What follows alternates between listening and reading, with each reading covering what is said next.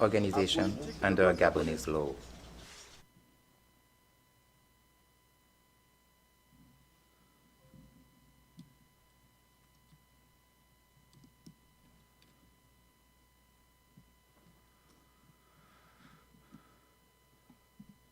Bringing together practitioners from the main families.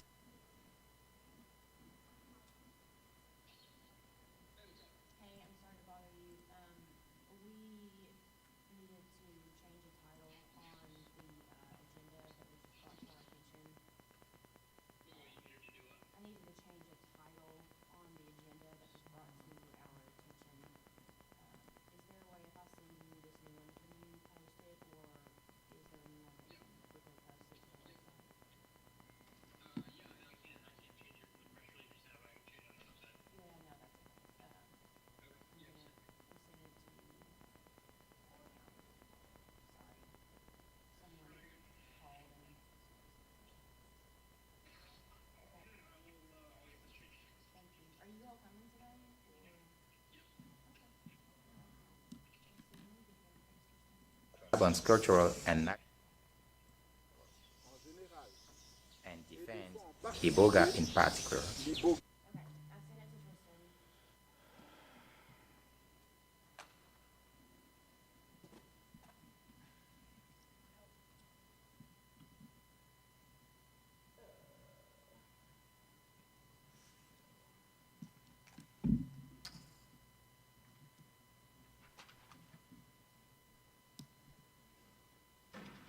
Here's this for you in case you need it.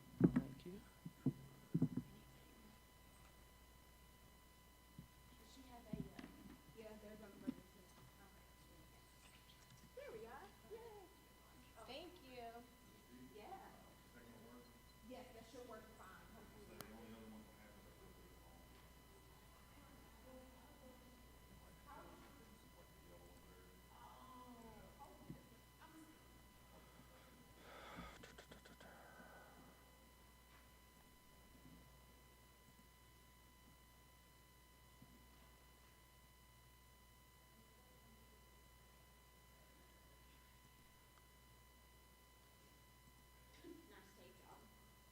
I'm going to do more, but that's to hold that down.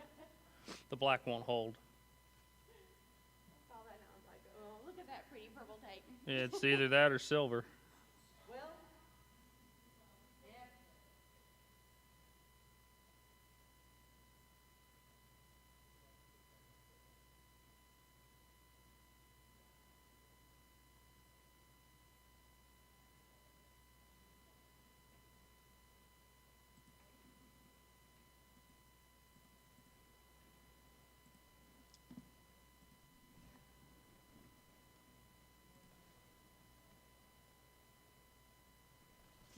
Ladies and gentlemen, I am Ubeiboal, attorney at law at the Gabonese Bar, honorary president of the Blessing of the Forest non-governmental organization, and senior director of the Marangamanzambi National Association. Marangamanzambi is a non-political organization under Gabonese law, bringing together practitioners from the main families of the Gwete Misoko right in its various ancestral branches. It works to raise awareness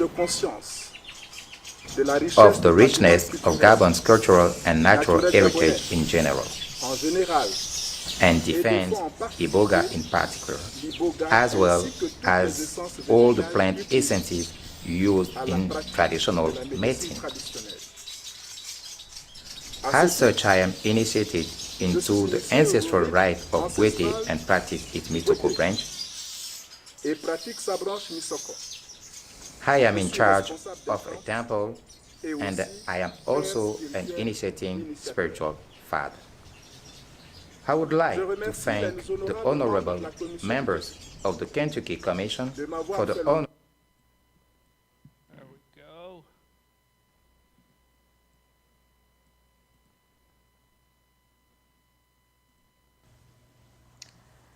Ladies and gentlemen of the Kentucky Opioid Abatement Program, it's my privilege to appear before you today, and I'm reminded that my elected public service career started as a young member of the Texas legislature. I want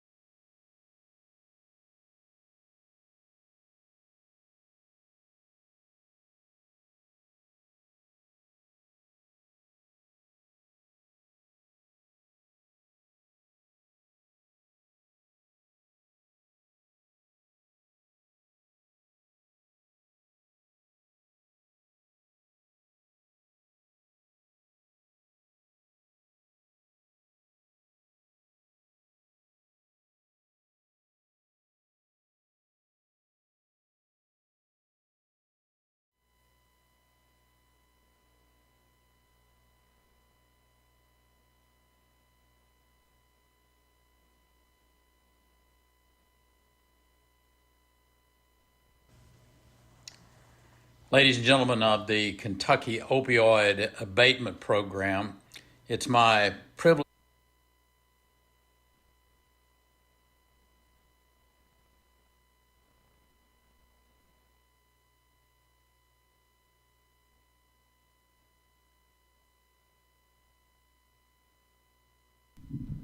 Testing, testing, 1, 2, 3. Sound check, 1, 2.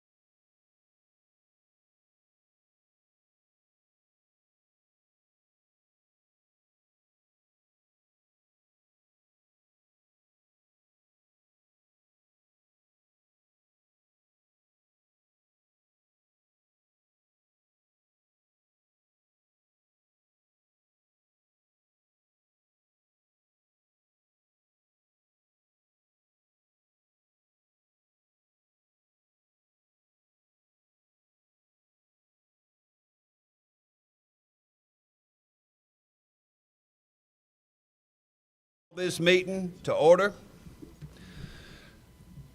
Let me begin by welcoming our guest here at the Administrative Office of the Courts that is hosting this September 15th, 2023 public hearing on the subject of ibogaine, which is being conducted by the Kentucky Opioid Abatement Advisory Commission. Many of you who are in this room have traveled far at no small imposition upon time and resources to be here today. And we would like to welcome you to the beautiful Commonwealth of Kentucky, and we thank you for your presence. At this time, I'm going to recognize and just name the individual commission members who are here so that we can establish that we do indeed have a quorum for the conduct of official business. Secretary Eric Friedlander. Here. Dr. Patricia Freeman. Here. Executive Director Van Ingram. Here, sir. Ms. Lauren Ferguson, who is Chief of Staff for State Treasurer Allison Ball. Present, Brian. Thank you. Thank you. Dr. Jason Roop. Present. Ms. Karen Butcher. Here. Ms. Von Purdy will be in attendance, but she will arrive at 10:30 this morning. We're going to go over briefly how this will play out over the course of the day. We have 24 individual testimonies. Each person will be allotted 15 minutes over the course of the day to deliver their remarks. With whatever time is left in balance, each individual will be asked if they wish to entertain or to answer questions. You are not obliged, if you are a witness, to do so, because this is going to focus on lived experiences. And lived experiences, by virtue of being individualized, are not subject to forensic cross-examination. However, should you so wish to answer any questions that are asked by members of the commission, you are free to entertain them and answer them as asked. And without any further delay, I will also mention that we have a business meeting scheduled for our regular commission meetings, which are October 17, 2023, November 14, 2023, and December 12, 2023 at 1 p.m. All those business meetings are held at 1024 Capitol Center Drive, Suite 200, Frankfort, Kentucky, 40601. And at this time, I would like to call our first witness. It is my honor to introduce former Kentucky Attorney General and former five-time United States Congressman and President and CEO of the Foundation for a Healthy Kentucky, Ben Chandler.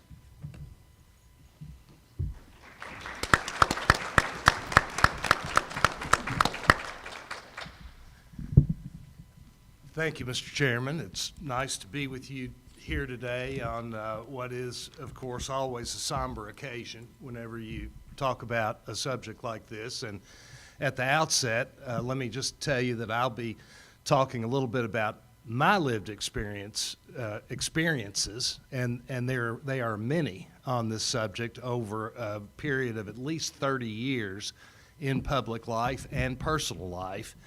And you all are more than welcome to cross-examine me or ask me any kind of questions that you want to on any of those subjects. I suspect that you may not find that I have a great deal of technical expertise to provide, but as far as lived experiences are concerned, I think you may find them interesting because I have seen this problem from almost every angle that you can see it from. It started in my life even before I was elected Attorney General. And my first cousin was an addict, and he was not only an addict of opioid, but he was of opioids. He was an addict of almost everything else.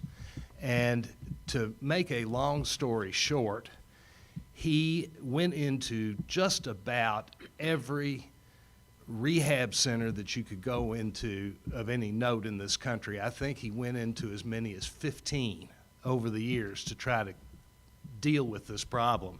The amount of money that was spent, family money that was spent on this problem, the amount of angst that the family had, and in addition to, of course, what this cost him in terms of his own personal life, was dramatic.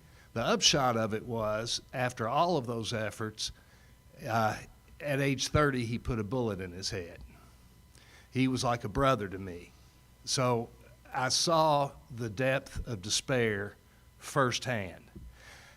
Not too long after that, I was elected to be the Attorney General of this Commonwealth, and I'll never forget the day that a state policeman, I believe it was Sergeant Tim Lucas, came into my office and informed me of what he was seeing on the streets in eastern Kentucky, in particular in eastern Kentucky, and that was the emergence of a drug that none of us knew anything about called OxyContin.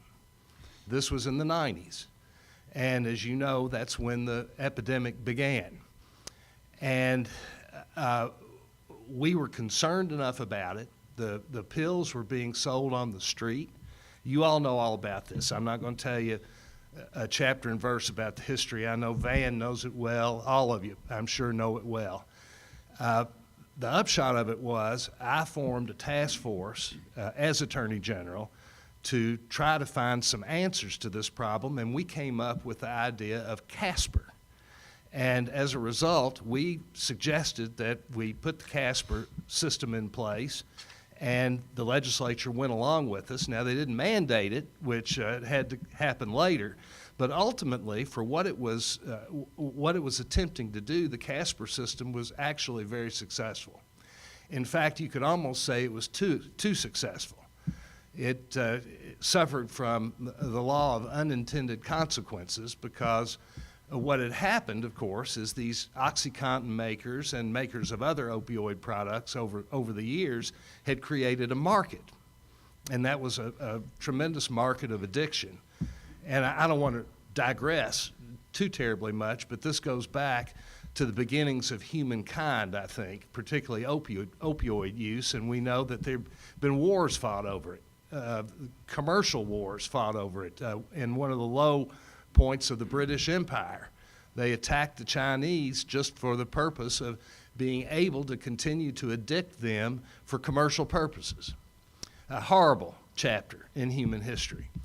In any event, we had this, we got this law passed, and the consequence, the unintended consequence was that over time it actually worked really, really well, but the market was still there, and here come the cartels, here come all of the other people with opioid products, and they come in and they feed the market. It's there, and they supply it. And the damage, I'm not going to try to tell you all what the damage has been, but when I was in Congress, we appropriated enormous sums of money to try to deal with this problem over time. We spent money on rehab like it was, just growing on trees. I mean, huge amounts of money. I hate to even think about the amount of money that's being spent on this and has been spent on this. And in my opinion, despite the best efforts of a lot of people, and let me just be clear about this, there are a lot of people who have been working in the trenches on this problem for a long time. They are well-meaning, they work hard, they are involved in a mission of mercy, in my view, to try to help people. And I don't want anybody to take my comments as criticizing their efforts, because their efforts have been well-meaning and they've worked their rear ends off to try to solve this problem. But we have not been able to solve the problem, in my judgment. It continues on, and it continues on because it is, to a large extent, intractable.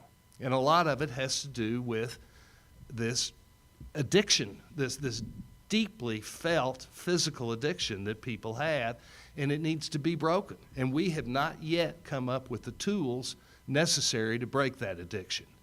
I'm hoping that Ibogaine is part of the answer. I hope that that's the case. Now, I don't suggest to you that it or anything else is a silver bullet. This is a difficult problem that we face. And I don't know that there ever will be a silver bullet. But I got another dose of just how hard it was this year.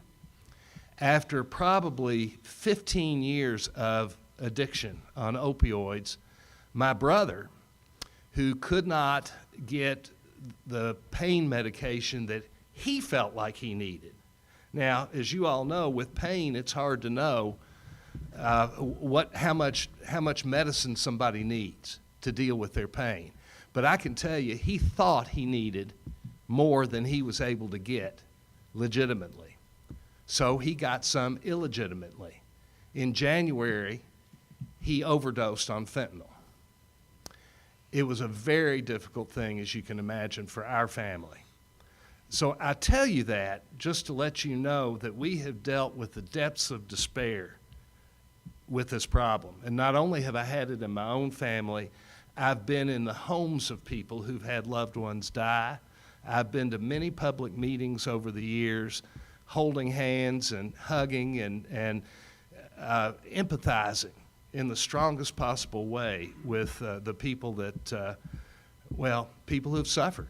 And while my family has clearly suffered, there are very few families in this Commonwealth who have been immune to it. I can't begin to tell you the number of families that I know that have suffered. The bottom line to me is, despite the best efforts of so many people working on this problem for so many years, and I mean that, they've worked their tails off and they care deeply, we have been unable, in my judgment, to solve this problem. It continues to be intractable, and we need as many tools as we can get. And I believe that a drug like Ibogaine is, from what I have read, it has the potential to make the difference that we need to have made, or at least a big difference. It's a tool that we can give the people who are working in the trenches, which will give them the opportunity maybe to break this cycle of addiction and to actually save quite a number of lives. And I endorse anything that we can do to get that done. Now, we have spent, again, as I said, we've spent untold amounts of money on this problem. I don't think anybody's probably got a real figure that can tell you how much we've spent on it. What you all are suggesting we spend on the development of Ibogaine, is a drop in the bucket compared to what has been spent over the years to try to deal with this problem, and spent, quite frankly, to a large extent unsuccessfully. We have successes, but we have a whole lot of failures, and I've seen those failures in my family, both my cousin and my brother, in and out of facilities, strong efforts to try to break the chain of addiction, both of them no longer with us, and lives essentially wasted because of it. That's all I've got, Mr. Chair and members of the commission, and if you all want to ask me anything about it, please do. Thank you for your testimony, Mr. Chandler, and sharing those very visceral personal details. At this time, with 4.5 minutes left, we will go from my right to my left. Are there any questions for Mr. Chandler, starting with Secretary Friedlander? No questions. No questions. Thank you, Ben, for coming. No questions. Thank you very much. Thank you. Thank you very much, Mr. Chandler. My pleasure, and good luck to you all. I know you've got a lot of tough decisions to make. It isn't easy, and I just hope you make some progress. I really do. It means a lot to everybody. Thank you for honoring us being here. Thank you.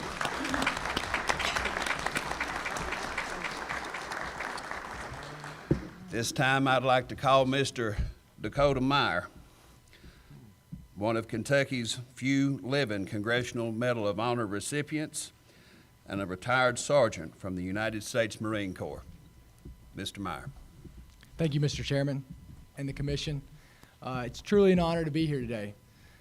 Today I stand before you to share my deep personal perspective on a matter of utmost importance, the prescription of opioids and medications, particularly within the context of Kentucky's 295,000 veterans and their families. My name is Dakota Meyer, and I had the honor of serving in the United States Marine Corps.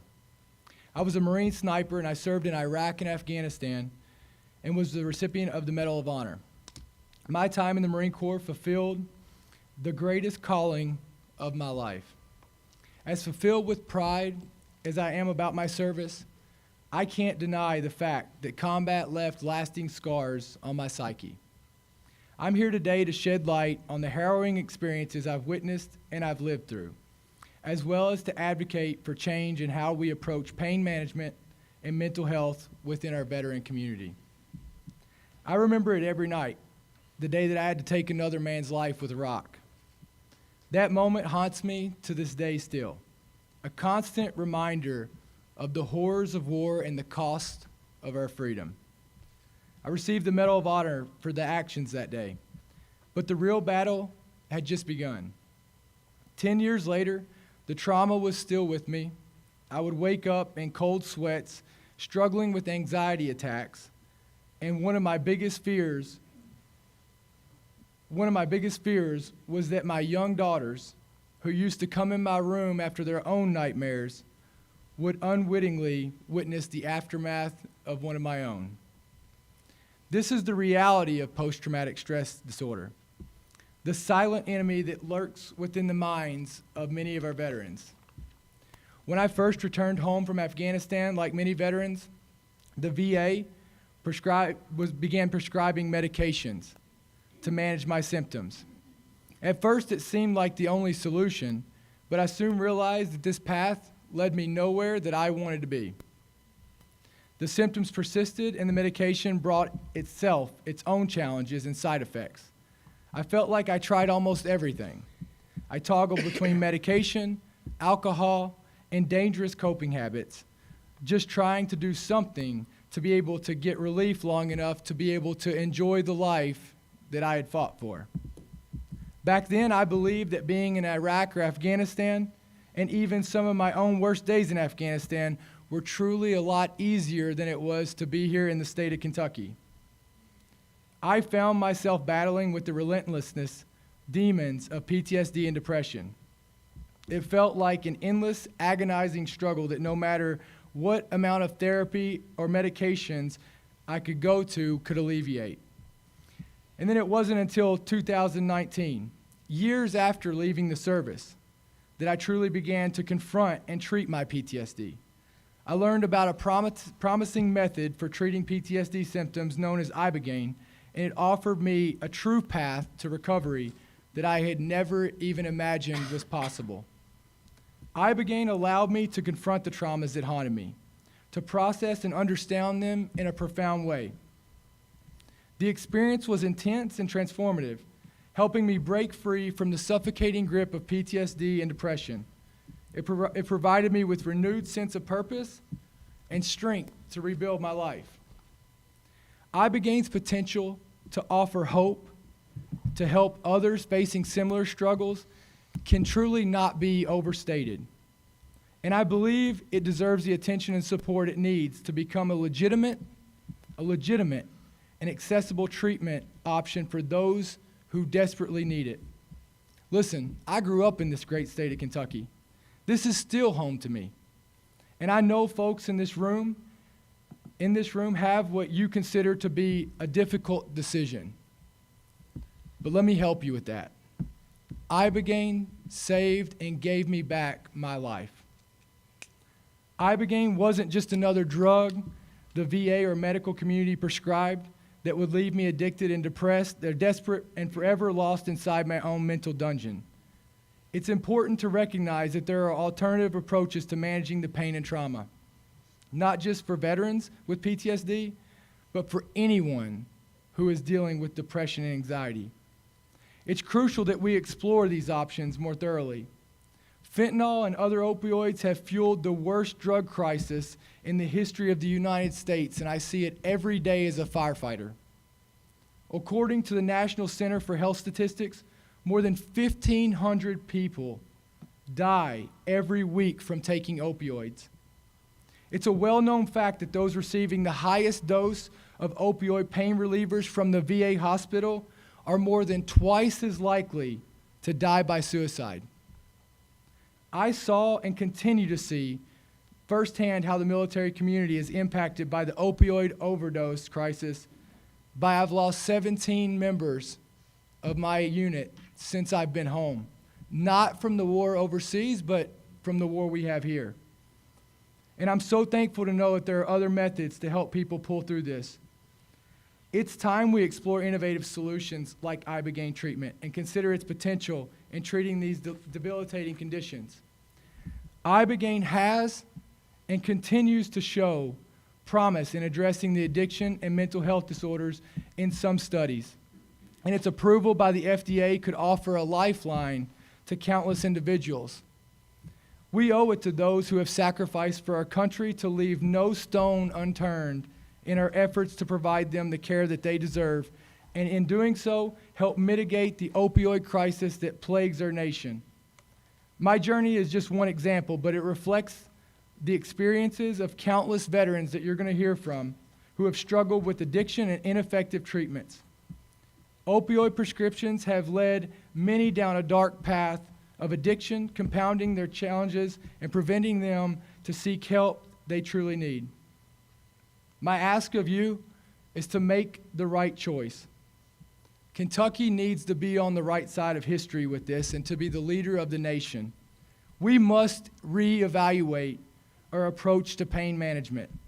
We have to prioritize mental health and explore innovative solutions like ibogaine that have shown promise in treating PTSD. Research and approval of ibogaine treatment will be a significant step in that direction. You all have the power to make the difference. Ibogaine could be the answered prayer for so many Kentuckians, and you all could help answer that. Thank you all for your time and consideration. Thank you.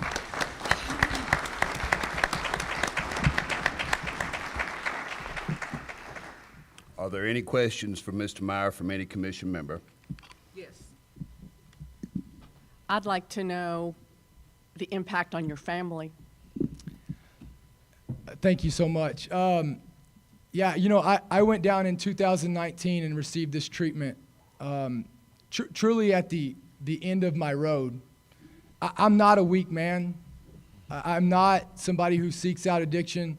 I was a guy who was trying to get some relief. And I went down in 2019 and I came back, and the father that I am today for my children is something that would have never been anywhere on the radar, something I could have ever dreamed of being. The person that I can be back to the community, the person that I can give back, the example that I can be to them, even more importantly, is something that I owe everything to ibogaine. I owe it to that one thing. There's not too many things I can say in life that I owe everything to, but I owe it to the experience that ibogaine and what it gave me back in my life. Any other questions? I just want to say, Dakota, thank you so very much, obviously first for serving the country, and then second for coming here today and sharing your personal firsthand account of how, you know, this substance has helped you in your healing. So again, thank you so very much. No, thank you all so much. Thank you. Thank you. Thank you.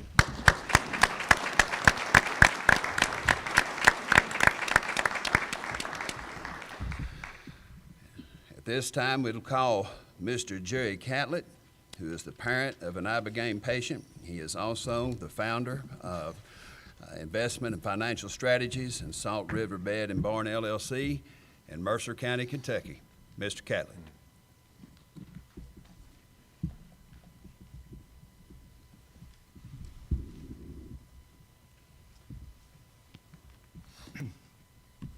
Well, I want to thank you all today for. Lean into that microphone, sir. You're very soft-spoken, and we want to make sure we get your words. Thank you. I apologize to everyone because I'm having to follow two great individuals in their talks. And I'm sorry. Okay. I got emotional just listening to that.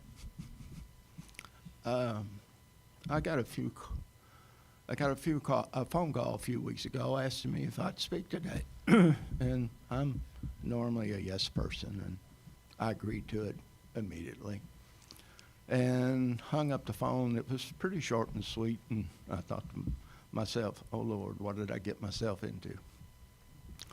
I thought, you know, I'm not a psychologist, I'm not a psychiatrist, I'm not a medical doctor. I don't work in addiction field, I don't in medical research, and I'm definitely not a public speaker. So, and I apologize for my delivery and becoming emotional about this subject. Anyway, I think it may help everyone to understand what we've gone through with my recovering addict son, if I go back ways. I'm sorry to interrupt you. Bring in on that microphone just a Thank little you. bit so we can hear you. And anyway, I'm a lifelong resident of Central Kentucky. Grew up on a farm, went to University of Kentucky to get out of milking cows, met a beautiful farm girl, got married, went back to the farm milking cows for a few years, lived off my wife's big teacher's income of about $6,700 at that time. And it didn't take me long to realize that was not the career I wanted. I got out, got into real estate, selling real estate back in that day. It's a lot like today. Inflation was going a little crazy. People were wanting to buy land for conservative and investment, and that went really well for a couple of years until interest rates went to 18%. That got me into the insurance business. And that's where I've been for the last 40 years, along with financial services. And I mention that is because getting started with a young family, farm background, teacher income, struggling insurance agent that hated cold calling, we didn't have a lot of money. We were our average Joe family. Tried to do the right thing, tried to raise our kids to know right from wrong. So anyway, we have 3 kids, and 2 were easy to raise, 1 wasn't. He enjoyed partying, he enjoyed doing the things many kids want to do. We eventually got him out of high school, he tried a couple of colleges. And in about 30, he decided he wanted to check himself into another rehab.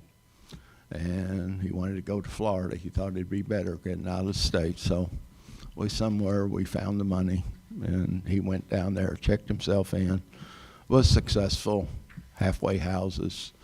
Then he and his friend that he met in rehab started a business, was doing well. And one night he was sitting at a stoplight, and a person rear-ended him.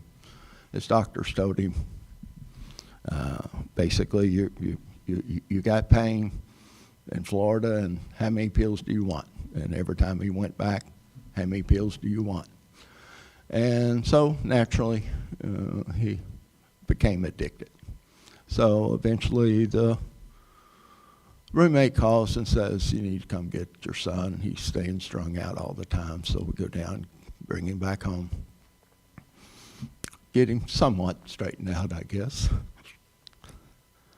Then he tells us about a friend who went to Puerto Rico and went through ibogaine treatment, came back, got her life in order, applied to law school, and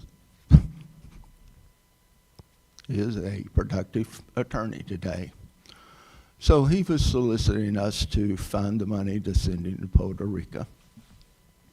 And, you know, back in those days, if you tried to research it, being myself and my background, the way I think is well, that's another gimmick. There's no way in hell this route's going to help somebody with addiction. But my wife and I had already come to the conclusion our son was a dead man walking. We were prepared for any time for a policeman show up our front door and say, he's no longer with us. So there wasn't a whole lot of options. We found the money. We put him on a plane.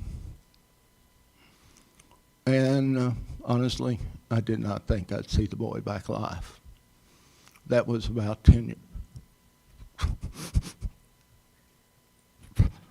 About 10 years ago. The boy was successful.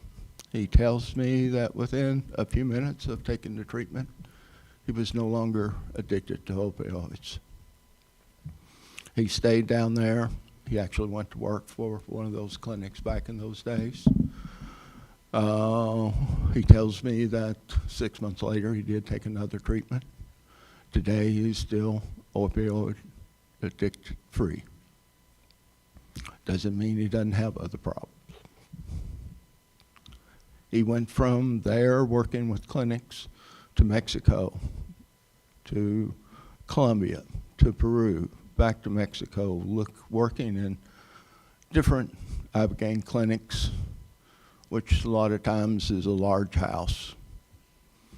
It wasn't illegal in most of those countries.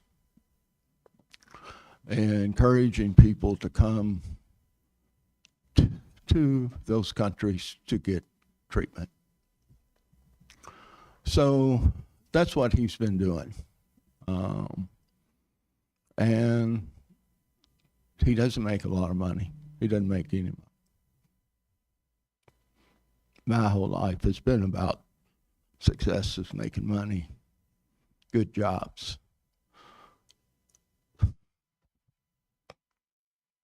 But I do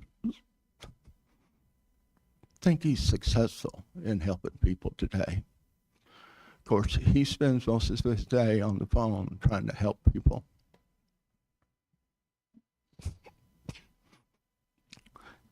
And he told me this week, he loses about 6 people a year that he's trying to help. That's 6 people this one individual knows that hasn't had a chance to use Ibogaine. The only reason I think this boy is above ground today is because of his Ibogaine treatment. So that's the parent's story. I don't know anything about research. I don't know anything about chemicals. I don't know anything. I know my son's above above ground today because of Ibogaine treatment. And I would wish that other people had that opportunity. You know, I think about when thinking about what I was going to say today, because normally I would have been sat down after 2 minutes. I had pretty well forgotten about most of what our family went through. But there's a prayer that helps me. You know, simple little prayer. God, grant me the serenity to accept the things I cannot change, the courage to change the things I can, and the wisdom to know the difference. Well, God gave me the serenity to accept I had a drug addict. I had a son that's probably going to be dead shortly. My wife and I was expecting a policeman to show up and tell us he's no longer with us. He gave me, I don't know, the wisdom, the courage to find the money, to send him to something I did not think would work. But I knew he was dead if he stayed here in the country. So we did. So I have the same prayer for you all today, that God grants you the courage, the wisdom to make these tough decisions, and I know it's going to be tough. You're going to have big pharma, you're going to have politicians, you're going to have certain other people just can't understand why you would spend this much money on something they've never heard of. Probably their families have never experienced. So I hope that you can do it. The one last thing, I guess, is You know, I keep hearing, what's the definition of insanity? Keep doing the same thing over and over and expecting a different result. Is that not what we're doing with our opioid addiction? I mean, we have to do something different.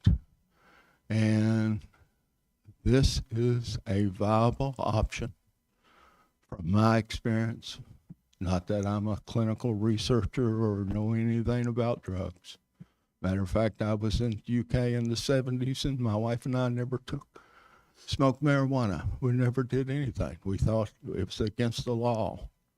One more other thing, thinking back with my son at 18, and we're on him about, at that point, using marijuana, and he says, well, I can walk out the front door and I can get a joint faster than I can get a 6-pack of beer. At 18, both of them are illegal. What's the difference? And that, I couldn't comprehend it. So that's a problem we have. We have so many problems on so many different levels with education, with understanding. And you all are out on the front foot of making changes, and I pray that you can. And really sorry for being emotional. So, and I will take a few questions. I don't know what I can answer. You have nothing to apologize, sir, and thank you for being here and having the courage to share your family's very visceral experience. Thank you. Are there any questions for Mr. Catlett? Thank you, sir. Thank you. Thank you, for Mr. y'all's Catlett, work. for being here. Thank you. This time, we will call Ms. Paria Zondi, who is a licensed marriage and family therapist. Ms. Zondi.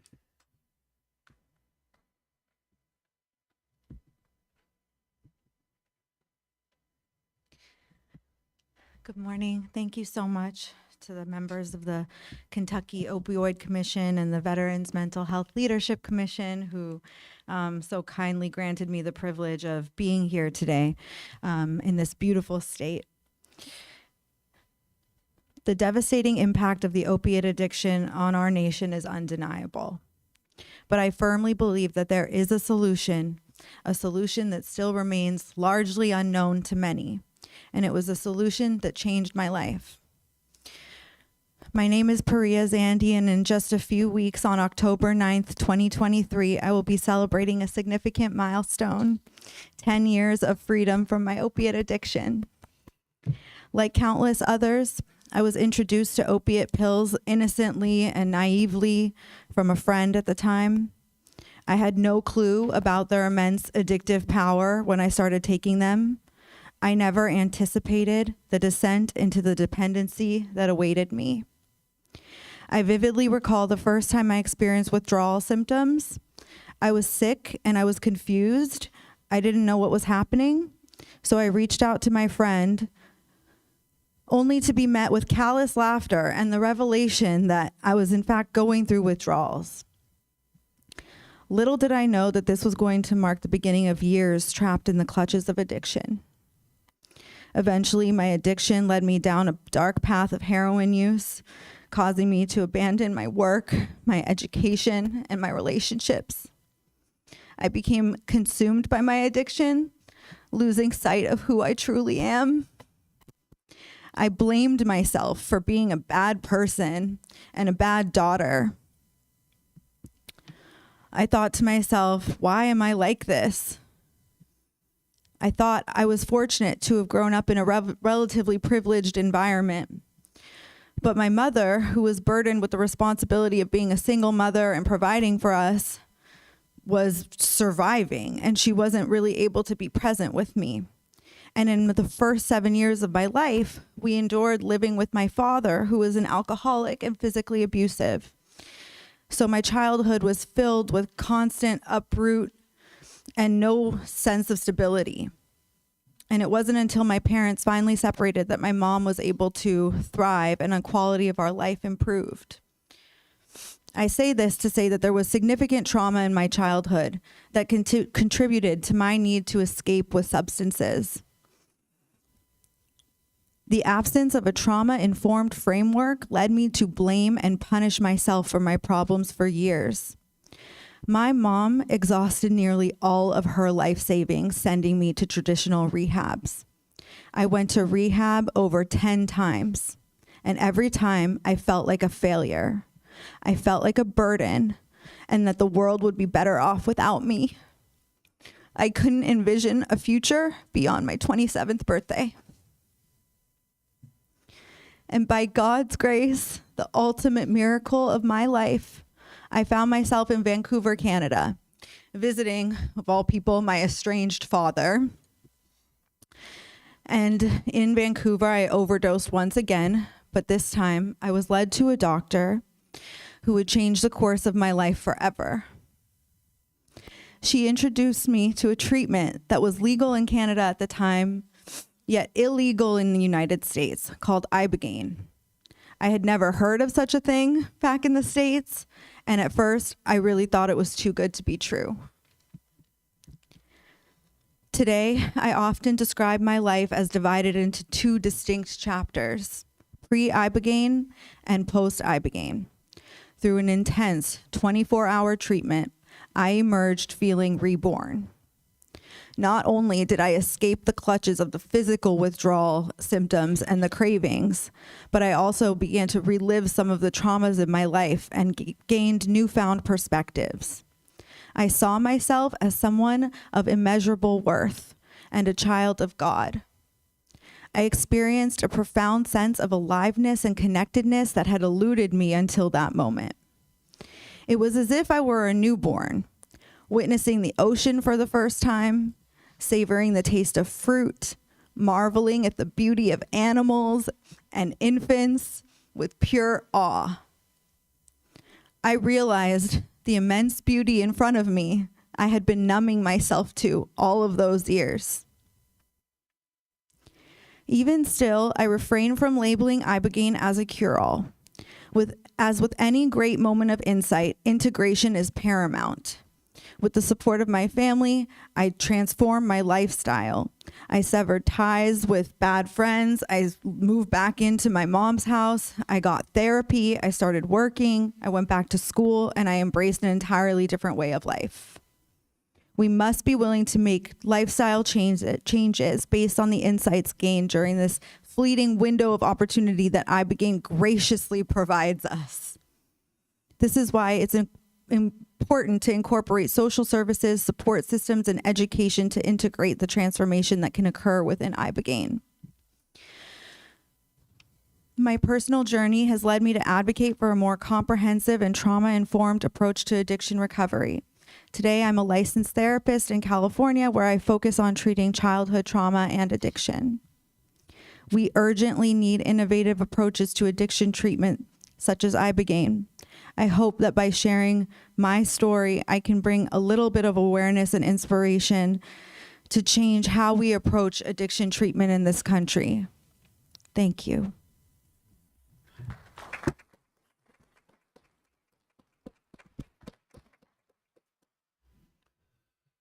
Thank you for being here. Thank you for having the courage to share in such a forthright and transparent way the life you have lived and the experiences that you have had. And last but not least, thank you for being so gracious with the way I butchered your beautiful name. Oh, it's okay. Are there any questions from any of the commission members for Ms. Zandy? Yes, I have one, Brian.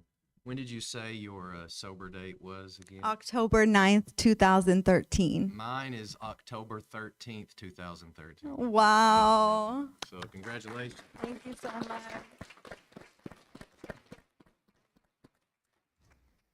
Can I ask you a question? Yes, ma'am. Miss Sandy, as a counselor, you talked about the services that you feel like should be administered concurrent with Ibogaine. Can you expound on that a little bit just for members of the commission? Yeah, I think addiction is a very multifaceted problem, right? And ibogaine can really get to the physical part as well as a spiritual part, but we have to look at the systems that are contributing to these problems, right? So it's not just a cure-all. Really, just considering lifestyle changes, community, having other people who have recovered from ibogaine to sort of be a model and a mentor through this process is extremely beneficial. But I guess I just say that to highlight how it really is a systemic issue on multiple different levels. Thank you. You're welcome. Any other questions or remarks for Ms. Zandy? Thank you very much, ma'am. Thank you.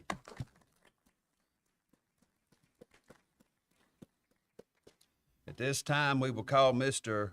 Bobby Laughlin, who is the CEO of New Course Enterprises and a former gymnast.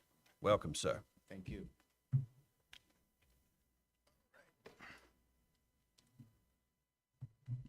Well, good morning.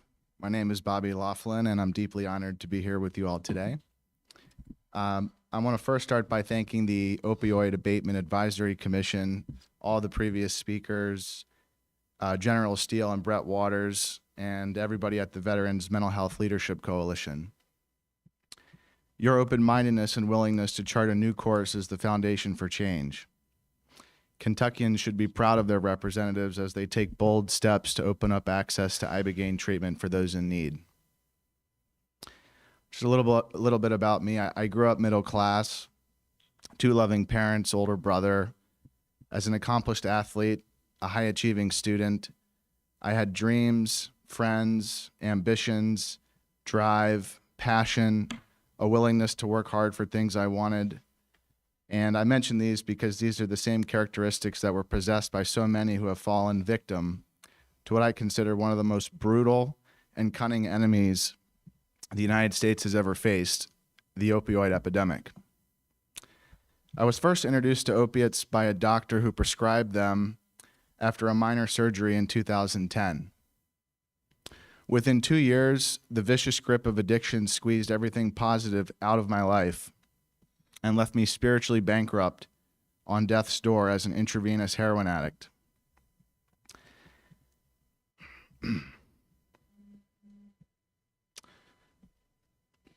I lost respect for myself,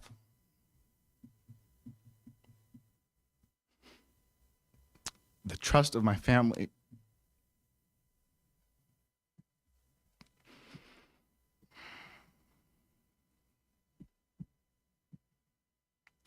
the drive to pursue my dreams,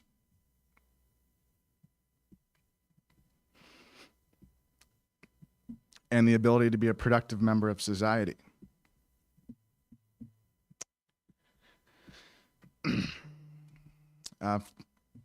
For years, I woke up with the firm resolution that today was the last day, and now it was time to get and stay sober, but was repeatedly overpowered by my addiction. I had tried traditional inpatient and outpatient treatment centers, but was unable to achieve long-term sobriety.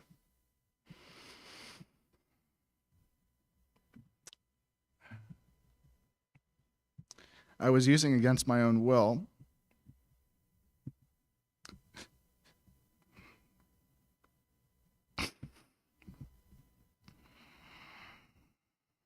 seemingly trapped in a cycle that would invariably lead to jail or death. I sit before you today as someone who over 10 years ago, on January 15th, 2013, received ibogaine treatment under the care of medical professionals in response to this life-threatening addiction. I've been sober ever since. One of the key reasons for my survival was that I had knowledge of and access to ibogaine treatment, albeit rather inconvenient access, as I was required to leave the United States for treatment. The key, though, was access.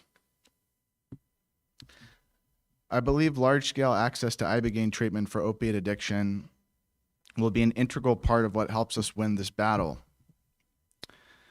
While ibogaine is not a magic bullet, it did have 4 intrinsically unique effects on me, which make it particularly powerful specifically with respect to opiate addiction.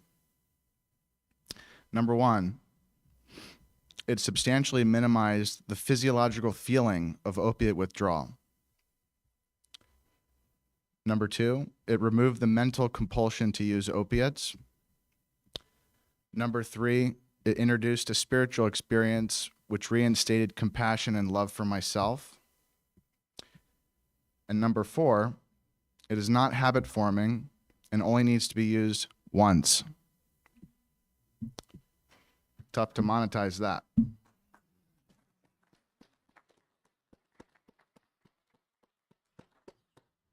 The confluence of these effects removed the friction to implement a new life. It provided a way out, which I took full advantage of. My journey of recovery did not stop after Ibogaine. I immediately integrated myself into a recovery community, which I feel is paramount to maintaining my sobriety.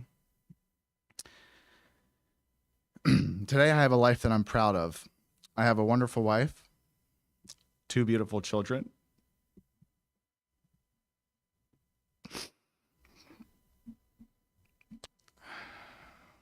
one on the way. Founded my own business, which has grown to create hundreds of jobs. I follow the rules. I pay my taxes. I have a healthy lifestyle. At least I try to have a healthy lifestyle. And I try to be available for people in my community to be of service. I feel I've shifted from a liability to an asset. I know there are hundreds of thousands who, like me, have the ability to reclaim their lives using Ibogaine as a tool for change. I'm hopeful that if people who have the desire to emerge victorious from their battle with addiction are provided access to Ibogaine, lives will be saved, wrongs will be righted, families will be united and started, and dreams will once again be pursued. Let's go forward knowing that while we do face a tough battle with opiate addiction and the epidemic, we can and will win so long as we keep an open mind, follow the evidence where it goes, and push forward boldly. Thank you.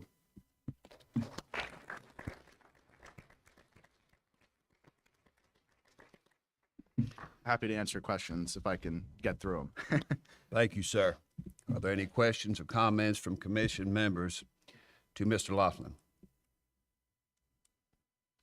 Mr. Laughlin, thank you very much. Again, I'll say to you, congratulations on 10 years of continuous sobriety. I know the fight has been difficult, and thank you for coming here today and sharing so openly about your story. Thank you. Thank you. Mr. Laughlin, congratulations on how you have managed to overcome the most lethal conflict an individual can fight, and that is the fight for their own selves. Thank you for being here and sharing yourself with us today, and congratulations on becoming a new father ×3. Thank you. Thank you, sir. Thank you.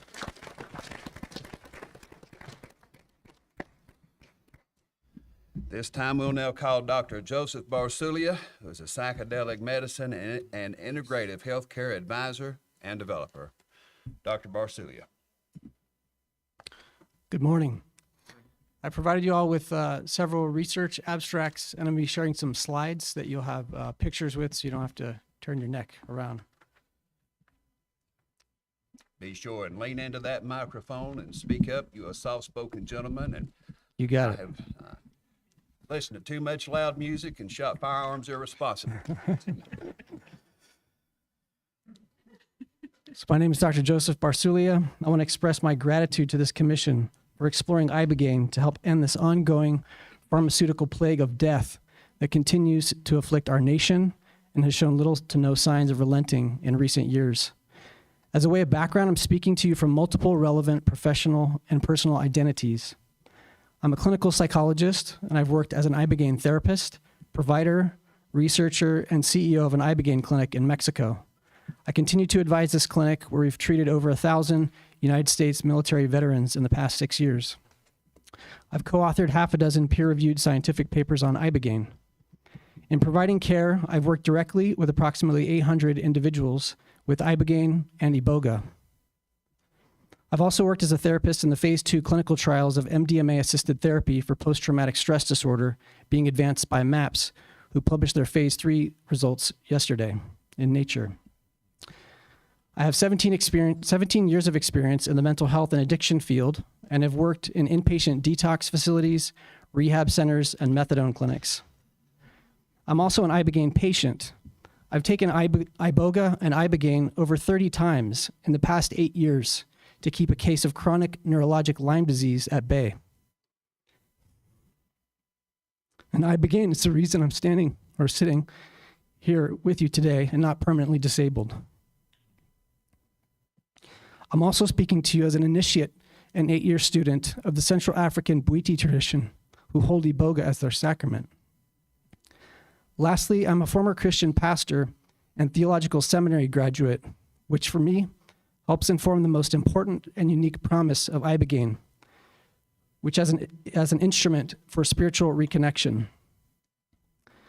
I first discovered Ibogaine shortly after becoming disheartened in my career choice as a psychologist. At the time, I was working with Vietnam veterans in a methadone clinic at the flagship Veterans Hospital in West Los Angeles. These veterans had remained dependent on methadone for 40 years, and they were clearly still numbing the pain of the distant past. I thought, is this really the best we have to offer our veterans? Shortly thereafter, in 2015, I witnessed an opioid detox with Ibogaine in Mexico, and I could not believe my eyes. To witness a patient with the most severe and chronic addiction you can imagine on death's doorstep undergo a 48-hour process and come out calm, connected, with a new radiance in their eyes, and really wanting to live, this is a miracle in the truest sense. And with Ibogaine, this is not a rare occurrence. This is the norm. I continue to advise several Ibogaine clinics. In this clinic, where we've utilized 2 treatments in a sequential protocol over the past 8 years. First Ibogaine, and several days after, another short-acting compound called 5-MeO-DMT, which is in phase 2 clinical trials for depression. I've published a book chapter about the specific 2-drug protocol, which I've included the abstract for you in this packet. We began to see in 2016 that veterans coming in for alcohol and opioid addiction were also reporting remission of cognitive problems from chronic traumatic brain injury and post-traumatic stress, which speaks to the global healing potential of Ibogaine and is being testified to today by many veterans. From what I have repeatedly witnessed firsthand, I believe Ibogaine is a revolutionary and paradigm-changing treatment. However, it is by no means a cure-all or a panacea and does have risks. I'm going to share with you briefly why Ibogaine works, how risks are addressed, and a few considerations for advancing this initiative. And I apologize, I'm going to talk quick because I have a lot to share with you. While we're discussing Ibogaine as an addiction treatment, you need to know that Ibogaine is a higher order medicine than any other known medical treatment for addiction. It is a sacred and ancestral plant medicine. Iboga has been used as a spiritual technology, likely since time immemorial in equatorial Africa by the Babongo Pygmy people. This is why Iboga is called bois sacré in French, or the sacred wood, by the Bwiti in Gabon. From our published research, we had found Ibogaine is indeed sacred, as 2/3 of our patients report experiencing something sacred or spiritual during their Ibogaine experience. Ibogaine is a medical and psychological treatment, but it is unique as it can address the spiritual dimension, which is necessary in order to truly heal the triad of the mind, body, and spirit. I'm going to highlight several high-level reasons why Ibogaine specifically works for opioid use disorder. Number 1, Ibogaine rapidly alleviates opioid withdrawal and cravings and promotes lasting sobriety in a manner that is superior to opioid maintenance therapies. In the slide, you'll see a 2018 paper we co-authored with Dr. Ben Malcolm. We examined 50 of our chronic opioid-dependent patients. We found at 48 hours after a single Ibogaine dose, 78% of patients did not exhibit clinical signs of opioid withdrawal or cravings, which you can see visually.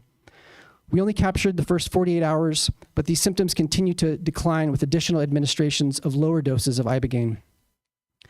In a second paper we published in 2017 in the Journal of Psychedelic Studies with lead author Alan Davis, we surveyed 88 patients with chronic opioid use up to 3 years after treatment. 2/3 of these patients had tried Suboxone and almost half had tried methadone.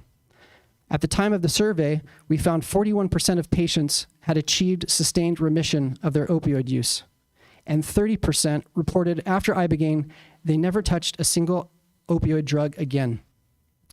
You can align these findings with a higher statistic from a 2017 analysis by Brown and Alper, published in the American Journal of Drug and Alcohol Abuse, who found a 50% remission 1 month after a single Ibogaine treatment in 30 patients.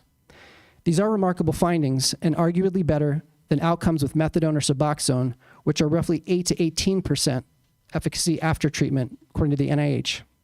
I want to show you a slide as a comparison of Ibogaine and methadone. Next slide. Since over 50% of opioid use disorder patients are addicted to multiple substances, a treatment that only addresses opioid use is insufficient to treat this population. Numerous animal and human studies identify that Ibogaine simultaneously targets addiction and craving to multiple substances, including alcohol, methamphetamines, cocaine, and nicotine, not just opioid use disorder. So in advancing Ibogaine research, you all will be getting essentially a 5-for-1 return on your efforts. In contrast to methadone and Suboxone, Ibogaine is usually administered once or twice, it's fast-acting and has durable outcomes. The minimum time to break an opioid dependence with methadone is 12 months. With Ibogaine, it's 12 hours. Ibogaine is a natural medicine. It reduces anxiety, improves mood, does not require ongoing burden on the medical system, and has little potential for abuse. It's not a fun experience. We know that methadone and buprenorphine are commonly abused, are involved in many overdoses, and chronic use is documented to lead to brain atrophy, liver injury, cognitive deficits, blunted emotions, sexual dysfunction, and side effects like tooth decay from Suboxone films.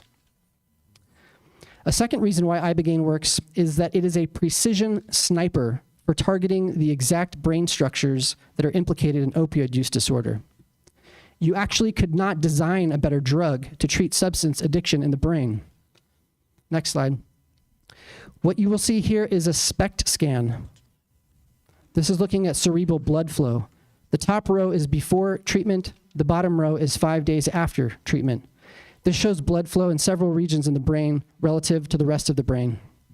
Blue is average, red is the top 15%, and white being the top 8% of blood flow. These images are from a Marine we treated for alcohol use disorder, and these images were published in the Journal of Progress in Brain Research in 2018. This veteran also had the short-acting drug 5-methoxy-DMT, which is a potential confound. However, this is 5 days after treatment, while noribogaine, the active metabolite of Ibogaine, is still active. What you are seeing is a shift of significantly increased blood flow in the brain structures known as the caudate, putamen, occipital lobe, and the cerebellum. These are some of the deepest structures in the brain that are most implicated in opioid use disorder and are associated with drug reward, memories, and habit formation. Maladaptive patterns in these brain structures hijack and overrides one's ability to stop using drugs, despite your frontal lobes telling you it's destroying your life. So Ibogaine may be addressing addiction from the bottom up in the brain, literally at the root. Next slide. Or next slide.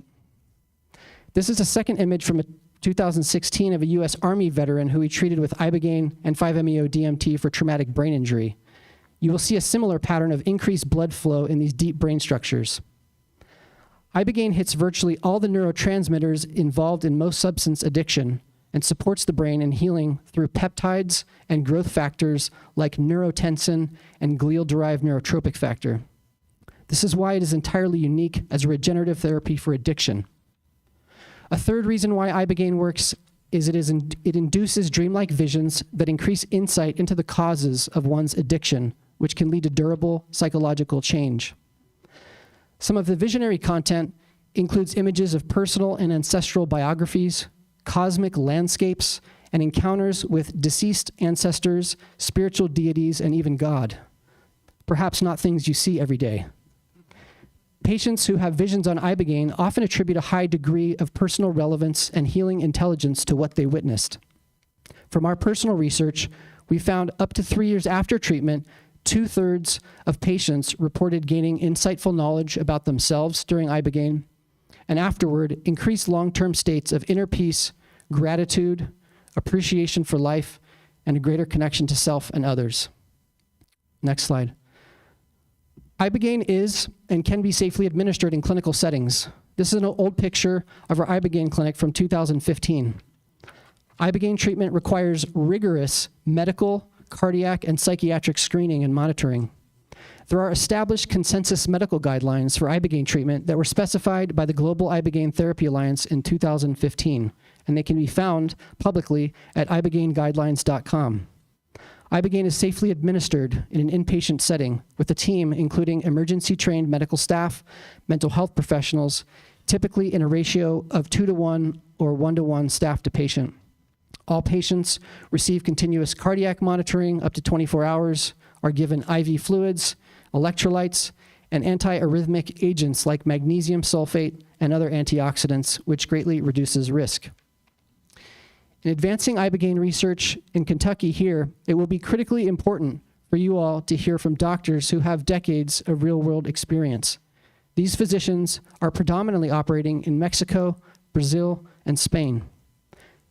It will also be critical for you to include the voices of indigenous elders who possess the traditional knowledge about this medicine.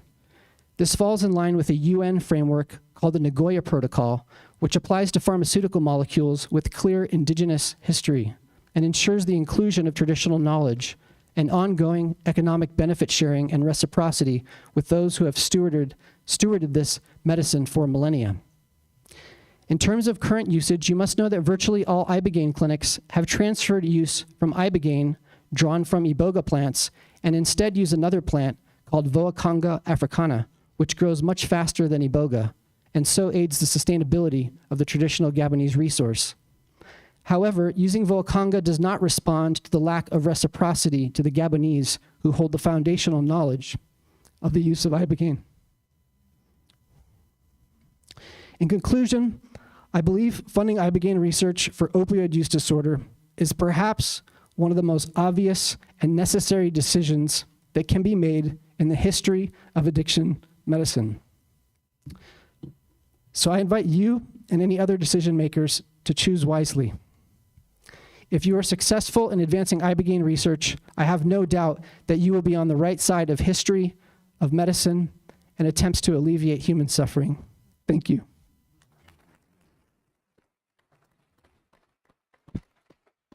And I'm open to questions. Are there questions from commission members for Dr. Barsulia? I think I do have a question. Yes.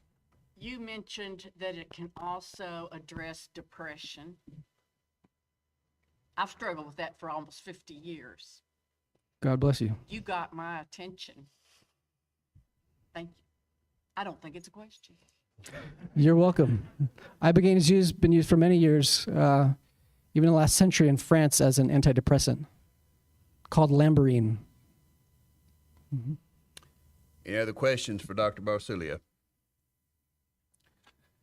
Doctor, thank you very much for your presence and your time.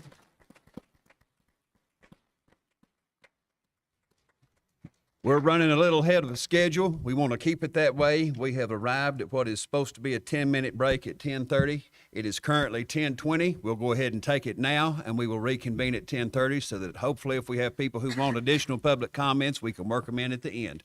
Thank you. Be back at 10:30.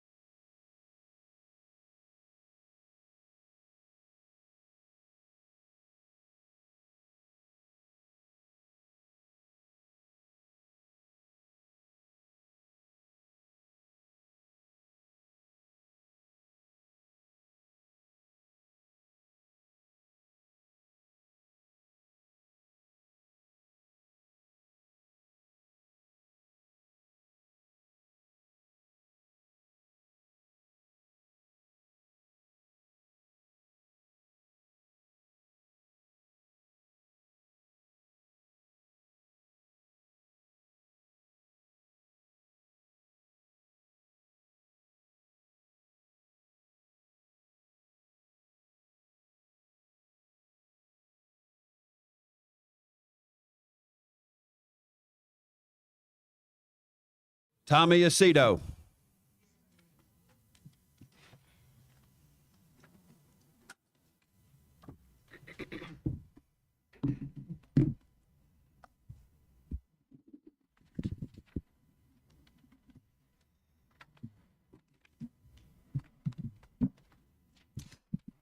Sink into this. Can you hear me okay? Be sure and speak up real good into that microphone. Good morning, everyone. First, I wish to express my gratitude towards Attorney General Cameron and Mr. Hubbard for their unwavering commitment and bold initiatives to heal Kentucky. The strides Kentucky is making aren't possible without leaders who are ready to champion the cause. Moreover, a special note of gratitude to General Steele and the entire Veteran Mental Health Leadership Coalition.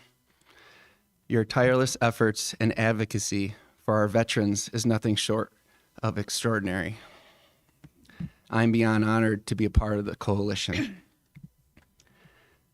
I stand before you today not as a former Navy SEAL, but as a representative of many brave men and women who have experienced the highs and lows that come with service to our great nation. I was a combat medic for 16 years, playing multiple roles as a lead explosive breacher and an intelligence officer. I've witnessed the sunrises in Iraq, the terrains of Afghanistan, the wilderness of Africa, and the buzzing streets of Southeast Asia. These experiences, for better or for worse, have shaped who I am today. While my physical training was rigorous, nothing prepares you for the emotional toll that military service and combat can take.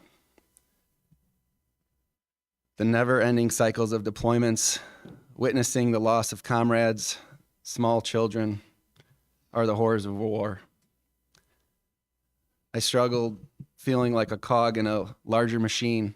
Looking back, I often wonder if it was all worth it, and it was, because it got me to here.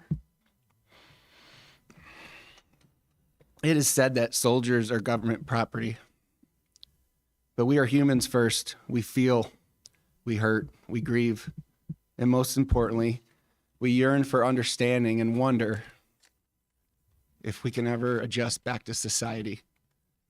How do you undo what you've seen? To cope with the pain of war, I, like many others, sought solace in substances. My intention was to numb or suppress any emotion that might cause me to fail. I was forged by the fear of failure. I did what I had to do to answer the call. The highs of achievements on the battlefield set unnatural dopamine levels, which made every day without a win feel like a loss. I was addicted to winning, but paralyzed by fear.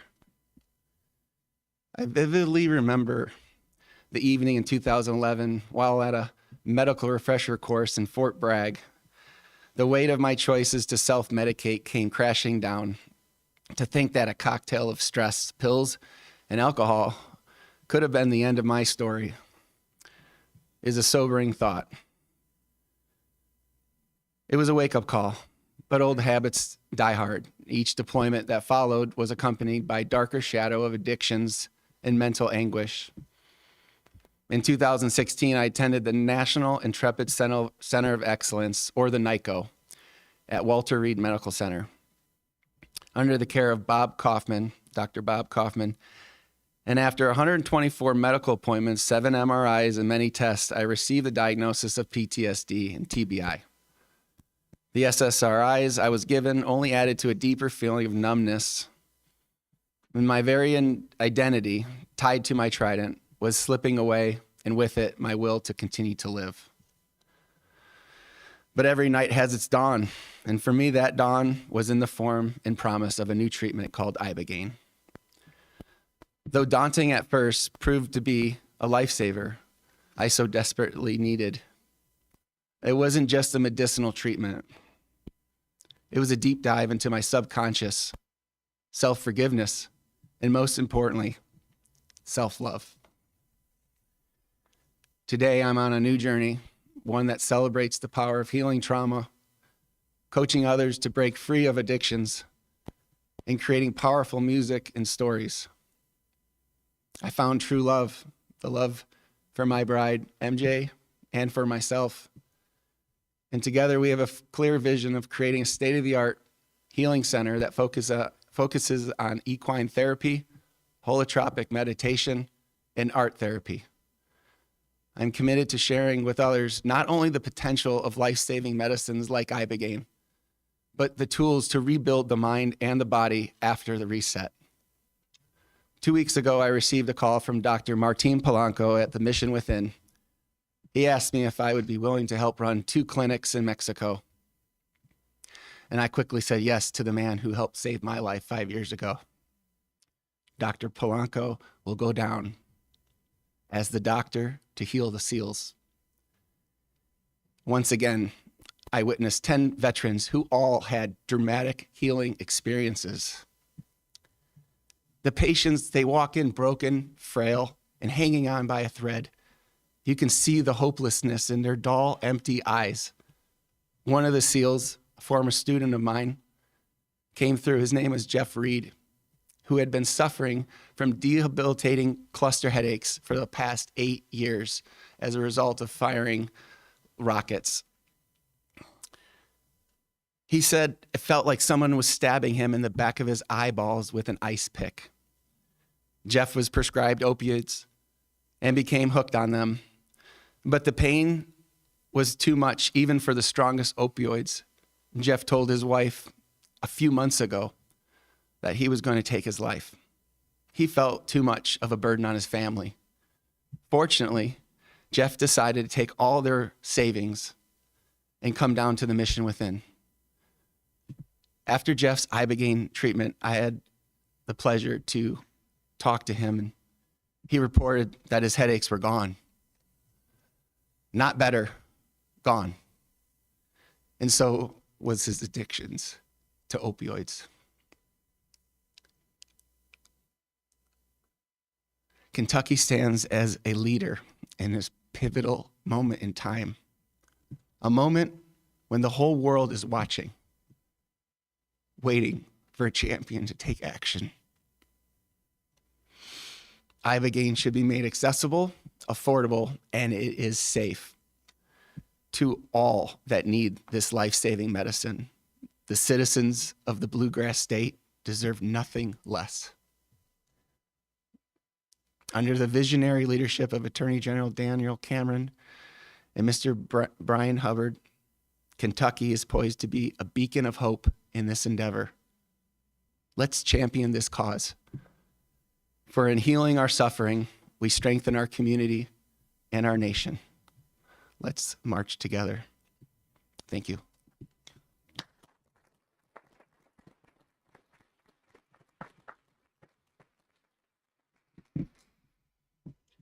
Are there any questions or comments from commission members for Mr. Aceto? Mr. Aceto, first, thank you for serving this country, and also thank you for the work you're doing to help people find healing and transformation. And thank you for coming here today and sharing with us your expertise and experience and insights. It's a pleasure. Thank you for having me. Thank you, sir. This time, we'd like to call Mr. Ryan Roberts, who's an operations consultant, United States Marine Corps veteran, and is with the Mission Within.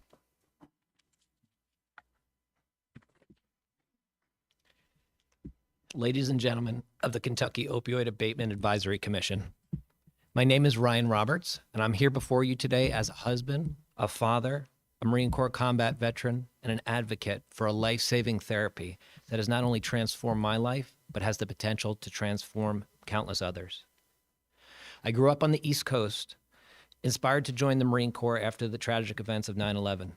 I put college on hold to join the Marine Corps Infantry, where I was attached to 1st Battalion, 2nd Marines in Camp Lejeune, North Carolina. Shortly after, I found myself in the bloodiest battle of the Iraq invasion, the Battle of Al-Naziriyah.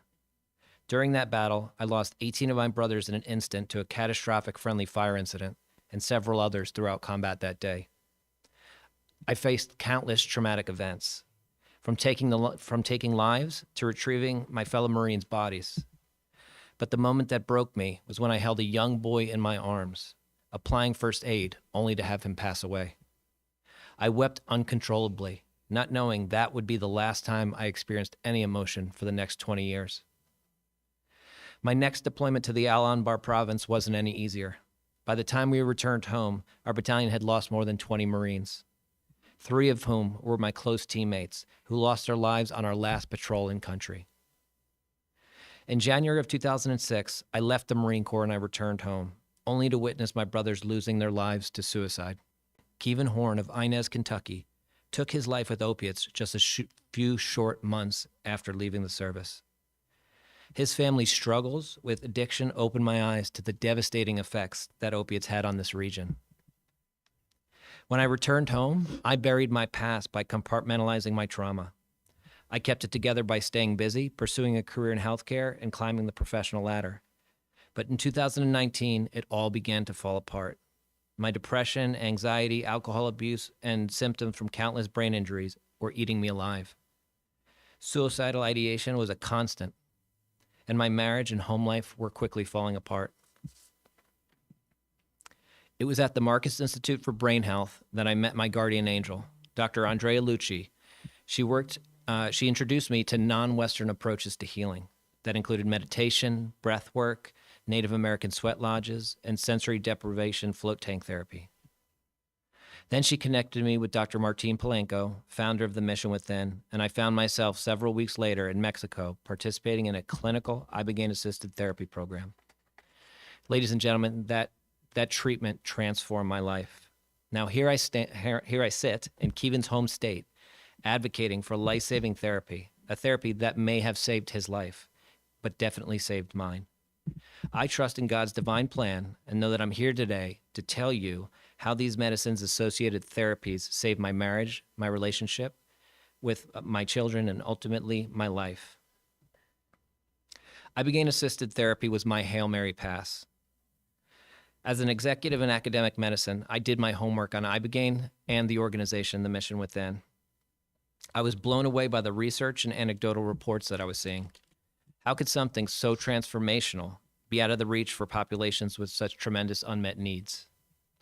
I was reassured by the safety and interventional protocols they had that included screening, monitoring, and the presence of a licensed cardiologist, nurse, and therapist throughout the experience. What did the Ibogaine experience do for me? It provided a full reset. I liken the experience to having a complete reboot of my operating system. I went from having 3 to 4 migraines a month to being without any for over 2 years. The brain fog, the mental fatigue were nearly undetectable.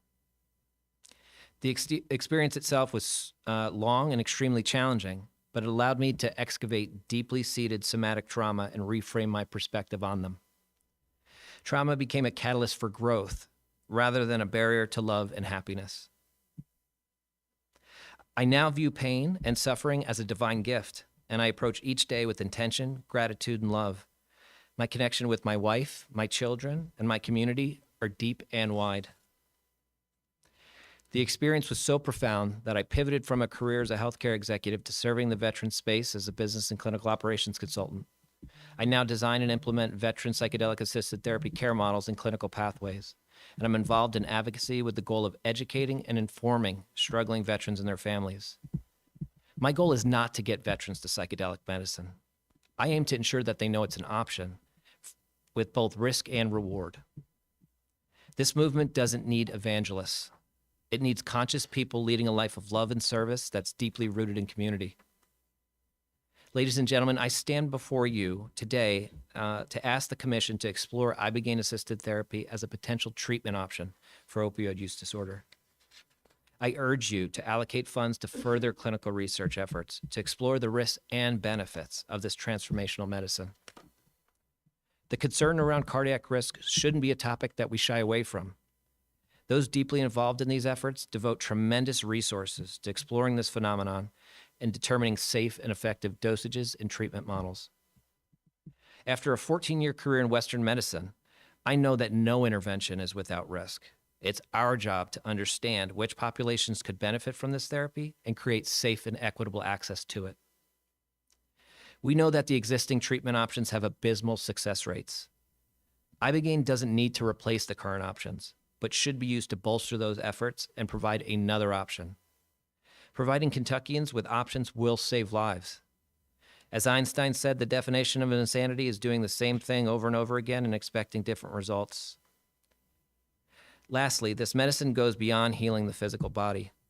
Time and again, I meet with veterans who want to share their story. Nearly every story concludes with them healing from traumatic events, reconnecting with themselves, their families, their community, finding purpose, and reconnecting with religious or spiritual aspects that fractured during combat. Ibogaine-assisted therapy shows the potential to heal the whole person. As a self-labeled system-level thinker, I'm rarely satisfied with addressing symptoms.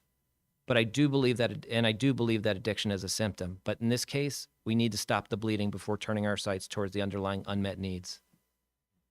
My vision for the future of Ibogaine-assisted therapy in Kentucky and beyond is one where this powerful tool is available to those who need it most, and where it's used responsibly to heal not just the body, but also the soul. Through both my professional and advocacy work, I'm committed to transforming the therapeutic landscape, ensuring that those in need receive the comprehensive, carefully curated psychedelic-assisted therapy they need and deserve. I leave you with this final appeal. Let us not be bound by the limitations of the past.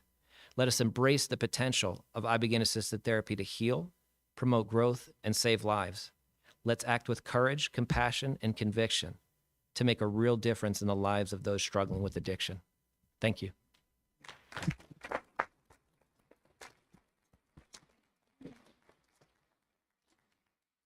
Are there any questions or comments from commission members for Mr. Roberts?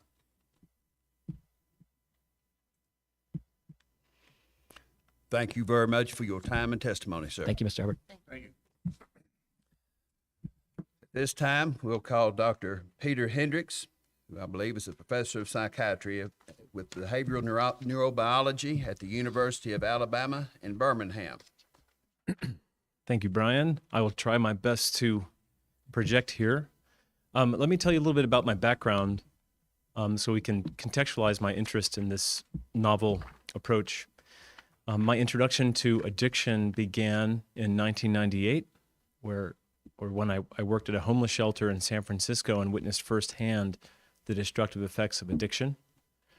After that time, I decided to pursue a doctorate in clinical psychology and focused exclusively on substance use disorders. After my time as a graduate student at the University of South Florida in Tampa, I was an intern at the Durham VA Medical Center, where I continued to work with substance use disorders and veterans. After that time, I completed a postdoctoral fellowship at the University of California, San Francisco, where I continued to focus on substance use disorders and developing novel and potentially more effective treatments for these disorders. And I can tell you that over that time, I became very frustrated, if not demoralized, at the very poor outcomes associated with the very best treatments that money could buy. And this ranges from smoking cessation to alcohol use disorders to opioid use disorders. The treatments that we have, though they are the result of decades of very hard work and very well-intentioned people, are not very effective. Addiction is a chronic relapsing disorder, and relapse is the norm. After I completed my postdoctoral fellowship, I took a position at the University of Alabama at Birmingham, and that's where I am now. I'm a professor there, and most of what I do revolves around exploring novel and hopefully more effective interventions for addiction. As I mentioned, I'm also a clinician. In 2014 or so, I began to notice the science, the literature, psilocybin, which is a psychedelic that you might think of as in the same family in some ways as ibogaine. And at that point, I thought, well, this might very well bring an end to my career, but I'm a little tired of exploring options that just don't seem to work. And some of the people in my position are required to seek funding for the work that they do. And at the time, this work was not fundable. And again, I thought this might be the end of things for me. But we have a very short amount of time on this planet to do good.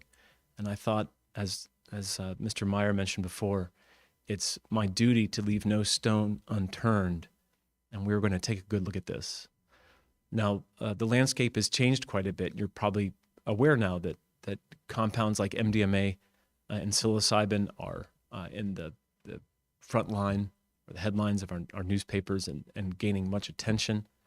And we're all very optimistic about this. But one question might be why we're not doing more with ibogaine. And I think, as best I can tell, there are a few ways of looking at this. I think, one, we have politicized drug use, in part due to the cultural tumult of the late 60s and early 70s. I speak as though I was there. I wasn't. I was born in 1976. But as I understand, that was a very tumultuous time. And many drugs ended up in Schedule I, given their association with the counterculture at that time. And ibogaine is one of them. I think also, as many people noted, ibogaine is a very powerful compound. It's a very, very powerful medicine, and does not come without risks. Of course, everything comes with risks, everything we ever do. And as noted before, it would appear that when ibogaine is administered in very carefully controlled settings with medical oversight, many of these risks can be mitigated nicely. I think the third issue likely resolves around profit motive. And as noted previously, if ibogaine requires only 1 or 2 administrations, there may not be an incentive on the part of the pharmaceutical industry to pursue this further, though I'd argue that the cost-benefit ratio, especially the benefit to society, is immense. So where do I find myself now in the work that I do? I mentioned to Brian earlier, by the way, this is my first time in the state of Kentucky, and I hope you'll forgive me for that. I'm a native of Virginia, and I went to the University of Virginia, so I wasn't far away. My grandparents are from Asheville, North Carolina. I now live in Birmingham, Alabama, which is considered to be part of Appalachia. So I can at least say that the dialect is very familiar to me, and I feel at home. In Birmingham, we too are in the midst of an opioid crisis, as is Kentucky. We're losing nearly 100,000 Americans every year to the opioid crisis. And what is rather unprecedented now is we are seeing children and adolescents dying from opioid overdoses, in part because fentanyl is finding its way into the drug supply, including into illicit substances that are not sold as opioids. So people who intend on using, say, cocaine or methamphetamine or even MDMA might find themselves overdosing on fentanyl. So it's a very scary time. I'm the parent of 4 children, and I find myself often very worried about the future, considering how ubiquitous opioids have become and how deadly they are. And the treatments that are available now, as I mentioned before, are not very effective. We do have buprenorphine, we do have methadone. If people are adherent on these medications for a lifetime, they are effective. But as noted before, there are notable side effects associated with these maintenance medications. And it should come as no surprise that people don't want to be maintained on buprenorphine for their entire lives. They'd like to be clean altogether. So I think this is where ibogaine enters the picture. We have the potential to advance a novel treatment that has been understudied and overlooked for the reasons I mentioned before. And I think there is the potential to save lives, especially in a region of the world that's been disproportionately affected by the opioid crisis. And I'm happy to take any questions at this point, especially if there are any questions around the science. But I do think with regard to science, it's very exciting to think that we could begin to learn more about ibogaine, because it's a sort of wonderfully complex molecule that is involved in a sort of symphony of polypharmacology. But as you heard from the experiences that people reported today, that it appears to have immense therapeutic potential. Thank you very much, Dr. Hendricks, for coming here and sharing your expertise and perspective. Are there any questions or comments from any of the commission members? I have a comment. Thank you for speaking truth, especially about the political aspect and the profit. I've been thinking this for a long time, as are probably most people in this room. That, to me, will be the biggest challenge. I agree. I do think that there are some political hurdles, in part because, look, we're all human. We all think in emotional ways, and I'm no exception to that. And I have to admit, I would probably describe myself as a rather conservative person in many ways. As I mentioned, I have 4 children, and you'll find me in the church every Sunday. I don't have a history of drug use myself. I don't think I've ever put a cigarette to my lips. I'm pretty boring in that regard.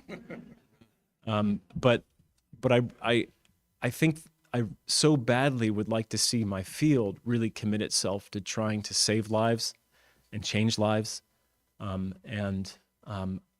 don't really know how to address this political issue other than to try to acknowledge with empathy that we're all the product of our environment, and there has been 50 years of what you might call misinformation or propaganda around drug use, and that we do have a tendency to moralize drug use, to think of drug use as bad or good.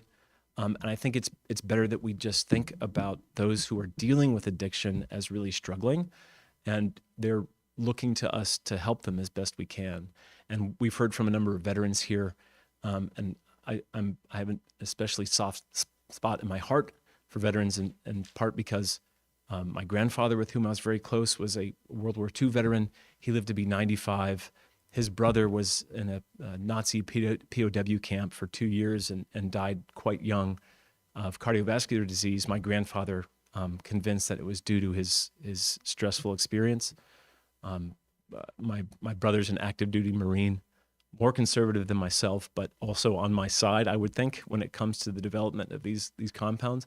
So I think it's better that we think of this not as a political issue, but a way that we can give back to all Americans who are struggling, but especially our veterans who have put their lives on the line for us.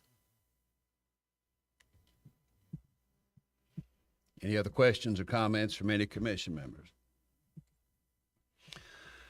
With your permission, Dr. Hendricks, I may have to employ the phrase symphony of polypharmacology. That's a beautiful phrase, beautifully crafted and turned. Thank you for that contribution to today's vocabulary. You're welcome. Thank you.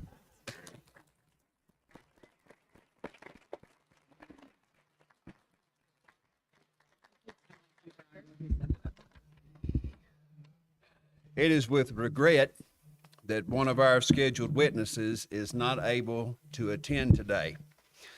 It was going to be a great honor to introduce this room and the Commonwealth of Kentucky to one of the founders of the harm reduction movement that is very much taken hold here in the state within the past decade, and the personification of Dr. Andrew Tatarski, who is the founder and executive director at the Center for Optimal Living in New York. Dr. Tatarski, unfortunately, came down with an illness which prevented him from traveling. And while I cannot replicate his stature or his contribution to the tremendous progress that has been made within the universe of substance dependence, I do have the great privilege of reading his words as previously prepared and sent to me last night into the record. And so I will begin to do so now. Ladies and gentlemen of the Kentucky Opioid Abatement Advisory Commission, my name is Andrew Tatarski. I am an addiction psychologist with over 40 years working on the front lines treating patients who suffer from addiction to opioids and other drugs. I have worked as a counselor, psychotherapist, program director, teacher, and author. I have developed a new approach to treating addiction called Integrative Harm Reduction Psychotherapy, known by the acronym of IHRP, that I've described in my book, Harm Reduction Psychotherapy, A New Treatment for Drug and Alcohol Problems. And I have trained individuals and organizations in 20 countries in this approach. I am a longtime member of the clinical and medical advisory panels to the New York State Office of Addiction Services and Support, and a founder and longtime member of the Executive Board of the Division on Addiction of New York State's Psychological Association. Since early in my career, I have been concerned about the limited effectiveness of our mainstream approaches to addiction treatment to help the overwhelming majority of people who struggle with drug addiction. The evidence is clear. Most people who need specialty addiction treatment don't go. More than half who go don't complete it. And most who complete treatment don't maintain their gains within weeks or months following treatment. One consequence of this is that over the last 20 years, we have lost over 1 million of our sons, daughters, mothers, fathers, neighbors, and friends to lethal drug overdose, more and more every year but one, with the most in 2022 when we lost nearly 110,000 people. I believe that this is largely due to the fact that our generally accepted understanding of addiction is limited, and most available treatments don't address the full complexity of addiction with its catastrophic consequences for individuals, their families, and our communities. Most addiction treatment is based on a primarily medical view of addiction. There are two main approaches to treatment that are based on this view, one in which opioid-dependent people are medically detoxified from the drug, taught about the disease of addiction, encouraged to maintain abstinence, and taught skills for doing so. In the second approach, opioid-dependent people are maintained on a substitute opioid medication that stabilizes their neurochemical systems. Both of these approaches are effective and life-saving for many people. However, the data I cited above suggest that these treatments are not appealing or helpful to the overwhelming majority of addicted people. I believe this is because they don't address the complex psychological, emotional, and spiritual dimensions of addiction that are often, if not usually, consequences of trauma. You have heard and will hear more stories from veterans about the relationship between war trauma and addictions. In addition to war trauma, research suggests that people who have experienced severe adverse childhood experiences and those suffering from post-traumatic stress disorder and other major traumatic experiences are at much higher risk of becoming addicted to drugs. Many trauma survivors discover that opioids work to manage or medicate the many terrible symptoms and consequences of trauma, including crippling anxiety, panic, profound shame and guilt, feeling dead or disconnected, loneliness, social isolation, depression, and suicidal thoughts. Medication treatment and abstinence-based treatments that ask people to give up their drugs before the trauma is addressed can be terribly threatening and therefore unacceptable to people who have come to rely on drugs to cope with the symptoms of unresolved trauma. Ibogaine addresses this need and should be added to our toolkit as soon as possible.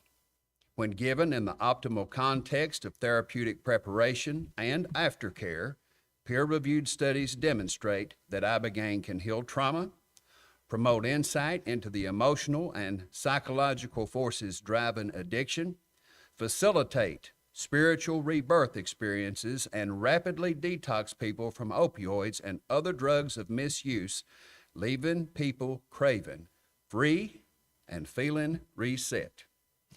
People in need, like those whose personal testimony you've heard, should not have to go abroad to get this treatment or not have access to it when it could save their lives. Aside from the literature, the anecdotal evidence is overwhelming. I became aware of Ibogaine in 1995 when I met Howard Lotsoff. Howard was a heroin addict who discovered Ibogaine's value by taking it to get high and waken from it the next day craven free, inadvertently curing his addiction to heroin and other drugs. Since then, I have met many, many others who have had life-saving, transformative healing experiences with Ibogaine. The addiction treatment approach that I have developed is designed to extend the reach of traditional treatment to the large majority of problematic drug users who have not been helped by mainstream addiction treatments. Harm reduction treatment is best suited to contain and support Ibogaine treatment.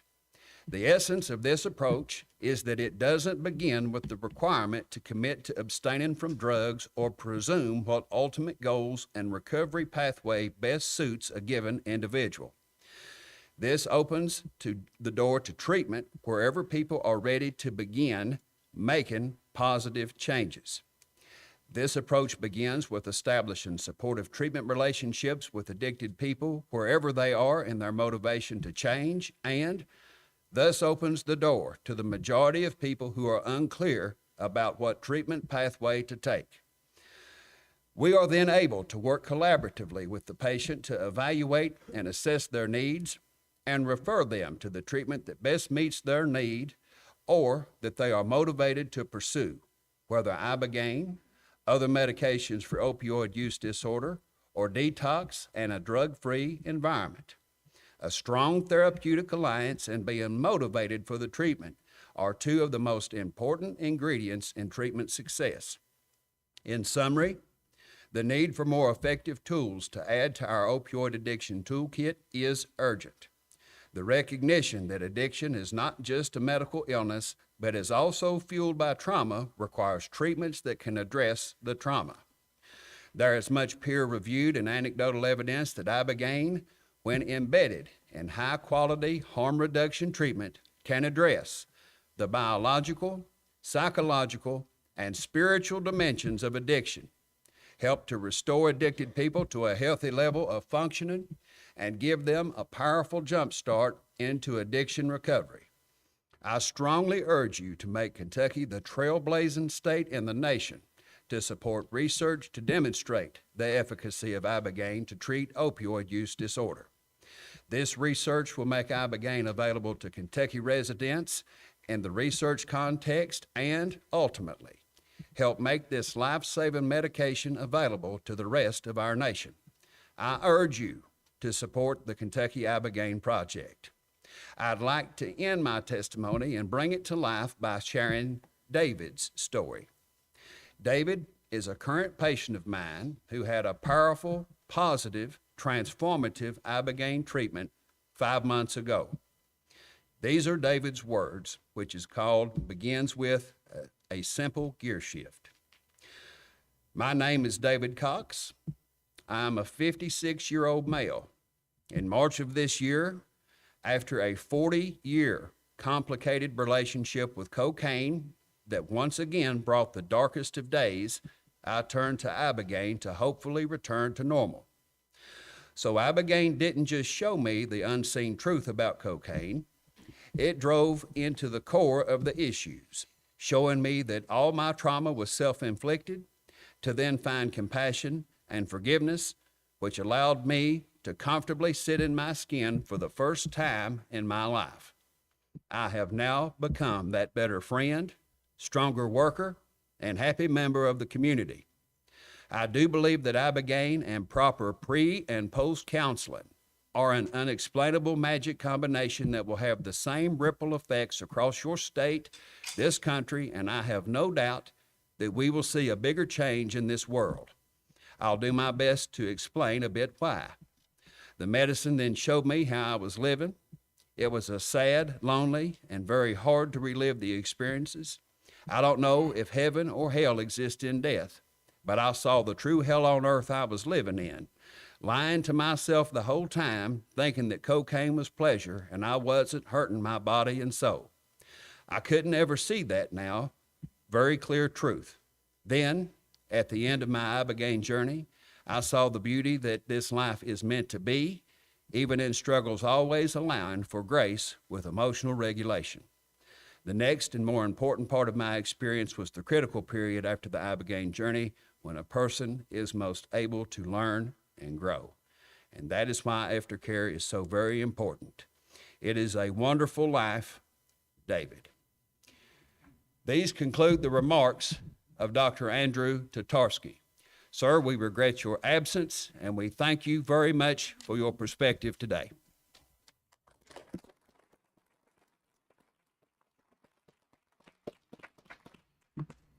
At this time, we'd like to call Mr. Marcus and Mrs. Amber Capone. They are co-founders of Vets Exploring Treatment Solutions, and Marcus is a former United States Navy SEAL. We're honored for you to be here, and thank you. Thank you for having us.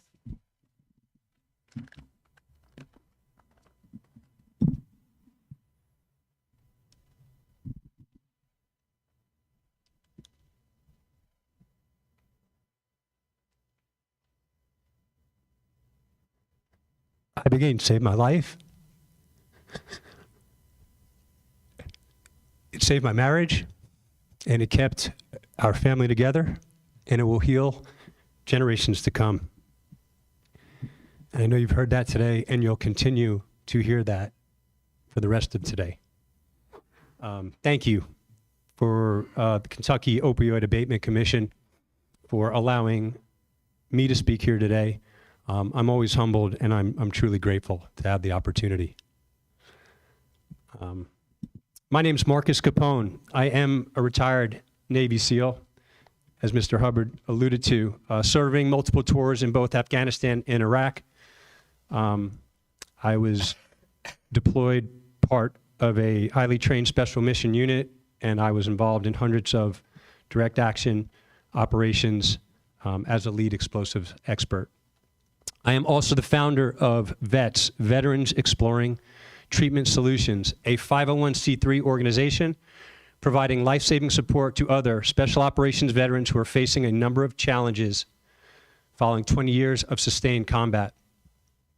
And lastly, I'm also the founder and CEO of a public benefit corporation, one of the first companies who will figure out how to make these treatments available through subsidies like insurance, because we know as these medicines go through FDA approval, we are going to have to figure out a way to pay for them so we aren't leaving anyone behind.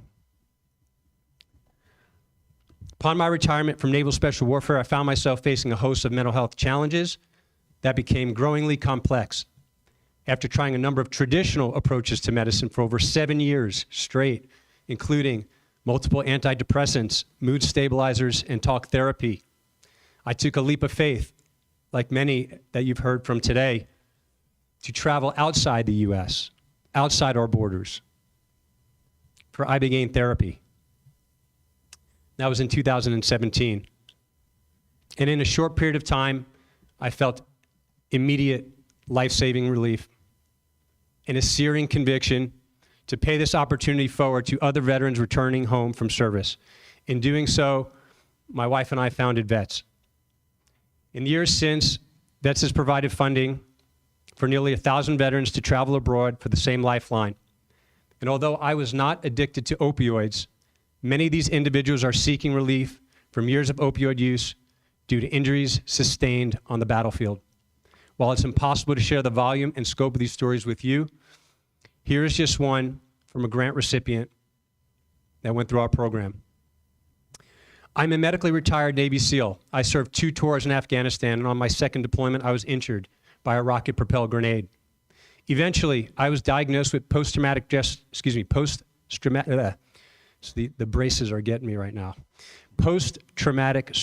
disorder and traumatic brain injury. The most challenging symptoms were migraines, insomnia, and memory loss. Ultimately, the Navy could not sustain my required care, and it could not work due to pain and opioid intoxication. Medical retirement followed shortly after. The pain associated with my injuries was debilitating, oftentimes requiring 4 to 8 opioids per day to provide any semblance of relief. During that time, I barely left my house. I could not drive a vehicle. My condition rapidly deteriorated, only made worse by the loss of my profession and the Navy SEAL community. Approximately 4 years ago, I began hearing stories of friends and former teammates who were traveling outside the U.S. for ibogaine treatment. It took me a couple of years to commit, but eventually I found myself seeking this treatment too. Ibogaine therapy saved my life and my family. Since the treatment, I am off all pharmaceuticals, including opioids. I sleep without medication, and I do not need to use my nerve stimulator, which I used to run 24 hours a day, 7 days a week. There's no more powerful tool for the treatment of a number of the most challenging conditions so many of us are facing, including opioid dependence. And again, you've heard this several times today. Again, that was from a grant recipient who went through our program at Vents and who also happens to be a very close friend and a former Navy SEAL. In conclusion, my former training taught me to think unconventionally, and we have seen the life-saving benefit of doing so in fighting this new battle. I applaud the state of Kentucky and Attorney General Daniel Cameron for this bold and unconventional show of leadership and resolve in fighting the opioid epidemic for all Kentuckians. It is our hope and our prayer that the citizens of this state will receive the same relief and healing that so many of my fellow teammates and veterans have to date. Ibogaine has incredible potential in resolving addictions, addressing trauma, and impacting generations to come by doing so. We stand by you every step of the way. Kentucky can set the precedence to not only heal the individuals who need help in this state, but you can lay the groundwork for other states to follow. Thank you.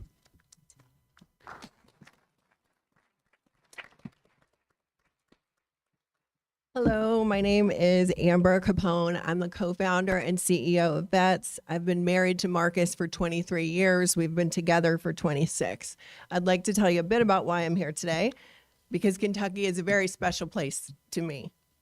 I grew up 45 minutes from the Kentucky border in a tiny hometown called Carterville, Illinois.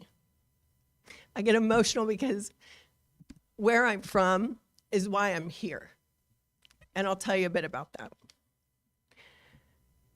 I was raised on a retired dairy farm. I've only been to Chicago once in my life, but I can't count the number of times that I've crossed the Kentucky border to Paducah, Showbiz Pizza, Patty's Pecan Pie, shopping trips to Kentucky Oaks Mall, flights out of Louisville, and driving through the dogwoods in springtime. I'm the proud descendant of farmers, excavators, coal miners, and hard-working laborers. But I am mostly proud to have been raised by a loving, God-fearing Christian family who taught me right from wrong, to listen to my gut, to shoot you straight, and about the power of love. I value unyielding loyalty, character, integrity, and I understand the necessity and responsibility of looking out for others. My grandma Sharon was my grade school secretary. She had me reciting John 3:16 when I was 3 years old. My mama Shirley was the librarian at my high school. And still to this day, my grandfathers are the hardest working men I have ever met. My parents are the perfect combination of grit and grace. My entire family lived within a 1 mile radius of my 5.5 square mile town. I tell you these things because it's important for you to know that we are probably a lot alike. Who I am today is who I was raised to be. The people and the place that shaped me and the values which were instilled in me are why I stand before you. They are why I have chosen to fight like hell for something that I knew nothing about 6 years ago. As we have just surpassed the 22nd anniversary of 9/11, I could have never imagined the challenges that would find my family over the past 2 decades. One of the greatest honors of my life will always be supporting Marcus during his service to our country.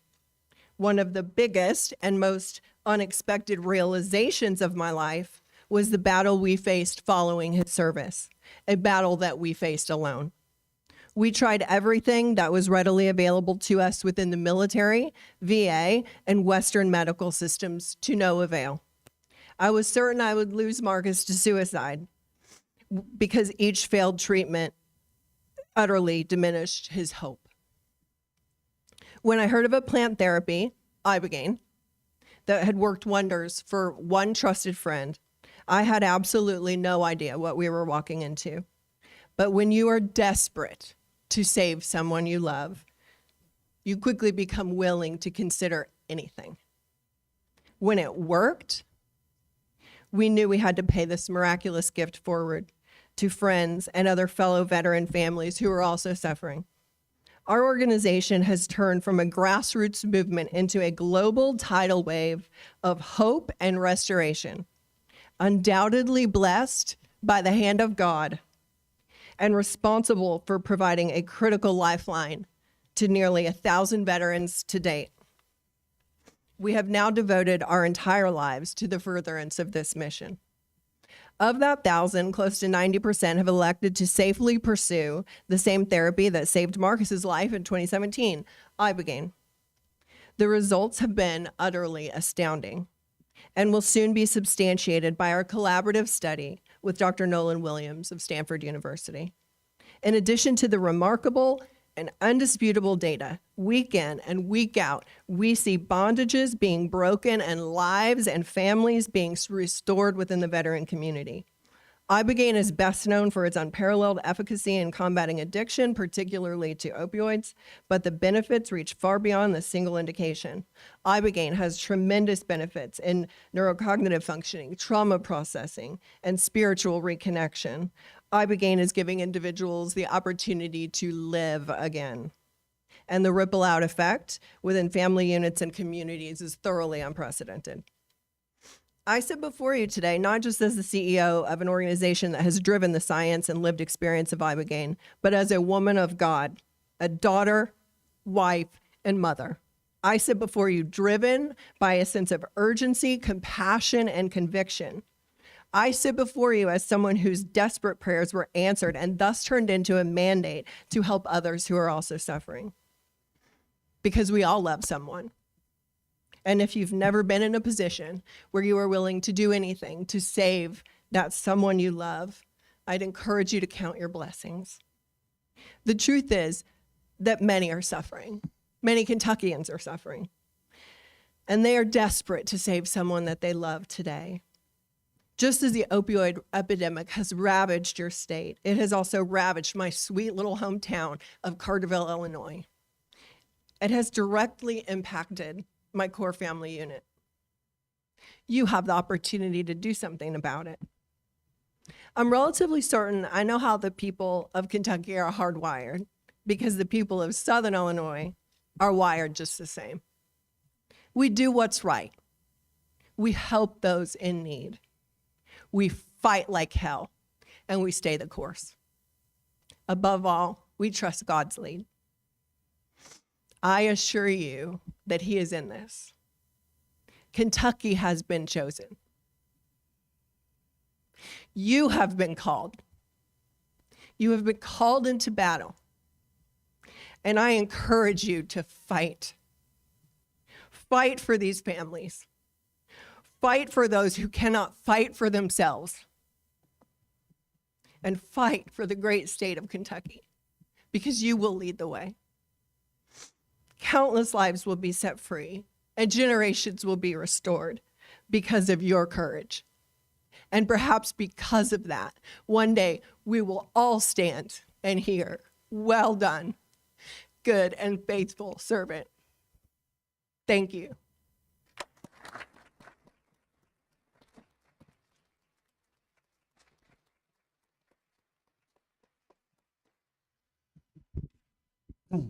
Are there any questions or comments from any commission members for either Marcus or Amber Capone?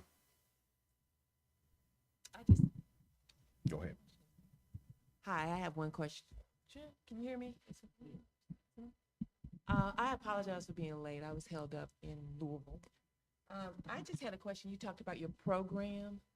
Could you describe it a little bit for us? Absolutely. So someone had given us the opportunity for this in 2017. We were not in a position where we could even think about logistics around this. We showed up and it was paid for. The support was there.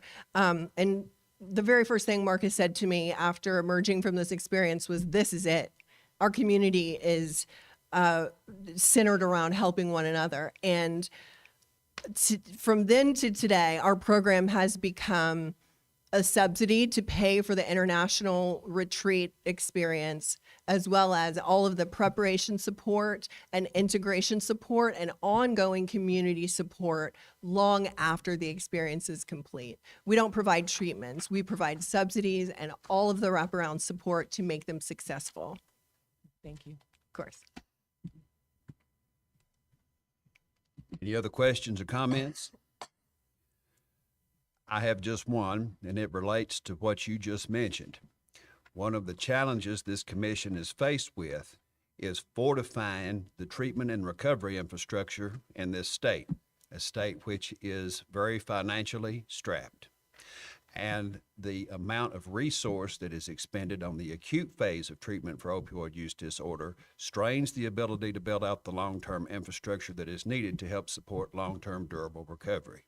In what way does your program help establish those supports, albeit within a different framework from what we are looking at as the commission?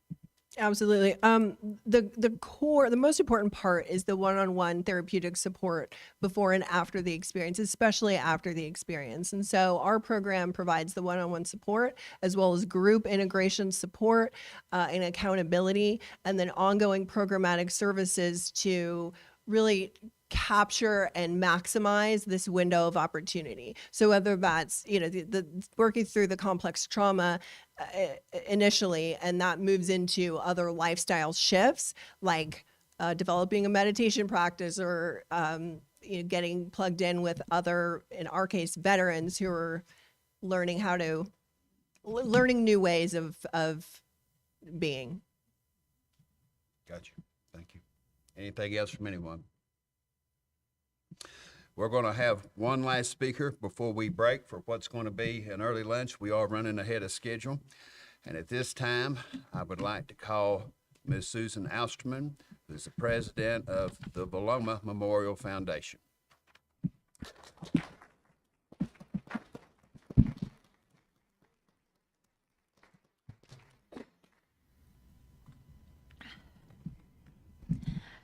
Good morning.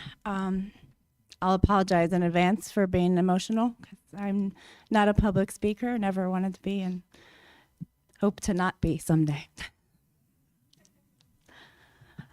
My name is Susan Osterman, and I am the founder of the Abatement Memorial Foundation. The term Abatement is a Sanskrit word that means out of natural order. It's a word that resonates deeply with parents like me. Parents who've lost a child. The foundation was born from the desire to create memorial gardens where parents could grieve together and honor the lives of our children, lives that were often filled with unnecessary shame and humiliation. Our focus continues to evolve because there is an overwhelming lack of resources for our population. We encounter stigma and discrimination not unlike our children. We are not always met with open arms from bereavement organizations because our children had a substance use disorder. And the stigma associated with addiction allows others to view our loss as less tragic. We aim to fill that gap by offering resources such as free national grief support that is manned by volunteers who also lost a child.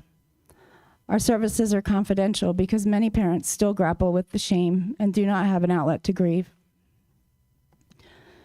This is a pivotal moment, an opportunity to make a real difference in the lives of those being held captive to their addiction.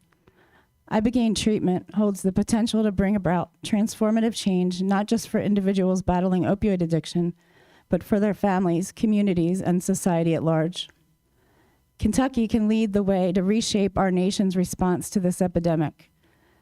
But to truly understand the urgency of this initiative, we must delve into more personal stories that underscore its importance. At the heart of this issue lies a humanitarian crisis. I reside just outside of Philadelphia, a city grappling with its own unique drug crisis, exemplified by a substance involved in my son's death, xylazine. We also provide direct outreach to unhoused individuals in the Kensington section of Philadelphia because my son once told me that that was the only place he felt part of a community. A few weeks ago, we had to send someone to assist a 24-year-old woman because she had maggots feeding from her legs from the wounds caused by xylazine.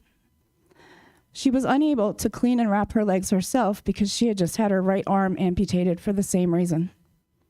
She refused to go back to the hospital because they shamed her and would not treat her opioid withdrawal symptoms, causing her to find relief back on the street, consuming dangerous illicit fentanyl and xylazine.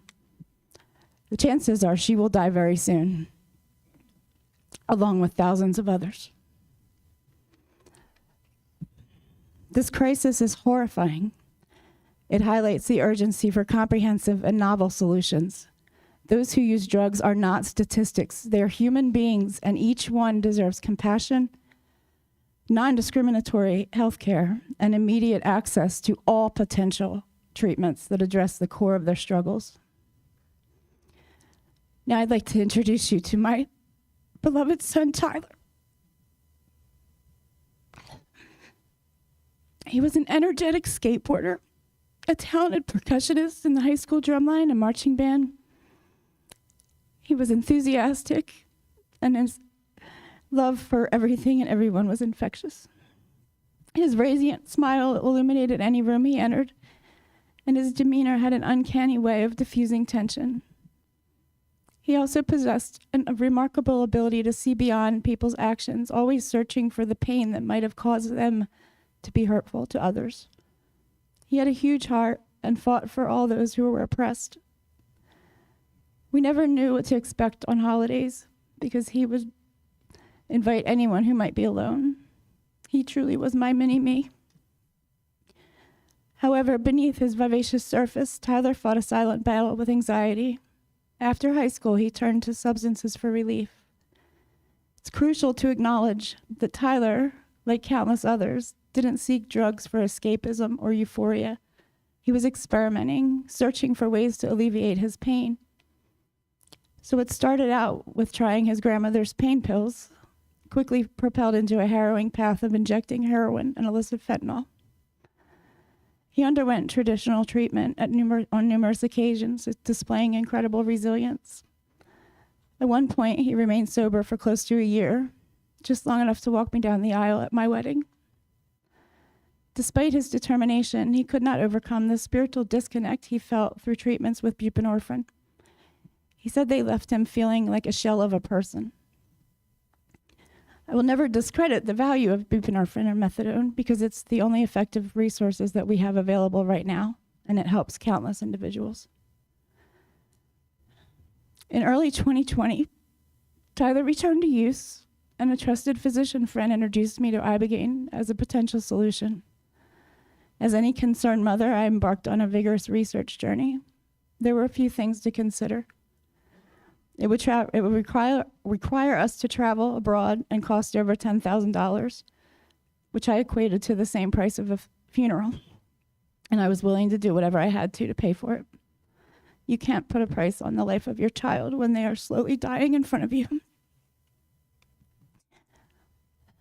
The only known deaths at the time that I could find were previously undiagnosed heart conditions and interactions with substances that were not disclosed by the patient. Again, risks that are far less than continuing to use illicit substances. And finally, it was illegal, but would I go to jail to save my son's life? Of course. Despite the barriers in the daunting process of international treatment, the remarkable success rate of Ibogaine held undeniable allure. I was all in, and so was Tyler. He was determined to reclaim his life. However, the global pandemic ensued, and our efforts were stopped by the inability to renew his passport.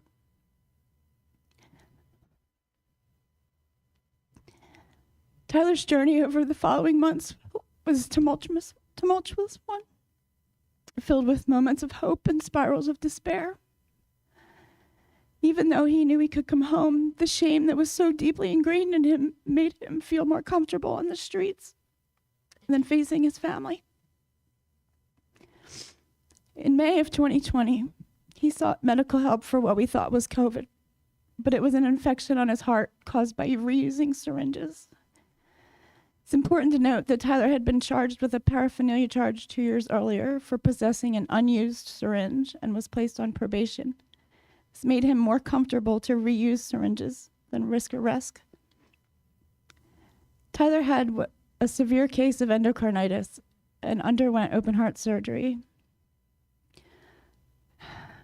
where we also faced multiple barriers to receiving the same level of care that a person who did not have a substance use disorder would receive. His treatment was inhumane.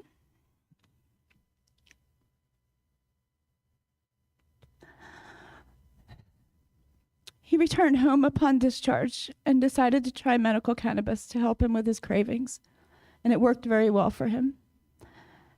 However, over the next few months, we faced a barrage of system failures.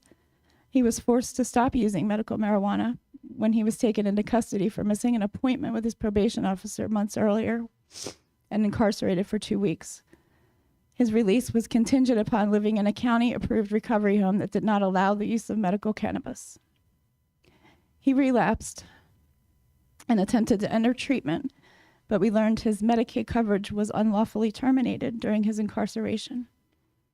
He applied for funding assistance through our county, but he was denied because he had a medical marijuana card, even though he volunteered to relinquish it. Our only remaining option was to pay cash to a facility who is now under investigation by the FBI for patient brokering. On October 5th, 2020, Tyler came home after he relapsed again so we could make a new plan. But he never got to see it through. He died that night in a gas station bathroom 2 blocks from my house. About 30 minutes after the most profound conversation we had in years.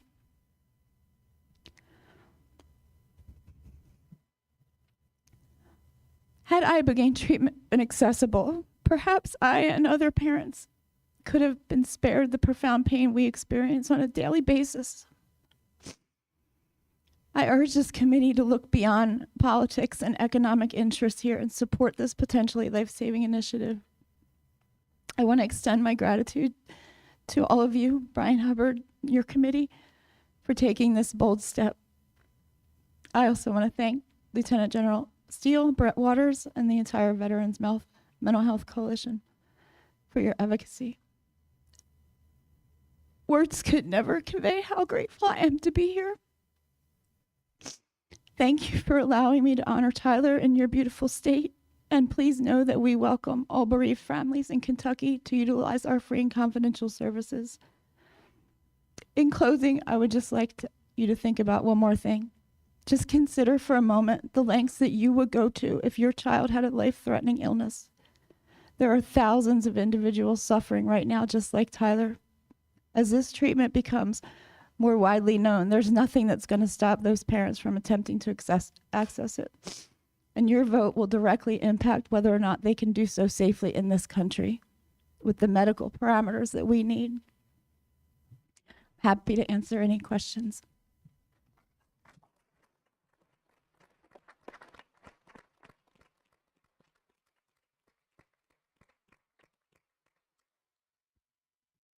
Are there any questions from any commission members? Thank you for your courage to be here, Susan.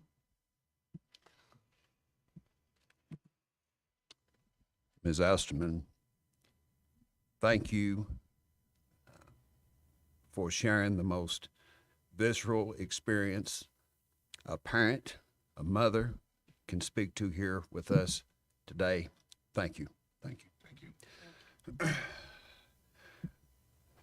It is 11:40.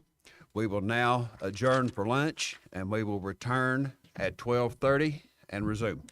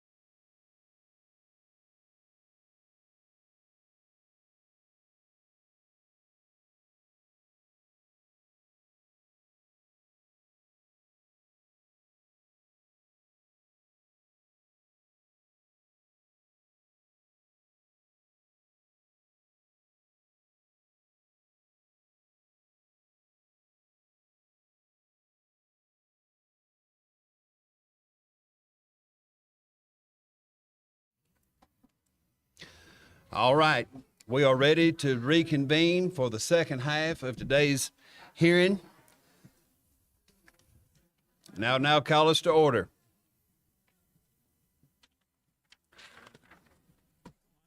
Still in Panera with us, Brian, when we left. A lot of the folks I hadn't seen were in Panera when we left, too. At this time, I'd like to call Mr. Reed Madison, who is the founder of Tribe Integration Strategies and the parent of an Ibogaine patient. Mr. Madison.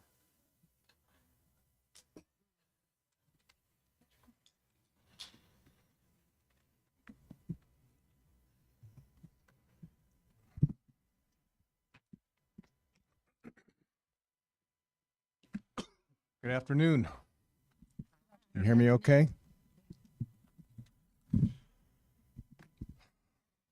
My name is Reed Madison, and I live in Centennial, Colorado, a suburb of Denver. When I first heard about what was happening here in Kentucky, I think I heard about it in June, as it relates to Ibogaine, my first thought was, wow, way to go, Kentucky, given my experience with Ibogaine and our family's experience. I have 3 boys that are now ages 19, 17, and 16. My boys had to endure some significant trauma over the years, which included my split with their mother in 2013, after which we were devoted to amicably co-parenting the boys.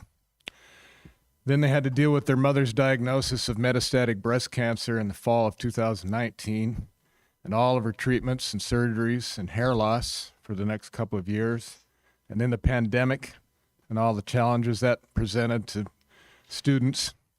They were in middle school and high school at the time. And then at what appeared to be the height of the boy's mother's recovery from cancer 2 years into her battle, she lost her life in a tragic accident in her backyard. That's the background to the story that I thought it was important for the commission to hear about my oldest son, Slade, who's now 19. Slade was 9 when his mother and I split, and I know it pained him and affected him deeply, like it does, but maybe more so than most. He was a bright and articulate kid, but struggled to fit in during grade school and middle school. He spent a great deal of time on the trampoline in his mother's backyard and got to the point where he was very proficient doing all kinds of flips, front, back flips, twisting flips. He got up to the point where he could do his whole repertoire of flips on the ground, and he would perform them for anybody that wanted to see them, and that helped him make new friends at school. But he may have some still lingering social insecurity, which may have led him to begin experimenting with drugs when he was in the 8th grade at age 13. They say that the drug-taking group at school is the most accepting group to join, and Slade had fallen into that group. It was during his 8th grade school year that he had found some OxyContin in my bathroom, left over from a knee surgery, and his mother found them in the possession the next day after he had taken them to school and taken several during the school day. Unbeknownst to his mother or me until a couple of years later, Slade continued to use drugs, including prescription pharmaceuticals. I suspect that Slade, seeing what his mom was going through in 2020, chemo, radiation, mastectomy, and needing to escape from that led him further into drug use. I became aware of the extent of his drug use in July of 2019.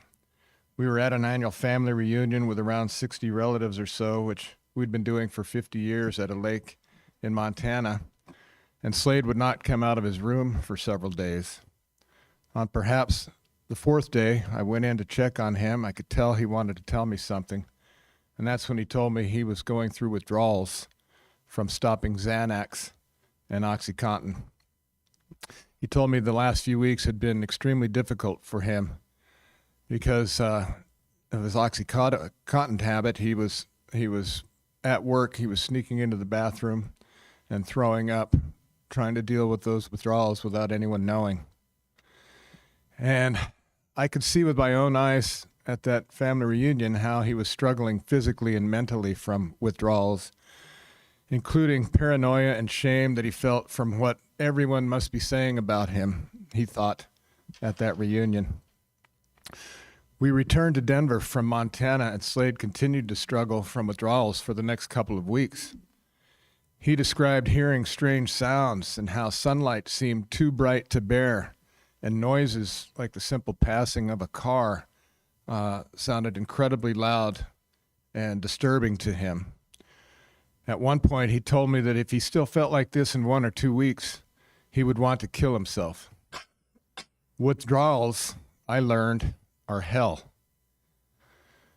While he continued to recover, his mother and I explored the idea of him going to a wilderness program for a few months to help him learn how to turn his life around. I'd explored this before, but I knew that he wouldn't voluntarily go, and I wasn't going to force it on him while his mother was going through cancer. But this time he was on board, saying he was ready to stop living like this. And so his mother and I and Slade spent several hours talking to a consultant that we had engaged to help us determine which of the programs would be best for him. And we narrowed it down to 2. In August of 2021, we were going to decide which one of the 2 on a Sunday. And the night before, his mom lost her life. She was killed when she sat in her hammock that was tied into one end of a tree that was rotted.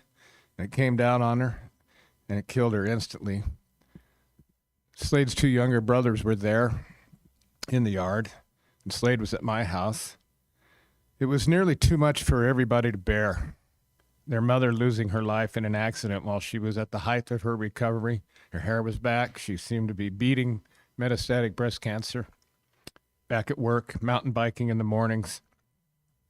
We were all in shock. Slade decided not to go to wilderness camp, and I learned much later was using Oxy again within weeks of his mother's death. In the fall of 2022, things seemed to be going okay. He'd gotten through that tough school year after Monique died and gotten his high school diploma. He was living at my house. He had a job, his driver's license, and his mother's car. And in the fall of last year, he received several $1,000s from his mother's life insurance policy. I decided not to petition the courts to be his conservator because you have to go before the courts and tell the courts every reason that your son shouldn't get it, and I just couldn't do that, given what had happened. But he started acting a little strange, and on Christmas Eve, I found 28 OxyContin in his bag, packed for a trip for the holidays to Montana again. After talking with many people, I made the incredibly tough decision that it was time to present Slade with a choice. Either you go to detox and rehab, or you're going to have to move out. Slade had 2 younger brothers who were still reeling from their mother's loss. They didn't even go to school that first year. They had a tutor that helped them get through. And my house could not be a place where OxyContin was available, as vulnerable as they were. And Slade, unfortunately, he still had a lot of the insurance money, so he chose to move out. He was against detox and rehab, and he didn't want to go through withdrawals. I knew then that it would just be a matter of time before his money ran out, but it was his money. I know that one of the reasons he refused is because he didn't want to face the physical and mental challenges of withdrawals again, having gone through it once before. Later, I learned, much later, I started seeing the success rates of traditional detox and rehab, which for first-time visitors is less than 10%. You get in, you go through withdrawals, then you're depressed, and all you can think about is taking that drug that'll ease the pain. The day he moved out, I decided to go for a walk and to try to find a podcast to listen to help me figure out how best to help Slade. I opened Spotify on my phone and searched opioid addiction podcasts. One of the top 3 that showed up on that search day, luckily, was an interview of Dr. Deborah Mash by a podcaster named Mark Hyman. I say luckily, and I mean luckily, because now when you search, that podcast doesn't even show up in the top 10 using those same 3 words. Listening to that podcast was the first time I ever heard the word Ibogaine. Dr. Mash told of her nearly 3-decade experience researching Ibogaine and how, in particular, it could end addiction to opioids and other substances with no withdrawals. Dr. Mash mentioned near the end of the podcast that there were clinics in Mexico where one could go now to get an Ibogaine treatment, and that she had sent a relative to one and had a successful outcome. When I arrived home from that walk, where I first learned about Ibogaine, I frantically started searching for an Ibogaine clinic in Mexico to take Slade to. I knew I had a shot at him doing this because I knew he was close to running out of money, and I knew that if there were a treatment solution where there were no withdrawals, that he might go for it. I selected a clinic and started speaking with the people that run it to learn more, one of them who is here today. And then I had them speak with Slade, and after talking to them, Slade agreed to go. I picked Slade up from an apartment in another Denver suburb 2 days before we were supposed to leave for Mexico on February 11th. He was not in good shape. He was rail thin. His car was sitting on its rims on the curb across the street from the apartment. His money was gone, which was no surprise. And he told me that he would get on the internet every day to, quote, try to find a way to get $100 so I could buy Oxy and not feel like I wanted to die. He told me he was using probably 250 to 500 milligrams of OxyContin per day. I gave him $200 so that he could buy some because I needed him to make it through the next 2 days, get him on that plane to Mexico. The treatment center provided medication to help keep the withdrawals at bay before his Ibogaine treatment, which occurred on day 5 at the clinic. Slade had the treatment in a room with another guest at the clinic and with medical staff present. The treatment lasted all day, and he told me that when he was finally done around 8 p.m. that night of the treatment, he went outside in the clinic courtyard next to the pool and did backflips for 45 minutes, every variation that he had ever tried. I picked Slade up from that clinic on February 20th of this year. We spent one more night at a hotel on the beach, and he told me that before he decided to come to that clinic, he'd almost ended his life. He'd gone to a building in Denver that he and I both know well, planning to jump off. I used to work in the building. There was a balcony on the outside of the 14th floor. He said he wasn't sure whether he was going to do it or not. But when he got there, the elevator was locked, so he left without following through on his intention. I believe my son Slade has not had an opioid since he left that clinic on February 20th. He spent 4 months in Glenwood Springs, Colorado, living with a relative and working full-time as a cashier at a supermarket. I would watch him from afar, him not knowing I was there, engaging with the people that went through the cashier's line. I would visit him every couple of weeks to camp or fish. He gained 20 pounds, and he's now back in Denver living with me and works at a sandwich shop down the street. I believe he truly values his health now and is very thankful for the chance at a new start. The reason he went to an Ibogaine clinic is because Ibogaine offered him a solution for addiction interruption without withdrawals. He'd been through withdrawals before and knew how bad they were, and I watched him go through them and had seen firsthand how much he suffered. So I feel incredibly lucky that I learned about Ibogaine in time to help give my son a way out of his addiction problem before it was too late. I think there's a pretty good chance he may not be alive today had Ibogaine not been available to him. So thank you for your time and listening to our story. And I'm hopeful that one day Ibogaine becomes available here and in the United States because it works and it will save lives.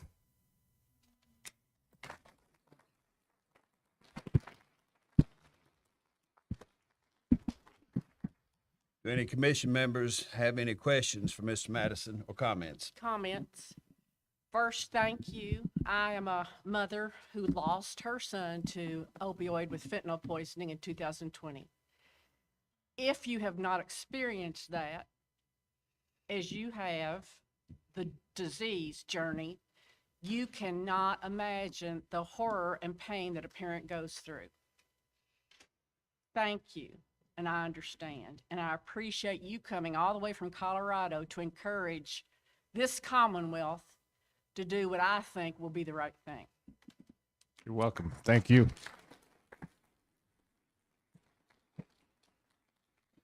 Any other questions or comments? Mr. Madison, thank you for coming at personal time and great expense to see us today. Thank you. Thank you. Now I'd like to call Ms. Angela Hargrove, who is the wife of an Abatement patient and the senior director for Aligo Health Research. Pardon me if I said that word wrong. It's close enough. Thank you. Eligo. Oh my gosh, that's coming after all these stories. It's been quite an emotional day. Thank you, Mr. Chairman and members of the commission, for hearing us all out today. Can you hear me? Is that better? And yeah, my name is Angela, and I'm the proud mother of 3 sons, and I too hail from this great state of Kentucky. I was raised in a very conservative town from here, just 30 minutes away, Bergen, little town on the lake, Carrington Lake. Some of you know it very well. I'm going off my script here, but I have to tell you, Mr. Catlett, she was my teacher. He kept talking about the teacher, Miss Catlett. She was my favorite teacher, by the way. This Little is the did first time I y'all had met today. Yes, I had no idea. I just wanted to bring that up and go off script for 1 second to just show you how it touches everybody. Everybody you know has been touched by this crisis. That is why I'm so passionate about the work that I do in psychedelic research. But I'll continue now. I just wanted to share that. But yes, I do serve as the senior director for Aligo Health Research, where I have spearheaded and established our psychedelic research division, where we currently conduct psychedelic trials. I've been involved in many trials since my husband's life was saved. I'm also a graduate from the University of Kentucky. I love this great state. And I'm a pretty conservative person. Never thought I'd be working in psychedelic research, that's for sure. And but here I am. But I've worked in addiction, clinical research in the mental health field for nearly 3 decades now. However, the successes in my life were overshadowed by a deeply personal and harrowing ordeal. I was doing well to keep the family intact. My loving husband, a talented lawyer who runs his own thriving business, based in Kentucky, by the way, grappled with profound mental health and addiction issues. Under immense professional pressure, a well-intentioned prescription for ADHD led my loving and devoted husband down the treacherous path of Adderall addiction. This soon became the catalyst for his descent into alcohol abuse and other substances. Our family was ensnared in a tornado of addiction. Our household, once brimming with love and laughter, became a stage for traumatic events, hospitalizations, and a seemingly endless spiral of despair. With my connections in the mental health sector, I approached top-tier psychiatrists, but instead of offering solutions, they inadvertently transformed my spirited husband into someone I no longer recognized. He became a zombie.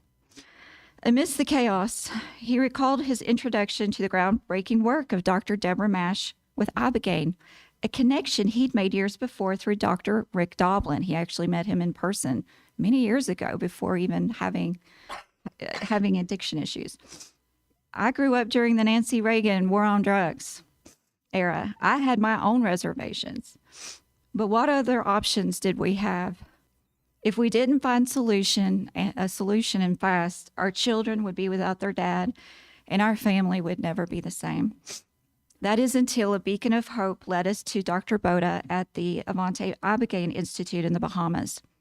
A journey not without challenges. He went off his amphetamines and other prescriptions 2 weeks prior in preparation for his scheduled Ibogaine treatment. and as a result was besieged by severe withdrawal symptoms.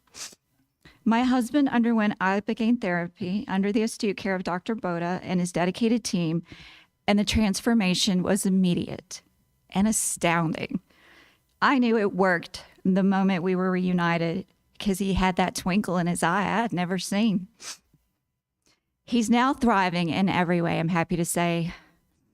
He's a loving husband, a wonderful dad who takes care of his physical and mental health, exercising daily to live a healthy lifestyle, and abstaining from alcohol and stimulants of any sort for several years now. And I will add, we're going on 6 years. And it was a one-time. He did Ibogaine once. We returned home to the States free from the shackles of addiction that once bound our family. The profound transformation in my husband's life is a living testimony of the healing power of Ibogaine. Treatment at a time when so many Americans are so desperate for answers to their suffering. My fellow Kentuckians have been disproportionately impacted by the opioid crisis and deserve safe and effective solutions now. Ladies and gentlemen, I sit before you today as both a mental health care professional and a wife of a man who is alive today and thriving because of Ibogaine treatment. I humbly urge the Commission to vote in favor of the proposed allocation to research Ibogaine and bring meaningful and lasting healing to those who seek it.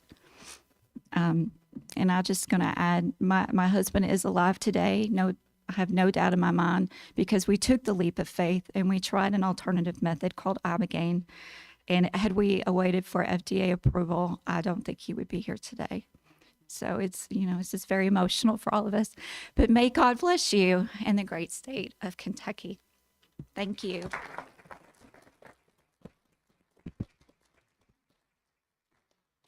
Are there any questions or comments for Ms. Hargrove from any member of the commission? Ms. Hargrove, thank you. We'll now welcome Mr. Steve Viola, who is a United States Navy SEAL veteran and the Executive Director of the Mission Within.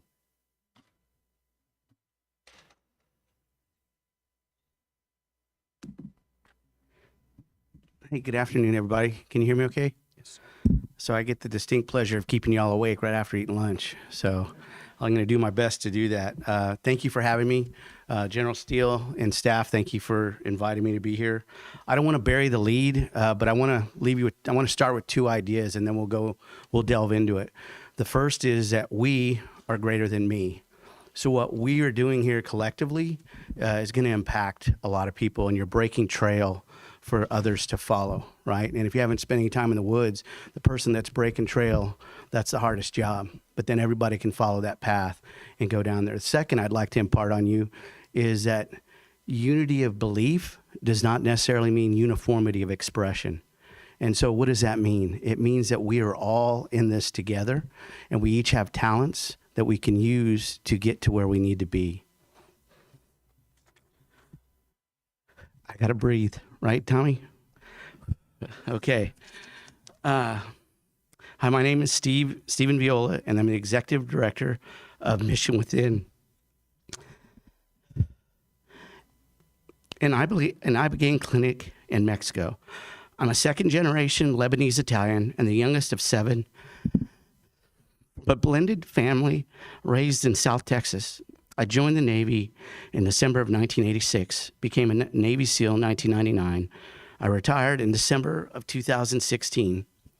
During my time in service, I was a lead explosive and mechanical breacher, which meant I was exposed to a lot of explosions. I was also a combat medic where I saw a lot of pain and suffering from fellow service members. I rose to the rank of Master Chief and became a Command Master Chief. I've spent most of my adult life conducting risk assessments, crisis intervention, and conflict resolution. The 30 years in the military made me a trained observer. What does that mean? I only report on what I've observed and without bias.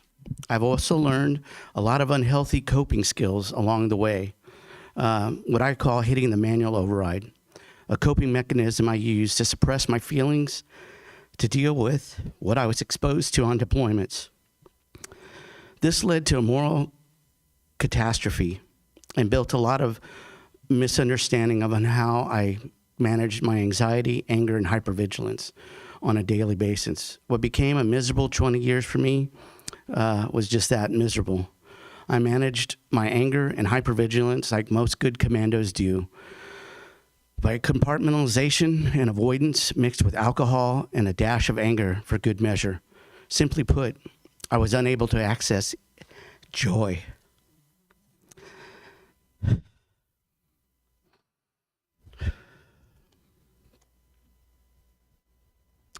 That may sound strange for a commando to speak of accessing joy.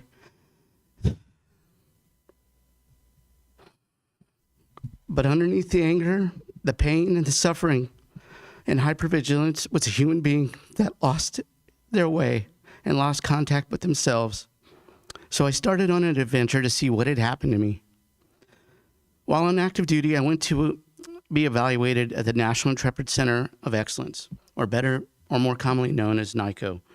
It's a Department of Defense organization dedicated to improving the lives of patients and families affected by traumatic brain injuries. They take a holistic approach treatment, which is to say they examine the whole human from diet, physical exams, and diagnostic tests to include psychological evaluations. I had no idea what I was in store for when I arrived. But I'll tell you what, it turned out to be a good news, bad news situation. The good news was I had greater than 10 traumatic brain injuries and had maladaptive coping mechanisms. The bad news was I was limited on the healing and recovery by the treatment protocols that were offered. The standard approach was to medicate, make a few lifestyle changes, talk therapy, move on. I learned that I was an emotional coward and had avoided being vulnerable at all costs.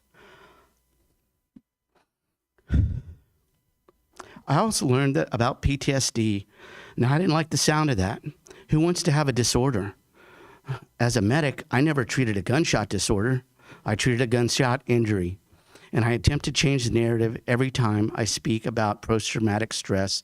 I replace the disorder with injury or just PTS. The protocols at NICO were all well-meaning, but the pharmaceuticals only succeeded at numbing agents and failed to address the problem. Living a life of numb is no way to live at all.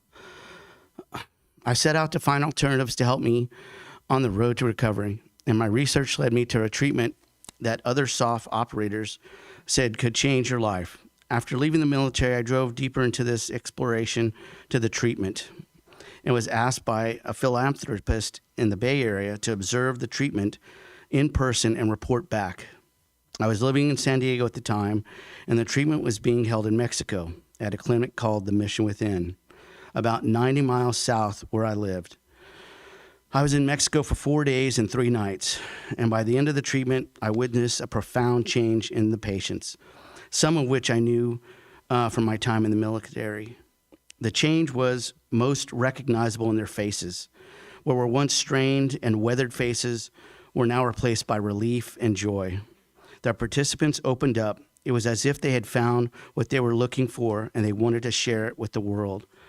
My report to the philanthropist was simple. If you wish to save lives right now, I highly encourage you to support and invest in this new treatment protocol.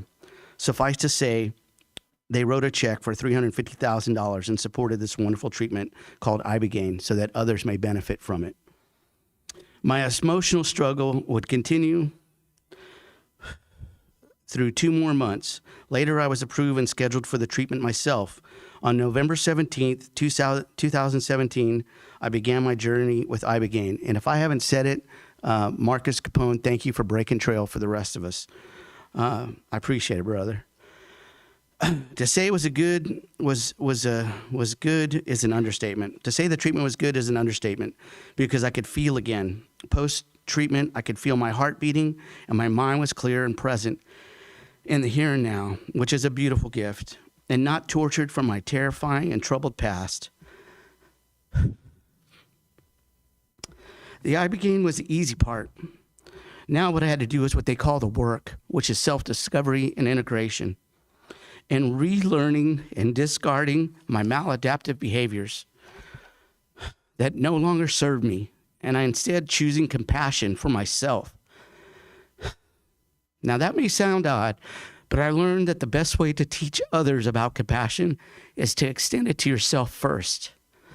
I was trained to run towards gunfire. Now I run towards those that are vulnerable. How do we bring this medicine to the public and at scale? I previously held a position as a soft liaison at the Uniformed Service University Bank, and I worked directly for Dr. Dan Pearl and Nobel Prize winner Dr. Stanley Prusner, director of the Institute of Neurodegenerative Diseases at the University of California, San Francisco. The goal was to raise awareness for veterans and professional athletes about head injuries and research around PTSD, and try to minimize the suicide rate for those in those communities. I was very fortunate to have been able to work with and better understand the world of traumatic brain injury and neurodegenerative research from that perspective. But unfortunately, the research can only be performed post-mortem. The tragedy being that most of the brain samples were from veterans who had died by their own hand, their families having donated their brains as a last act of service to this great country. Devastated by the prolific suicide rate among retired service members, I changed tactics and became a plant medicine integration coach to assist veterans in their healing journeys. To be clear, plant medicines like Ibogaine aren't for everyone. They require rigorous commitment, courage, and on behalf of the patient, they need to be involved with it from day one till day forever. I cannot deny what I've been through personally and in the lives of many others. If Ibogaine has a potential of successfully treating traumatic brain injury and addiction, then we owe it to the people of Kentucky and every single one of my brothers and sisters who took their own life. Ladies and gentlemen of this committee and commission, I would humbly ask, as a veteran, as a life coach, as a professional, and more importantly, as a human being, that you approve the underlying proposal. Plant medicine like Ibogaine is giving people a chance to become whole again. Isn't that alone worth the investment? That's all I got. Subject to your questions, thank you for your time.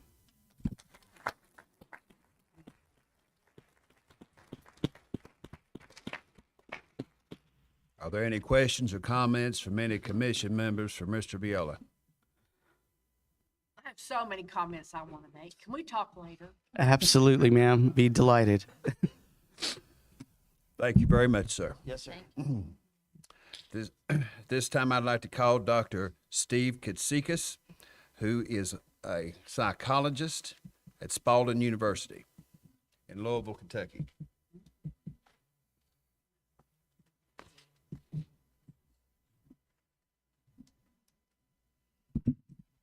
Good afternoon. To the commission, to Brian, thank you. And thank you to all for your work today. I stand completely humbled by the stories I've heard today, by the triumph and tragedy that comes with opioid abuse, by the strength of my fellow Kentuckians and fellow Americans. Thank you for your service to the service people who have shared their stories today as well. My name is Dr. Steve Katsikas. I'm a clinical psychologist and professor at Spalding University.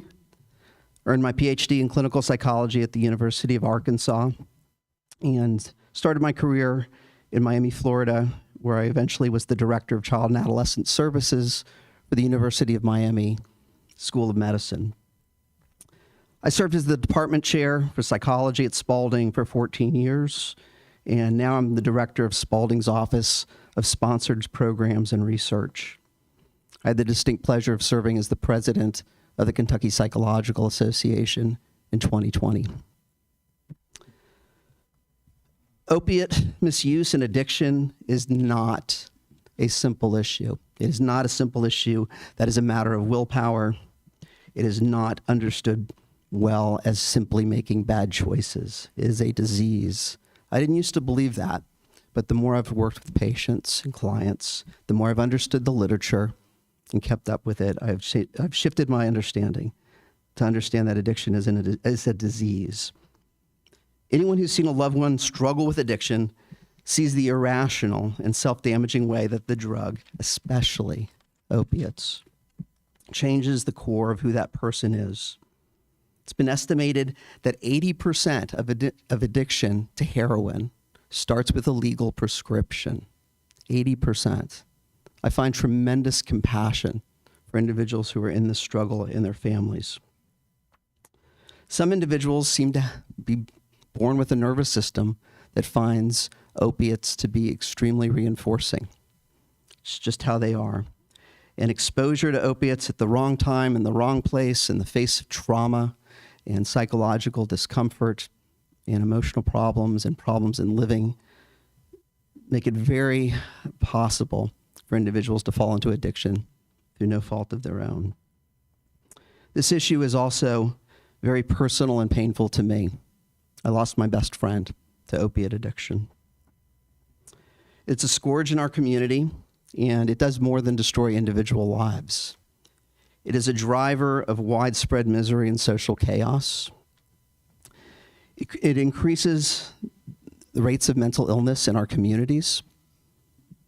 So it worsens underlying mental illness. It also pushes people who are psychologically fragile into mental illness and can cause psychological, behavioral, and cognitive problems. There's a strong association between substance use in general and suicide, with a 10-fold increase in the likelihood of suicide for somebody who is abusing substances. That increase goes to 15 times when we're talking about opiates. Secretary Freelander, you and I had an opportunity to work on a task force related to youth suicide. And I know you care very much about this issue as well. But suicide is inextricably connected to opiate addiction. It also drives homelessness. We've seen increases across the country that track addiction and overdose rates. Just as an example, in Dayton, Ohio, they reported a 277%, almost threefold increase in overdose-related problems. Those overdose-related problems, those overdoses, tax our EMS system. Our EMS system is less prepared to respond to accidents, cardiac events. It's widespread chaos. There's also impacts widely across our Commonwealth on children. Parental substance abuse, including opiate addiction, is a major risk factor for childhood maltreatment. Children of parents who abuse drugs are 3 times more likely to be abused and 4 times more likely to be neglected. And intergenerational patterns can occur. The abuse and neglect, the adverse childhood experiences create a trauma that often results in the need to self-medicate later in life, resulting in addiction, and the cycle continues. So I want to talk a little bit about ibogaine. I want to talk about what we know. I want to talk about the science, what we know, what we think we know, and what we need to know. And I'm really proud to be in the company of some amazing researchers who have presented today. It's very gratifying that they're here today, so I appreciate them so very much. I led a research team at Spalding University, a small university down the road in Louisville, Kentucky, that was exploring ibogaine between about 2013 and 2018. I was with a group of our doctoral students who had started to hear stories and anecdotes coming out about ibogaine treatment that was occurring abroad. And we got very curious about it, got really interested in it. And the students wanted to collect data and learn more about ibogaine. So we conducted a study. It was retrospective. We asked people who'd been through treatment about their experience. And then we published our results in the Journal of Psychoactive Drugs in 2017, and then presented at an international conference. As far as I know, we're the only group, lab, research team in Kentucky that's explored ibogaine. So you can imagine my surprise when I got a call a few months ago about what was happening here. Our study found that 84% of the participants indicated that ibogaine was helpful or very helpful for the reason they sought treatment, with 82% saying that they were better or much better as a result of treatment. More than half of our participants explicitly told us that the psychedelic experience, the visions that occurred during treatment were important, were key, were essential to their self-understanding and their ability to get better and to get healthier. So what do we know about ibogaine? We added a little bit to the literature, but the literature is growing at an interesting rate. There's ample evidence that's anecdotal that ibogaine impacts opiate craving and withdrawal. But as I was taught as a graduate student, anecdote and data are not the same thing. And even plural anecdote is not data. So we do need to look to the studies. And fortunately, there have been a growth of studies that have been examining this. We've heard the name Dr. Deborah Mash a number of times, and she's a research neurologist who had a landmark study with 191 participants in St. Kitts who received ibogaine for their addiction. She found similar results to ours, with 90% of her participants reporting significantly decreased withdrawal and craving symptoms, 87% saying that they had gained insight into their addiction. And one piece that I haven't heard today that I think is really important, 68% reported that they were now aware of their need for themselves to become sober or abstinent. This insight piece, I think, is a key outcome in ibogaine treatment and one that you don't necessarily see in other forms of treatment. There are 3 double-blind placebo studies, one of which was randomized, that found similar results in reductions of craving and withdrawal in the literature by GLUE. And one of the more interesting studies, I hope that you have come across it and read it, is by Koch, who did a meta-analysis, which essentially took all of the published studies that were of a certain quality, grouped all of the data together for all the people who were reported in those studies. So there were 24 studies used, including our study down at Spalding. And Koch found the same kinds of results, where individuals had significant reductions or absence of withdrawal and craving post-treatment. Animal studies, potentially for the treatment of alcohol, stimulants, and even nicotine addiction. There's some wider pieces there that are worth exploring. So, what do we need to know? What's left? What are the unknowns related to ibogaine? Well, we certainly need to know more about safety when it comes to ibogaine. We need to know the precise mechanism of potential issues that relate to cardiac functioning. That can be mitigated and has been shown to be mitigated through good protocols, but I think any good advancement of a medication, safety is an important primary concern. We need to have better information, I think, about effective dosing. So what does effective dosing look like over time? We need a better understanding of how long is that reset open? What does that window look like from an individual who takes ibogaine and gets that pause on withdrawal and craving? What's the role of booster sessions or potentially microdosing? These are unknowns or not known enough, in my opinion. And then the last piece, which is, I think, really important, is how does ibogaine fit within an archipelago of other treatments? So ibogaine, as you've heard from so many people today, is a part of recovery. What are the other parts that we need to add, we need to facilitate, that make the ibogaine treatment experience maximize its benefits for folks? So, kind of in summary, I want to thank everybody. I want to thank this commission for your work and the work that is to come, and the decision, the incredibly important and difficult decision that is before you. I want to acknowledge how remarkable that it is that we are having this meeting in Kentucky, that all of you have traveled, so many of you have traveled to be here today. That's remarkable. Given the robust and preliminary evidence supporting ibogaine and the substantial opioid settlement funds, Kentucky stands at a very interesting time in terms of being able to pioneer ibogaine trials in the United States. This effort could spotlight Kentucky's commitment, harnessing its world-class universities and scientific research facilities and talent, and our compassion, the way that we care about individuals who are suffering and their families. Considering the profound societal impact of this crisis, on individuals, on their families, on our communities, and on this entire Commonwealth. It's incumbent upon us to explore every conceivable solution. Investing in ibogaine research could potentially lead to a new form of treatment for everybody, for Kentuckians, for fellow Americans, for everybody. We have some treatments, but we have an opportunity to explore another one that has shown much promise and needs the support to take it to the finish line. It's my opinion, and I think many of your opinions, and probably the opinion of everybody behind me and watching on YouTube right now, that the people of Kentucky deserve this opportunity for healing. So thank you for your time today. I appreciate it.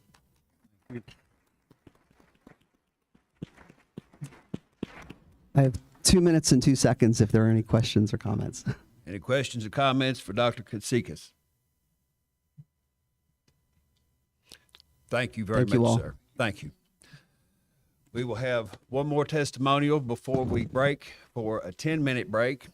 And at this time, I would like to call Ms. Talia Eisenberg, who is founder of Beyond Ibogaine. Thank you. Thank you, Chairman Hubbard and members of the commission for allowing me the opportunity to speak today. I would also like to thank the members of the Veteran Mental Health Leadership Coalition, Reason for Hope, and all the other individuals and organizations represented here today for their very powerful remarks. My name is Talia Eisenberg, and I'm an entrepreneur, a wife, and a mother. However, my story today begins on September 7th, 2007, when, like many other people across the United States, I had a dentist appointment for a routine procedure. As expected, I was given pain medication to reduce my discomfort during and after the procedure. I left the appointment and, as directed, went to a pharmacy on my way home and took a 10-milligram tablet of Vicodin to help me rest and recuperate. This action changed my life forever.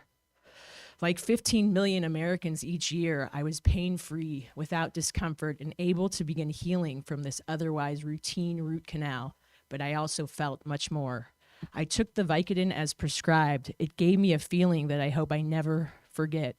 For the first time in my recent memory, I had an overall pleasant numbness and separation from a sense of dread and anxiety that I had not previously understood. When I took this opiate, I felt at ease and better equipped for life as a young adult in a very dynamic, demanding city and a world of increasing pressures and stress. I had no awareness of the changes that were taking place in the neurochemistry of my brain, but I continued to take the medication and was increasingly aware of a shift in my outlook, energy, and sense of peace and satisfaction with my life. My anxiety was erased, and the constant worries of being a young adult and making life choices faded. When this prescription ran out, I had forgotten about the dental procedure. No follow-up appointment was required, but I had 2 refills available, so I visited the pharmacy to receive more and more medication. More prescriptions were filled. This continued for months until eventually I was informed that no additional refills were available. More than disappointment, I had a feeling of dread as I was aware of my physical dependency. I experienced severe withdrawal symptoms. I found alternative sources of opiates to maintain feelings of pleasure and to avoid withdrawals. I turned to the secret use of what I was told was opium and then heroin to stave off withdrawals, and I continued to seek the pleasures of continuous use of opiates. I can say now what I could not reveal as a woman in my early 20s. I was a heroin addict. I knew I did not want to continue this behavior. I tried to reduce my dependency, but I could not endure the symptoms of withdrawal for more than a few hours. The physical and mental anguish was excruciating, but the shame and guilt prevented me from revealing the situation to the people who loved me most, including my parents and my boyfriend, who had never used a drug in his life. This addiction continued for more than a year and into the next. Eventually, I could not hide my addiction. My parents and family found out and were shocked, extremely worried, and thank God, eventually very supportive. Over a 2-year period, I went to 6 of the top rehabilitation centers in the US. I was admitted, I participated, and followed directions to the best of my ability.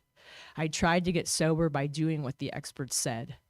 One suggestion that I followed was to begin taking a maintenance medication called Suboxone. The idea of stopping my opiate addiction by taking opiates seemed obviously contradictory. But like approximately 2 million people each year in the United States who pay approximately $300 per month or nearly $600 million each year, I settled for this allegedly life-saving medication.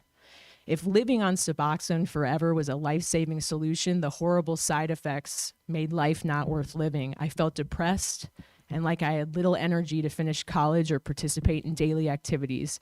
I wasn't in withdrawals, but I still wanted to use different, stronger opiates. I went in and out of rehabs to try and get and stay sober, but would relapse within weeks of my discharge. My family invested hundreds of thousands of dollars and experienced untold stress and trauma. I worked to find a community of people that used opiates. I was able to acquire pills through doctors, friends of friends, or referrals, and sometimes heroin off of the street. I am forever grateful that fentanyl had not yet entered the illicit drug supply, or I would likely not have had the opportunity to change my life, get an MBA, become a successful entrepreneur, a mother, a spouse, and honor the generosity and love of my family, or be standing before you today. I was 23 when I contacted a friend with whom I had used opiates to ask where I could get more. To my surprise and dismay, he said he was clean, happily married, and working a full-time job that he really loved. He was no longer using opiates. He explains that he had returned from a trip to Mexico to try a plant medicine called Ibogaine. I had never heard of this substance, but I knew this friend very well, and if it had, in fact, enabled him to stop using and have the strength to stay stopped, I knew I needed to try it. I did some quick internet research. I read about certain risks, but I rationalized that the risk could not be worse than my using IV heroin. I called a clinic and bought a plane ticket to Mexico. I went to a place that was unequipped to provide safe Ibogaine treatments. It was what I would call a drive-through detox, and frankly, it was just fine with me. It had no medical infrastructure, no psychotherapy, no preparation or aftercare, and no vision for my long-term recovery. I have since learned that these are core requirements for increasing the success of Ibogaine-assisted treatment. I took a few capsules of Ibogaine and I endured a 12-hour experience that was quite nightmarish. I know now it could have been beautiful, but for the lack of any psychotherapeutic preparation, the absence of trained, experienced medical professionals, no clinical infrastructure, no nursing support, and absence of any aftercare or long-term therapeutic integration, I now know precisely how Ibogaine can be administered safely and effectively to individuals and at scale. However, the Ibogaine achieved what no other therapy or intervention had yet. Soon after leaving, I was able to receive supplementary doses of Ibogaine, and I was totally free from withdrawals for the first time in years. And the psychological symptoms abated with time, along with support from therapists who truly understood the psycho-spiritual aspects of the Ibogaine experience, which accelerated my healing. I had to learn how to be comfortable with feeling emotions again, learned how to eat healthy, get adequate sleep, and many other life skills. I have not had an opiate, a legal stimulant, or alcohol since the Ibogaine experience almost 15 years ago. The Ibogaine experience contributed much more than a reset of my neurochemistry. I did not experience the deep depression that had accompanied my past efforts to taper or titrate my use of opiates, which always led me to go back. I felt a strong aversion to the idea of using opiates after my Ibogaine experience. I recall going from being unable to not take an opiate to feeling a very strong desire to never use an opiate again, and almost feeling sick from the thought of taking any. More compelling and important was a deeply personal and profound sense of purpose underlying my desire to expand my experience of recovery and develop new skills and understanding of the purpose of my existence, far more than detox, which I had experienced numerous times at other rehabs. I felt a newfound passion for pursuing a life of meaning and growth and helping others. This was absolutely unlike any other experience of getting sober. I had the clarity and desire to make life changes. Unlike every other effort to achieve sustainable recovery, during the Ibogaine experience, I seemed to witness the entire history of my life from a bird's eye perspective, without the fear, guilt, shame, blame, and dreaded unworthiness that accompanied going to conventional rehab. I seemed to observe symbols and images from my life and the lives of some of my ancestors. Although the beginning was very dark and challenging to get through, especially without the support of a guide or therapist prior, I was entirely rational the whole time and could remember a huge portion of the experience afterwards. Rather than feeling broken, afraid, ashamed of what I had become, and desperate for the end of my chemical dependency, I came to want to know and experience more of my own life like never before. I wanted this deepening sense of feeling alive in the present and the possibilities of the future for myself, and even for those in my family who had come before me and made my existence possible. I was connected to a sense of affirmation, meaning, and felt motivated to understand it better. I had been a hopeless heroin addict mere hours before this began. The Ibogaine showed me how the opiates were poisoning my body and my mind, and I vowed then, during the experience, to never put this poison in my body again. Since this time, I have contributed to making access to medically safe, scientifically based, ethical Ibogaine-assisted treatment for chemical dependency, mood disorders, and PTSD possible. I have helped hundreds of people heal from Ibogaine and have enabled medical doctors, nurses, psychologists, and coaches align their training and skills to deliver the benefits of Ibogaine to help many, many people who, like me, had been hopelessly dissatisfied with conventional methods of seeking relief from a wide range of conditions. I have come to understand that the root cause of my chemical dependency predated my root canal and was a need for relief from the symptoms of untreated intergenerational trauma. At the age of 19, on January 27th, 1945, my grandmother, Bella Eisenberg, had been liberated from Auschwitz concentration camp by the Soviet Army after the infamous Death March. Along with my great-grandmother, her mother, they then endured unspeakable traumas. Their family had been murdered in front of them, but they both survived and immigrated to the United States to settle in Omaha, Nebraska, where I was born in 1986.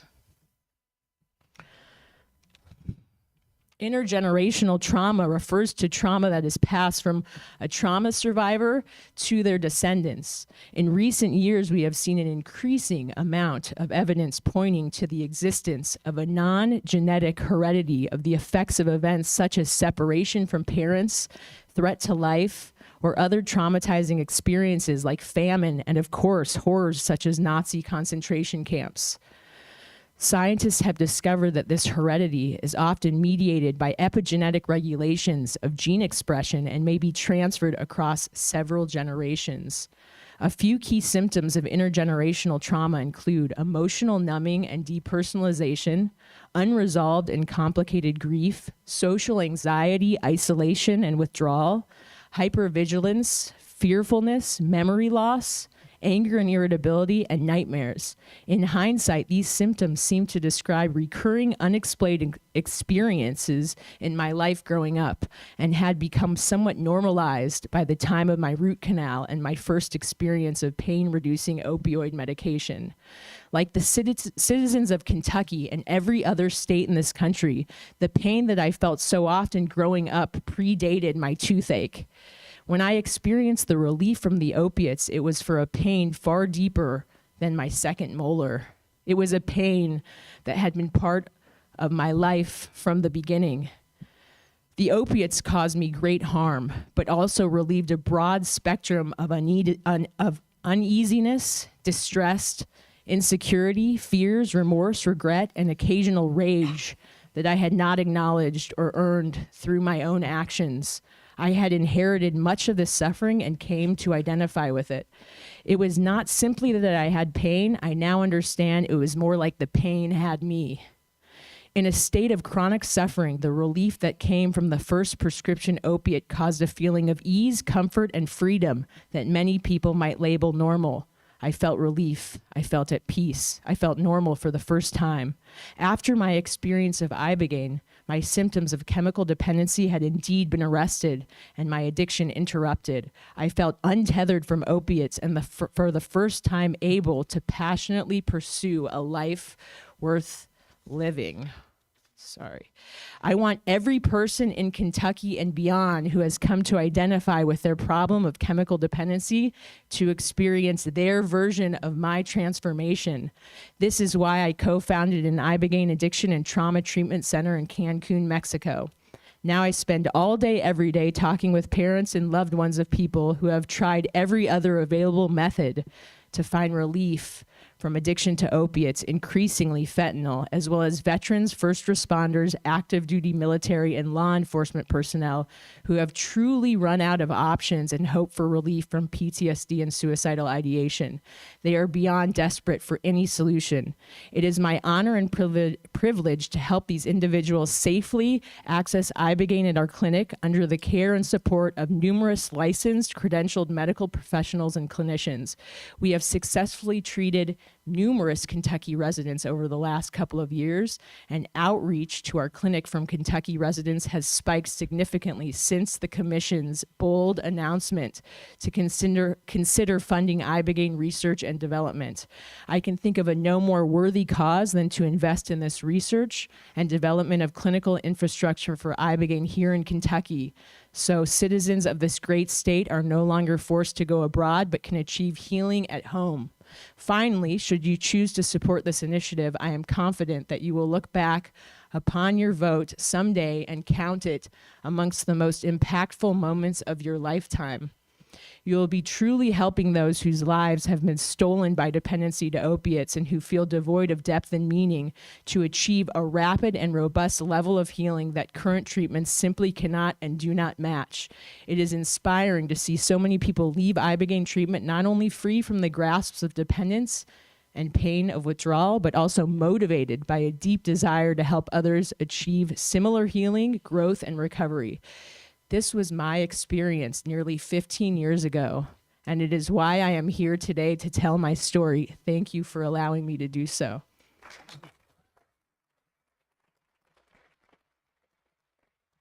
Are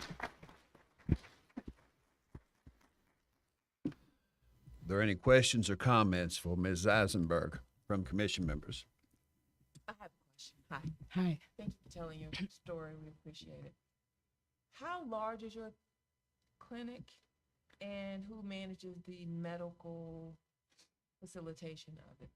We have a medical director. We have about four full-time medical doctors. We have about 14 ACLS cardiac care trained nurses and about 45 employees in total. And it's growing. Yes. Thank you. And you're welcome to come visit. Yes. Any other questions or comments? Thank you. Ms. Eisenberg, thank you. Thank you. Thank you. We will now take a 10-minute break, reconvene, and go to conclusion.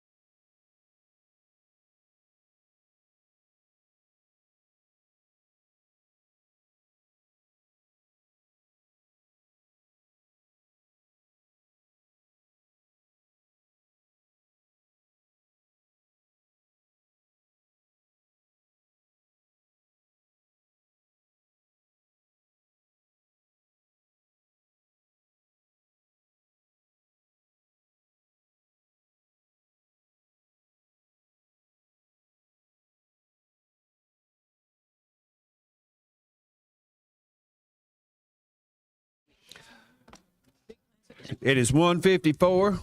We are ready to come back to order, and we will proceed through our last witnesses all the way through public comments to conclusion.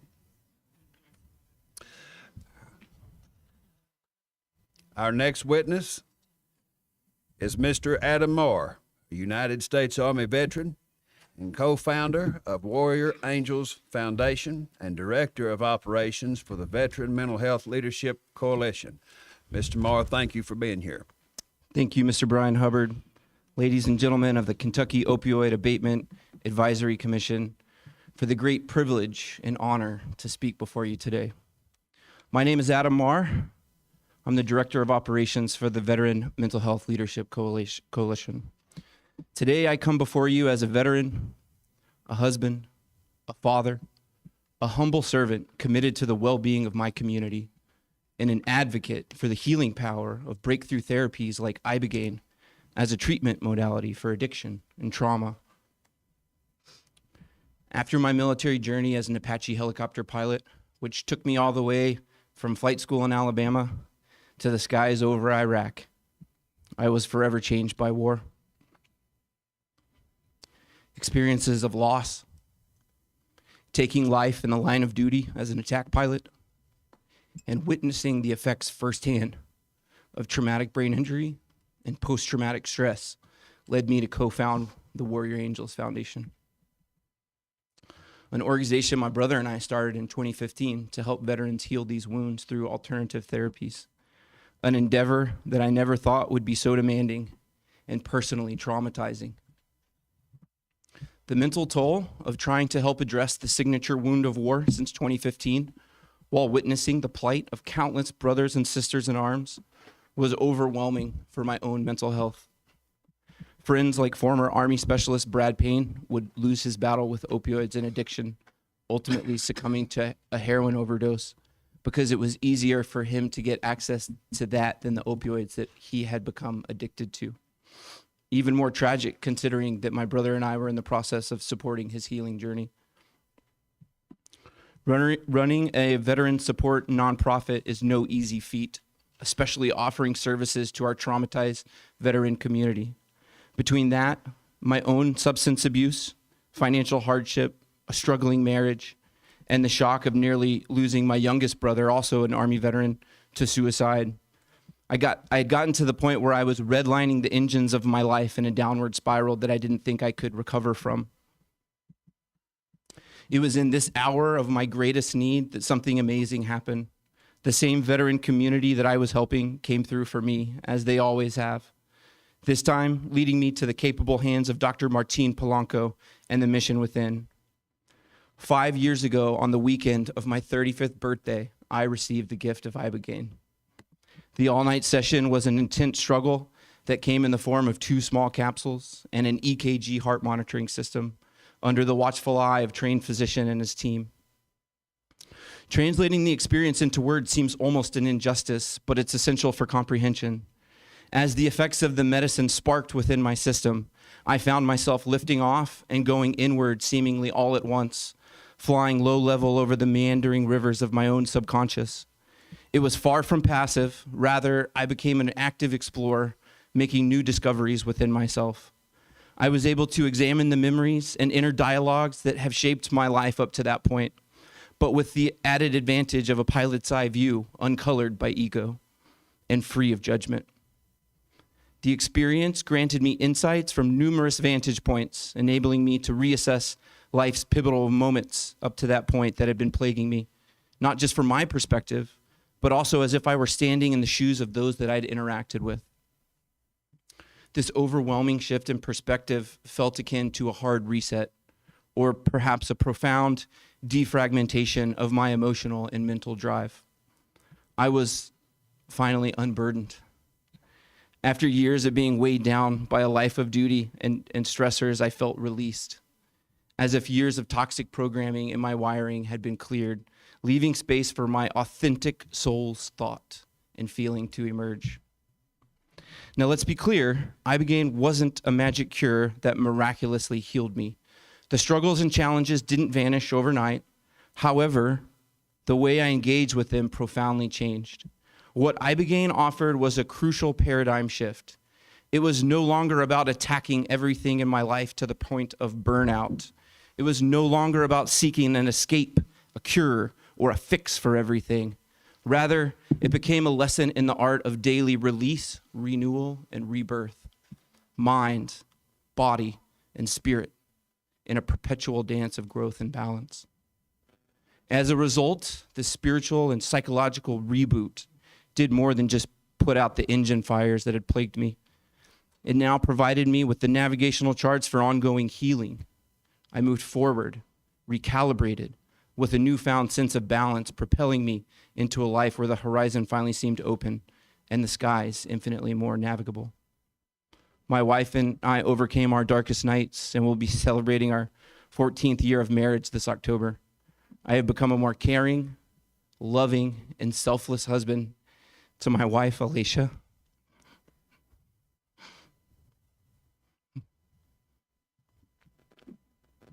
My 2 daughters, Amelia and Aria. And my son, James Austin. They're my everything. And most astonishingly to me, this work has led me back to my Christian faith with a much deeper spiritual understanding than I could have ever dreamed of attaining. Just a few days ago, I reconfirmed my public acceptance of Jesus Christ through baptism at my small church in rural Alabama, a day I never thought or imagined a few short years ago. God is so good, for his love and his mercy endures forever. I owe an immeasurable debt to Dr. Martin Polanco and the Mission Within for granting me access to Ibogaine in Mexico when the nation that I fought for and became so broken trying to help support wouldn't allow it. We must do better. So now, aside from treasuring time with my family, I devote myself entirely to fostering and advocating for healing through these groundbreaking medicines now that I have been able to truly strengthen and heal myself. At the Veteran Mental Health Leadership Coalition, we've united a formidable alliance. Scientists, doctors, therapists, legal experts, CEOs, and veteran leaders, each committed to championing this cause for years and in some cases decades. Yet, what this commission is contemplating here in Kentucky is unparalleled to anything we have seen thus far. It has the potential, I'm sorry, I misread here. Together, our almost 50 partner organizations and almost 100 members have not only served countless veteran lives, but also labored to educate open-minded leaders such as yourselves about the responsible and effective use of these therapies. In the past year alone, the VMHLC has secured $12 million in funding across 4 states for innovative programs supporting other breakthrough therapies. Yet what this commission is contemplating here in Kentucky is absolutely unparalleled to anything that we have seen thus far. It has the potential for unprecedented impact. Since May of this year, the eyes of the nation have been fixed on the commission and the state for what's unfolding here. Ladies and gentlemen of the commission, please let me close with an expression of my deepest respect and gratitude for each and every one of you and what you're doing. You stand on the brink to be national pioneers, considering Ibogaine as a bold solution to the opioid crisis, a move that could redefine healing and recovering, not just in Kentucky, but for the entire nation. All glory to God who strengthens me, this movement, this medicine, this commission, and the great state of Kentucky. Thank you so much.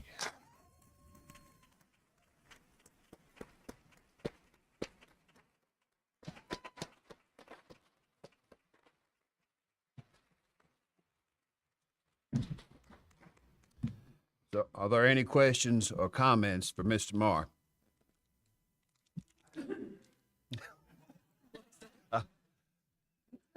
Mr. Marr, thank you for your service to this country, your time, your testimony today. Thank you.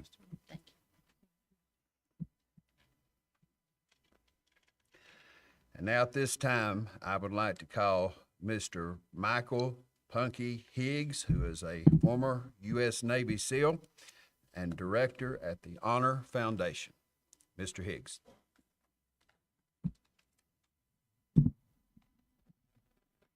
Mr. Hubbard, can you hear me? I'll speak up a good bit. Can you hear me okay? Now, yes, sir. Good afternoon, and thank you for your time. Thank you for your patience, your compassion today as you listen to these numerous stories of hope and transformation. I hope that in our sharing with you that you'll have a better understanding and perhaps a different perspective of the amazing healing power of plant medicine, and specifically Abatement. At a time when no other treatment modalities and drugs, at a time when other treatments, modalities, and drugs have failed. My name is Michael Higgs. I'm a retired Navy SEAL of 30 years, finishing my active duty time as Command Master Chief for West Coast SEAL Team. I've had 15 rotations, multiple combat tours during my service, with the last one in 2015. I'm a graduate of the University of Southern California with a Master's in Business, and Southern Illinois with a Bachelor's in Education and Curriculum Development. Post-military retirement, I served both the private sectors and government sectors as a program manager, consultant, and in learning and development. I'm currently the director of programs for the Honor Foundation in San Diego, California, which is a 501(c) transition program for the men and women of the Special Operations community. If you asked me 4 years ago if I'd be up here or anywhere speaking on substance abuse, drug addiction, physical and sexual abuse, multiple losses of life, complex post-traumatic stress, loss, survivor's guilt, moral injury, and attempted suicide, I'd say, where do we start? If you'd ask me about psychedelic-assisted therapy, mindfulness, meditation, deep personal reconciliation, post-traumatic growth, and healing, I wouldn't know where to start.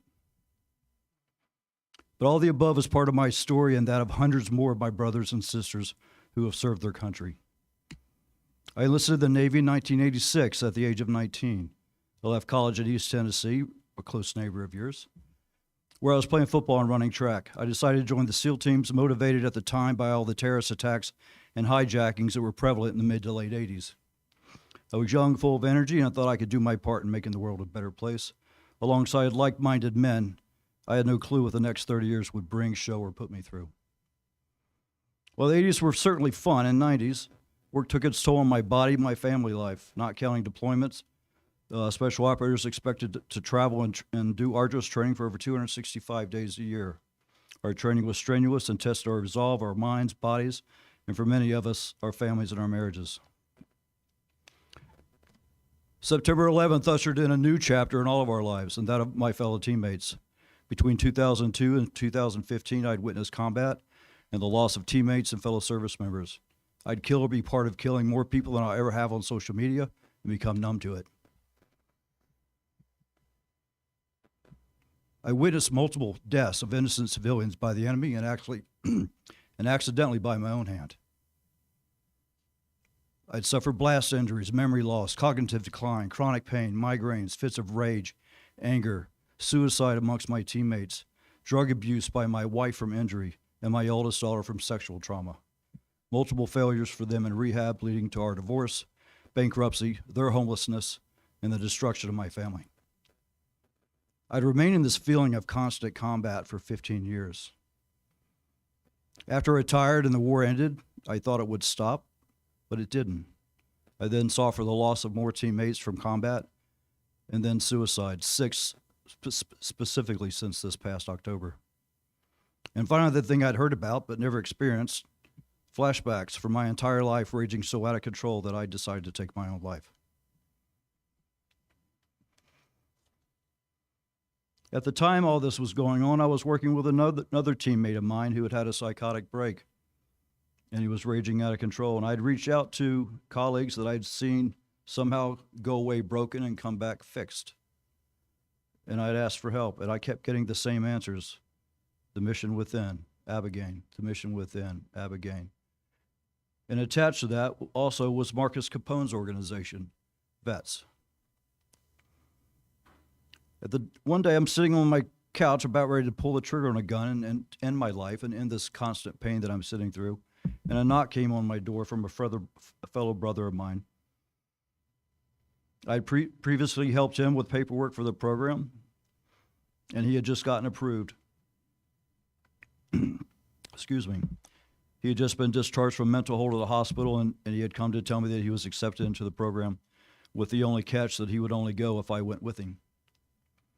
I told him I would, not believing that it would help, but anything was better than nothing. You see, at that time, I tried everything at that point: talk therapy, CPT, IPT, TMS, more psychotropics than I think anyone should ever be on, and nothing seemed to work. So what did I have to lose if this didn't? My gun would still be there.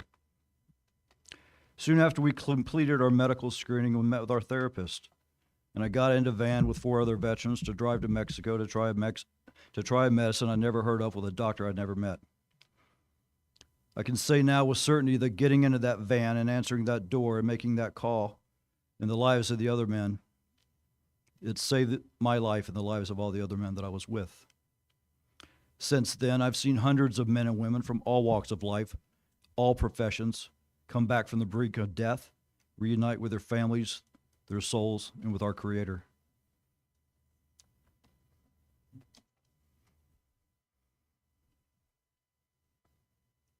I was able to reconcile more pain in my life over the course of 3 days than in the 40 years of therapy combined. And I wasn't alone in this experience. Since that weekend, I've dedicated my life to working in the veteran space and advocating for these medicines.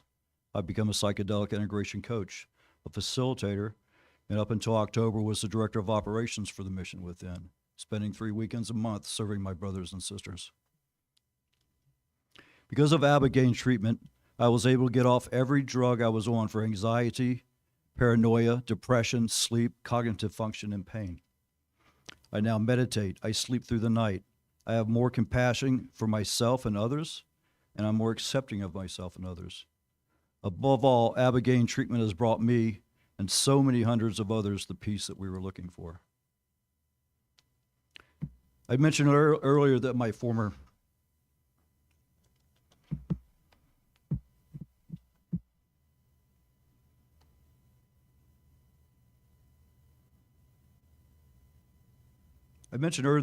wife and my oldest daughter suffered from drug and opioid abuse. That abuse and the shame and the guilt and pain never left them. I tried for years to get both of them to come with me to Mexico and just try experience, and neither of them felt they could titrate off their antidepressants or anti-meds long enough to get through the treatment. They were both trapped by fear, and every day for the last 15 years, I've waited on that call.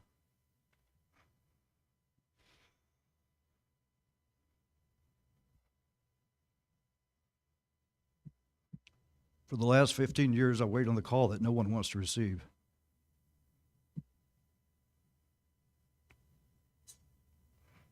Sadly, 2 weeks ago, August 28th, less than 48 hours after I've drafted these notes, I received that call. My oldest daughter, who was in pain, knew she would go to the hospital and probably be turned away. She went to the street, and the street delivered. She was found less than 24 hours later with fake Oxycontin laced with fentanyl. She died at 33.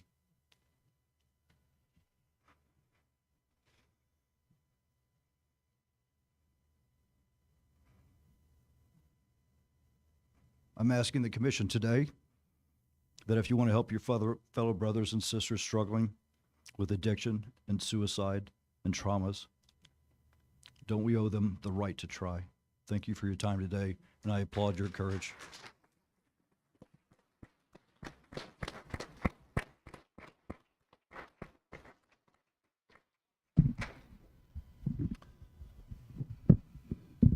Mr. Higgs, thank you for your service to the country, your presence here today, and on behalf of this commission, please accept our deepest sympathies on the loss of your daughter, and thank you for being here. Are there any questions or comments for Mr. Higgs from any commission members? I know that was difficult, sir. Thank you for coming. Thank you, sir. Thank you, Mr. Higgs. At this time, I would like to call Mr. Stefan Lasme, who is a NBA alumnus, a native of Gabon, and an immigrant to the United States. Thank you for being in the Commonwealth of Kentucky here with us this afternoon.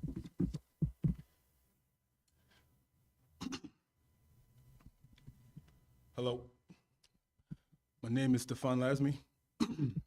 I'm a Gabonese American U.S. citizen, husband, father of 4 girls. I'm a former professional basketball player and a plant medicine advocate. It's an honor to be here today as we discuss the exploration of ibogas and ibogaine powerful therapeutic potential to help combat the growing opioid epidemic in Kentucky. First, I want to thank the state of Kentucky and the Kentucky Opioid Abatement Advisory Commission for providing me with the opportunity to speak today. Come in on that microphone just a little bit. I also want to thank all of the people and groups for their dedication and hard work in addressing the opioid addiction crisis here in Kentucky and beyond. Because of many of the people in this room and others, there's a strong foundation upon which we hope to build a successful treatment framework. I also wish to express my condolences for the lives lost to this epidemic, which we've been told number in the thousands over the past 3 decades, as well as the thousands more connected to them, their family, their friends, neighbors, and more. However, it is immensely encouraging to be here and bear witness to such an action-oriented commission and state government dedicated to finding safe, effective, and efficient answers to this most serious situation. My colleagues and I are grateful for the opportunity to be here to learn and to hopefully collaborate on this important collective effort. It is my sincere hope that together we can help those most in need today to prevent additional unnecessary loss of life, starting now with the people in Kentucky. It is worth mentioning that I already feel a connection to your great state through my time playing basketball for the University of Massachusetts in the mid-2000s. During my junior year at UMass, Travis Ford of Madisonville, Kentucky, became the head coach, going on to help lead the team back to its 90s level of greatness when the Minutemen were coached by another Kentucky legend, John Calipari.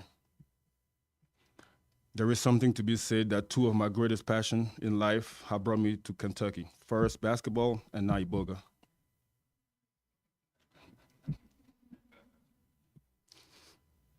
I've been a basketball player for nearly my entire life and connected to iboga for even longer. Having been born and raised in Gabon, a small spiritual country on the west coast of Central Africa, the plant has been part of my very upbringing, culture, spiritually, and wellness. In my home country, which holds the largest population of iboga trees in the world, there is a deep reverence for the plant.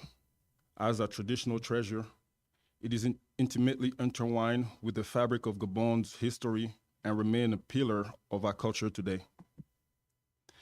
Its powerful healing properties, known by the Gabonese and Bwiti tradition for centuries, have helped the minds, hearts, and body of countless Gabonese and increasingly thousands and others around the world.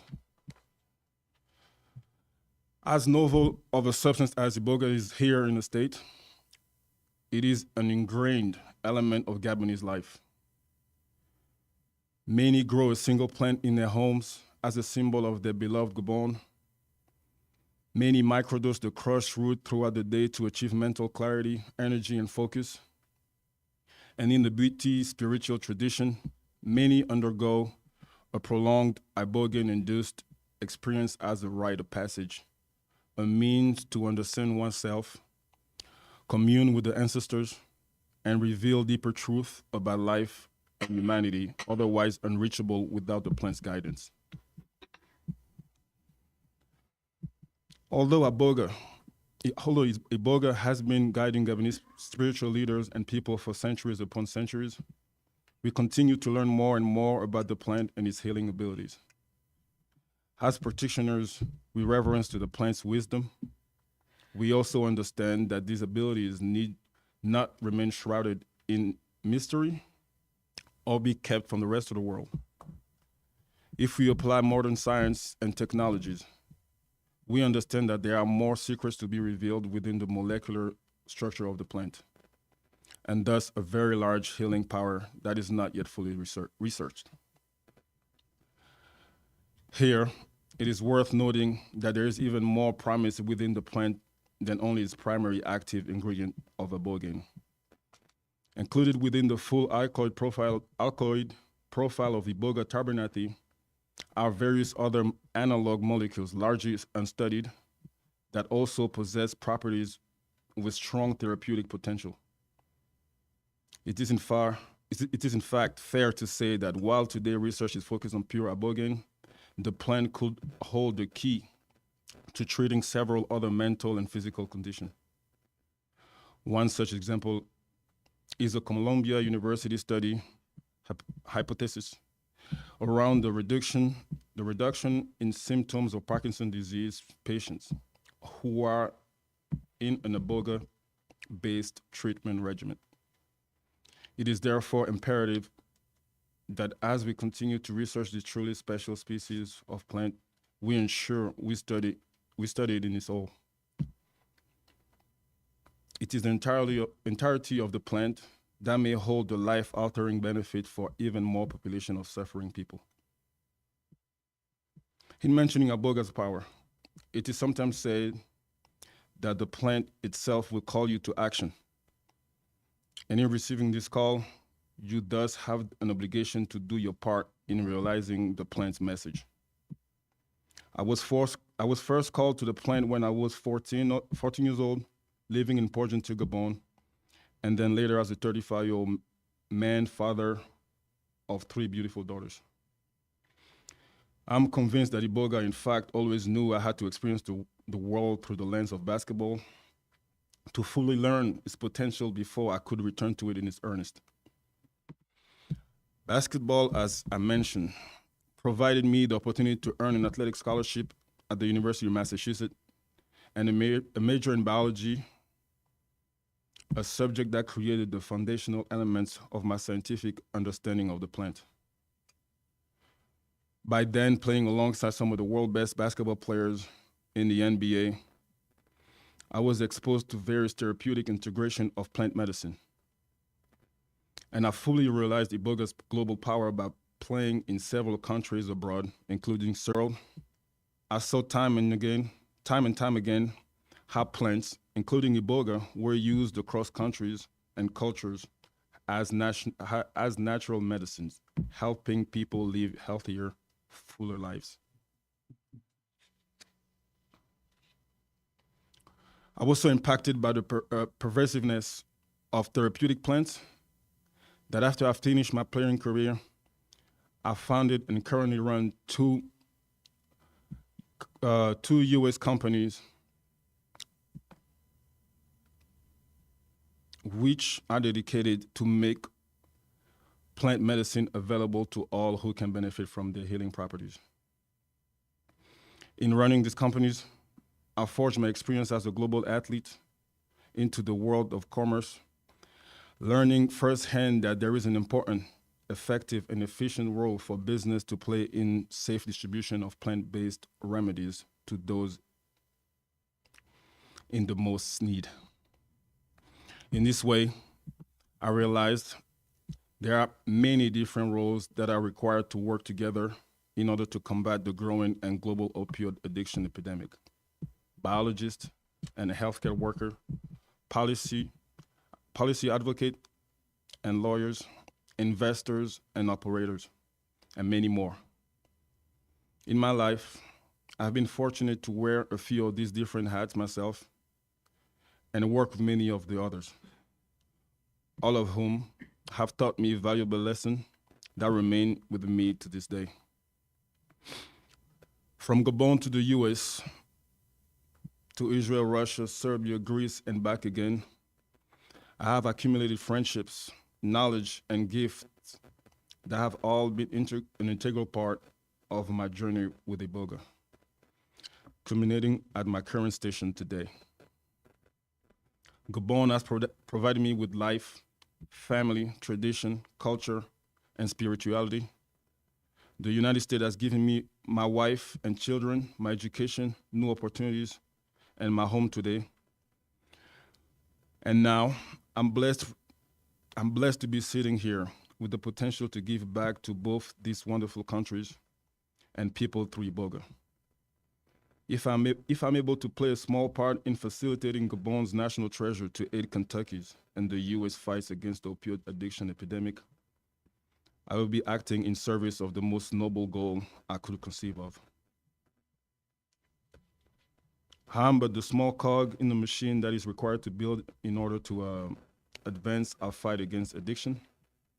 But I'm filled with excitement that I can lend even a small piece of my life experience in partnership with wonderful people in this room today, and the many others not here to help preserve what matters most: the lives of Kentuckians, Americans, Gabonese people, and those of the entire world. It is my sincere hope that we can continue to research the full wonders of Iboga and facilitate its therapy to the global community in an ethical and ecologically sustainable manner. And I fully believe that by starting here in Kentucky, we can help serve those most in need and then hopefully catalyze the significant international advancement in novel plant-based treatment protocols. The people in this room today can be the foundation of something far greater than exists today, and one that lasts a generation. Thank you for granting me the chance to speak with you today and for listening to a bit of my journey. One I hope can join in with yours, and one that is truly just beginning. Thank you.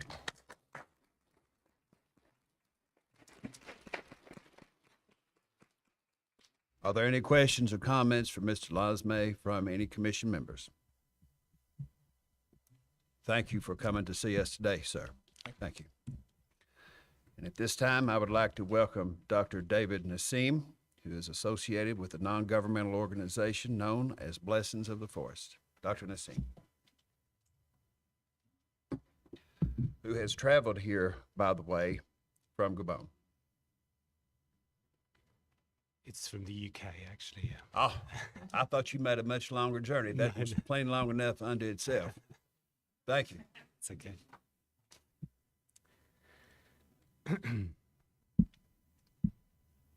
Hello, everyone. Lean into that microphone so we can hear you well. Yes. Hello, everyone. I would like to thank the honourable members of the Kentucky Opiate Abatement Advisory Commission for inviting the Blessings of the Forest organisation to speak here today. My name is David Nassim. I am co-director of Blessings of the Forest, or BOTF, a non-profit in the UK and an NGO in Gabon. My main focus in BOTF is advocating for traditional people's rights associated with Iboga and fundraising in the international arena. My background is in Chinese medicine. The founder and other co-director of Blessings of the Forest, Jan Guignon, and our president, Marilou Miboka Aboge, apologize for their absence due to a COVID infection. I will be introducing the subject of Iboga sustainability and the work of Blessings of the Forest in Gabon in order to lay a context for the main speaker who is our honorary president, Master Moubei Boal, who has prepared a video from Gabon for you that we will see shortly. Due to the current political instability in the Gabonese territory, Master Moubei apologizes for not being able to come to this meeting in person. He will introduce himself properly after my statement. Iboga is a shrub which endemically grows most prominently within the Gabonese territory of Central West Africa. The alkaloid ibogaine is one of the 30 or so active ingredients identified in the plant. The once nomadic pygmy tribes have known about the curative effects of Iboga for numerous maladies, especially those that would be said in the West to have psychological origin. These peoples have lived in the region for tens of thousands of years and retain some of humanity's oldest genetic lineages. Iboga has been used by humans for untold millennia, but never in the way that the West has begun to use it today. Iboga was first exported to Europe by a French doctor, Griffon du Bellay, 1.5 centuries ago. Since that time, Iboga has steadily increased in its demand as different continents realize its potential. Since the 1960s, particularly because of the collaboration of Gabonese professor of pharmacology, Jean-Noel Gassita, and American visionary Howard Lotsoff, the American market and the use of Ibogaine for addiction, and particularly opiate addiction, has come to the fore. This potential has seen demand skyrocket, and a steady stream of medicine has been drawn out of Gabon and into the manufacture and use of Ibogaine in clinical settings, mainly in Mexico. Americans often seek treatment here due to restrictions from the FDA in the US. There is also a very large underground market worldwide. This long history of obtaining resources from Africa by any means has been the basis of colonialism that continues today. In direct contrast, the focus of Blessings of the Forest's vision and mission is to support rural communities in developing sustainable and equitable income-generating activities from their forest. Our co-developed projects enhance Gabon's culture and natural heritage, providing an alternative to illegal exportation of forest resources and address human-wildlife conflict and rural exodus.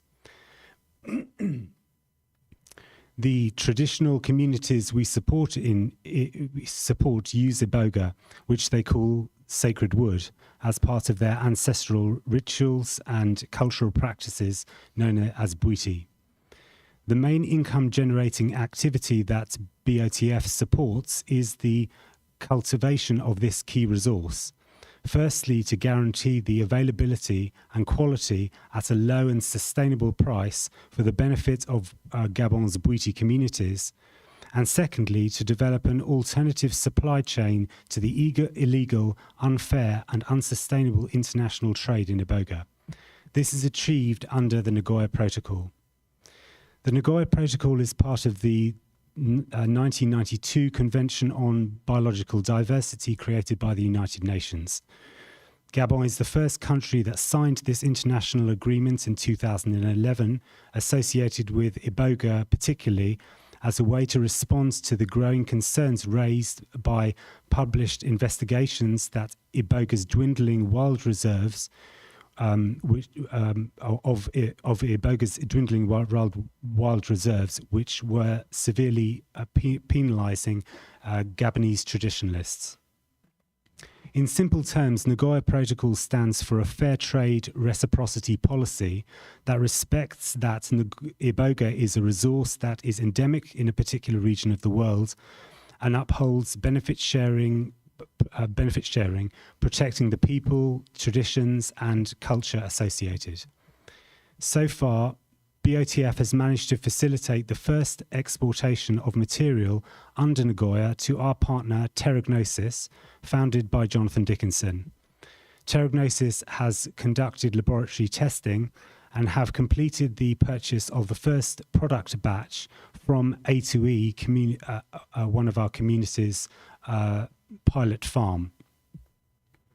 An example of reciprocity in action, the Terragnosis Nagoya contract includes two types of benefits: monetary benefits and non-monetary benefits. Monetary benefits are shared from the sale of the product, as well as profits generated down the line from any research and development. Non-monetary benefits include the sharing of information and research opportunities. This is the first agreement of its kind in Gabon, but it is based on a similar access and benefits agreement around the world, such as the industry-wide agreement for rooibos tea and agreements related to other pharmaceutical, food, and timber products. Considering that Gabon has made a major contribution to Ibogaine research worldwide, being the leading source of supply, considering that almost all international treatment centers using Ibogaine advertise on the Gabonese origin of this resource. Considering that the Ibogaine market will always have an impact on the Iboga market, as many people who are treated with Ibogaine alkaloid later come to Iboga itself. Considering that Gabonese traditionalists possess essential knowledge concerning the use of this resource, which has largely inspired modern scientific research. And finally, considering that many opiate addicts living in the USA originate from the African continent, in particular the Congo Basin. Gabon and its traditional communities call on their right to position themselves as suppliers of Iboga, Ibogaine, or purified total extracts, as well as collaborators in research projects governed by the Nagoya regulations and focused on the form and content of therapeutic outlets. We are here to stand in solidarity with this Commission's Ibogaine treatment plans because of Brian Hubbard and the Commission's pioneering interest in reciprocity, upholding our own directive of supporting the traditional and natural cultural heritage of Gabon and the stewards of this ancient knowledge of Iboga. This being at the very root of the healing process that we have heard about from numerous people throughout this hearing. It is hugely gratifying for us to understand this willingness and openness to the Gabonese context. This is very rare, with the exception of our few and precious donors, particularly the Indigenous Medicine Conservation Fund, whose key work is vital for our sustainability. There is a way that all can benefit from this medicine's resource, and the Commission here unifies the scientific field as well as the traditional connection to this medicine and does not leave anyone out. Everyone has a seat at the table. That reflects and resonates with the Bwiti community practices found in Gabon. I would like to end with two quotes. First, from the American naturalist John Muir, who said, "When we try to pick out anything by itself, we find it hitched to everything else in the universe." And second, from Dr. Martin Luther King, "Their destiny is tied up with our destiny, and their freedom is inextricably bound to our freedom." This is the reason Blessings of the Forest has decided to offer our support to this movement and to make sure that Gabonese traditional leaders like our Honorary President, Master Moubay Boal, are heard today. This breathes hope into the possibility that such an approach could help heal all those concerned, not just the parts that we see whose pain is evident in the Gabonese, in the American context, but also that hidden element of the Gabonese context that has, until this time, had no voice. I will now give Master Moubay Boal the floor, speaking as a representative of the Bwiti traditions of Gabon. Thank you.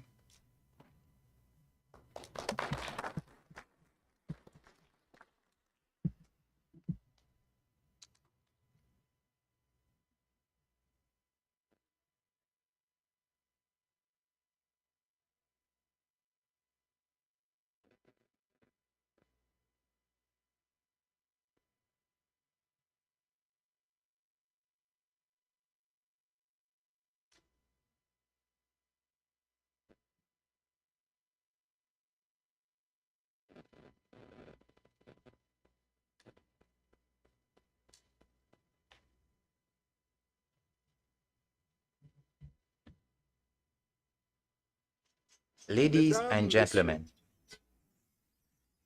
I am Moubay Boal, attorney at law at the Gabonese Bar, honorary president of the Blessing of the Forest non-governmental organization, and senior director of the Marangaman Zambi National Association. Marangaman Zambi is a non-political organization under Gabonese law, bringing together practitioners from the main families of the Bwiti Misoko Right in its various ancestral branches. It works to raise awareness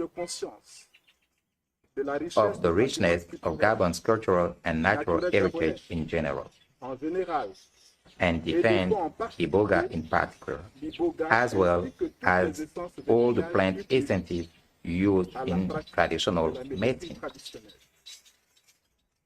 As such, I am initiated into the ancestral rite of Bwete and practice its Misoko branch. I am in charge of a temple, and I am also an initiating spiritual father. I would like to thank the honorable members of the Kentucky Commission for the honor of sharing with you my opinion on your action, which also affect my traditional community. In the immemorial time of mankind, our ancestors, through a purely empirical approach far from modern laboratories, discovered on the land of Gabon that iboga plant had multi-dimensional virtues, essentially used by traditional communities in the ritual and the therapeutic practices of the various branches of Bwiti. Iboga revealed itself very earlier on as a sacred plant because it enables the initiate to commune with the divine, to heal the sick body and spirit. Although empirical, the original approach which enabled our ancestors to discover the virtues of iboga has the value on intellectual work, and consequently their descendants must benefit from the imprescriptible right attached to its exploitation throughout the world.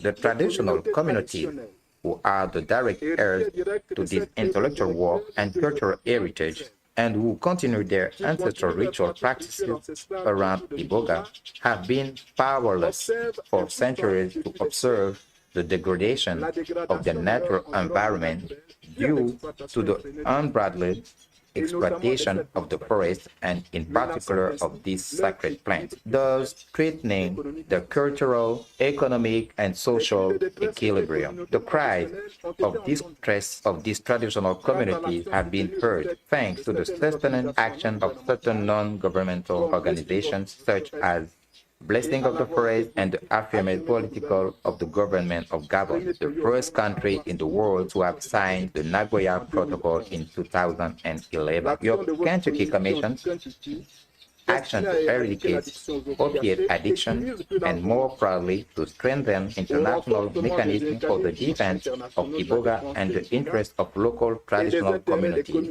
guardians of the sacred plant, can only receive the unreserved support of these traditional communities through the National Association Manga Manzambi and Blessing of the Forest.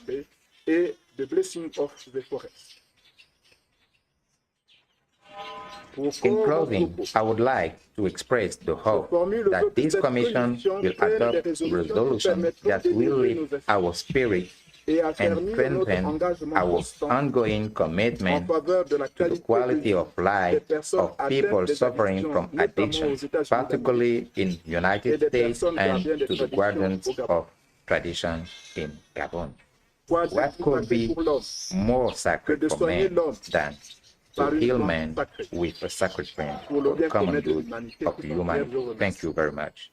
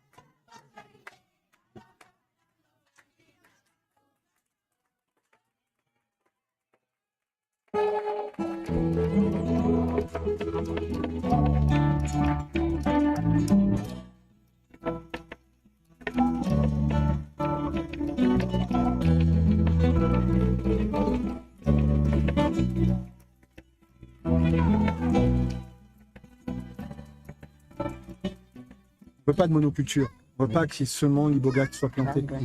Soit le iboga et toutes les autres plantes utiles. Les agrumes, les plantes maraîchères, les plantes médicinales. Il faut que ce soit une diversité de plantes assez riche.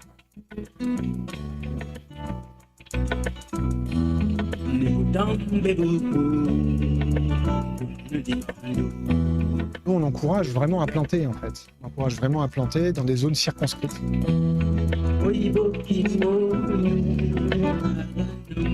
Il faut qu'on soit capable de dire combien de pieds d'iboga vous avez. Voilà, donc on va compter tout ça là et puis on va enregistrer. J'aurais besoin de plusieurs bras. S'il y a des jeunes parmi vous qui veulent bien se motiver pour nous aider, ils seront bienvenus.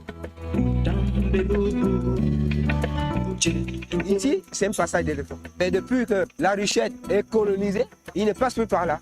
L'éléphant a peur, en fait, des abeilles.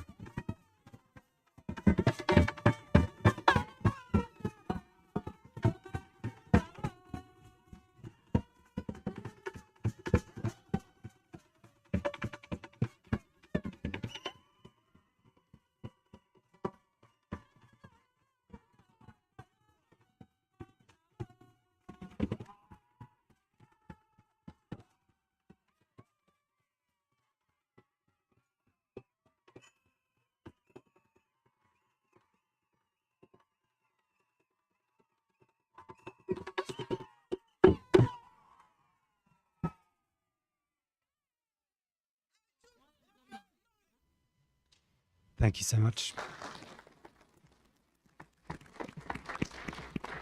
Are there any questions or comments from commission members to Dr. Nassim? Thank you for your long journey and your presence here today, sir. Thank you. Thank you. Next, we have a recorded statement from former Governor of Texas, Rick Perry.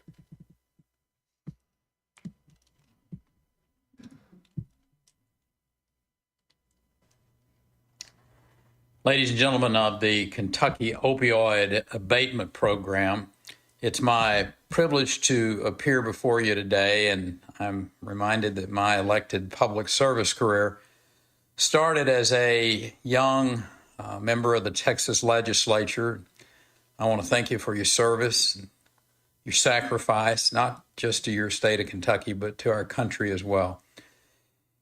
Now, the additional honor I had to serve as the governor of the great state of Texas for 14 plus years, and then as our Secretary of Energy only makes today more poignant. I realize the irony of me being here, advocating for research into a powerful psychoactive substance. 5 years ago, I would not have foreseen or believed that my name and Ibogaine would be in the same sentence, nor sure whether I even knew what Ibogaine was. But my journey from skeptic to supporter is rooted in my desire for results and in the undeniable potential of Ibogaine to transform lives. My journey began with a young man who worked with me at the Department of Energy. He was a former Navy SEAL named Morgan Luttrell, who's now a U.S. congressman and a vocal supporter of Ibogaine research. Through him and his twin brother, Marcus, who lived for a time with my wife, who's a registered nurse, and myself at the governor's mansion in Texas, we started to understand deeply the challenge of the situation. And we were trying to find solutions to help heal this young man. And what I've seen over the last 4 years in particular is that this treatment, it works. It works when all else seems to fail. In my home state of Texas, which is a very conservative, Republican-dominated state, we passed House Bill 1802, which allowed for clinical trials with psilocybin and related therapeutics.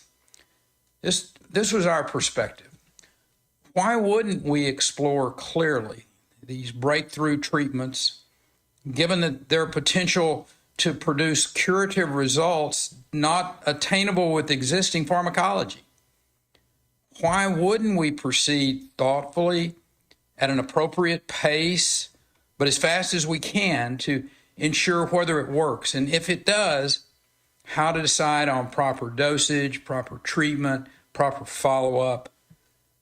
Right now, you have the opportunity for Kentucky to lead the nation on exploring this potentially revolutionary new treatment. Interestingly, at the federal level, Ibogaine research is more supported by Republicans than Democrats, though there are supporters on both sides of the aisle, many of whom are former military and have seen the trauma and understand the positive results of these treatments firsthand for PTSD, for traumatic brain injury, opioid dependence. But this isn't a partisan issue. This is about saving individuals in terminal distress and restoring personal ownership of their lives. It's about giving them hope. So I'm before you today, not as a political figure, but as a fellow human being, asking you to consider the stunningly positive potential of Ibogaine research. It's about taking care of individuals, about saving lives, about giving people their lives back. It's not a Democrat or a Republican issue. It's a human issue.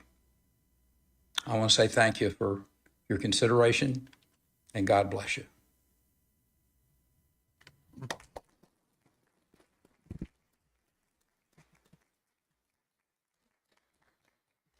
Our final witness of the afternoon is Lieutenant General Martin Steele, United States Marine Corps, now retired, who is the CEO of Reason for Hope and president of the Veterans Mental Health Leadership Coalition.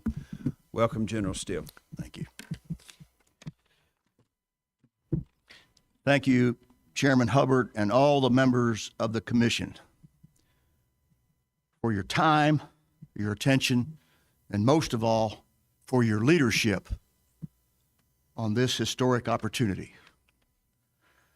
We have heard some incredibly powerful and emotional testimony today from those before me, including from several members of the Veteran Mental Health Leadership Coalition and ambassadors of Reason for Hope. I'd also like to acknowledge and thank my colleagues who are not speaking here today, who have worked tirelessly behind the scenes in support of this initiative, including my co-founder of Reason for Hope, Mr. Brett Waters, who lost his mother to suicide, along with Jesse McLaughlin, and our co-founder and chief science officer, Dr. Lynette Averill from the Baylor College of Medicine, who lost her Marine father to suicide. And she was instrumental in the passing of Texas House Bill 1802. As the CEO of Reason for Hope and the president of the Veteran Mental Health Leadership Coalition, I am honored and privileged to provide some closing remarks to the main portion of today's hearing. I am a retired Lieutenant General in the United States Marine Corps. I had the privilege to serve for 34 and a half years, rising from private to 3-star general and retiring as the Chief Operating Officer of the Marine Corps in 1999. I am the stepchild of a man who was a fighter pilot in World War II. I never knew my real father. My stepfather was a prisoner of war in Stalag Luft I in Barth, Germany. He suffered immeasurably from post-traumatic stress for the remainder of his life. Never abusive to my mother nor my siblings and I, but he died in a VA hospital on November the 11th, Veterans Day, in 1995 from alcohol abuse.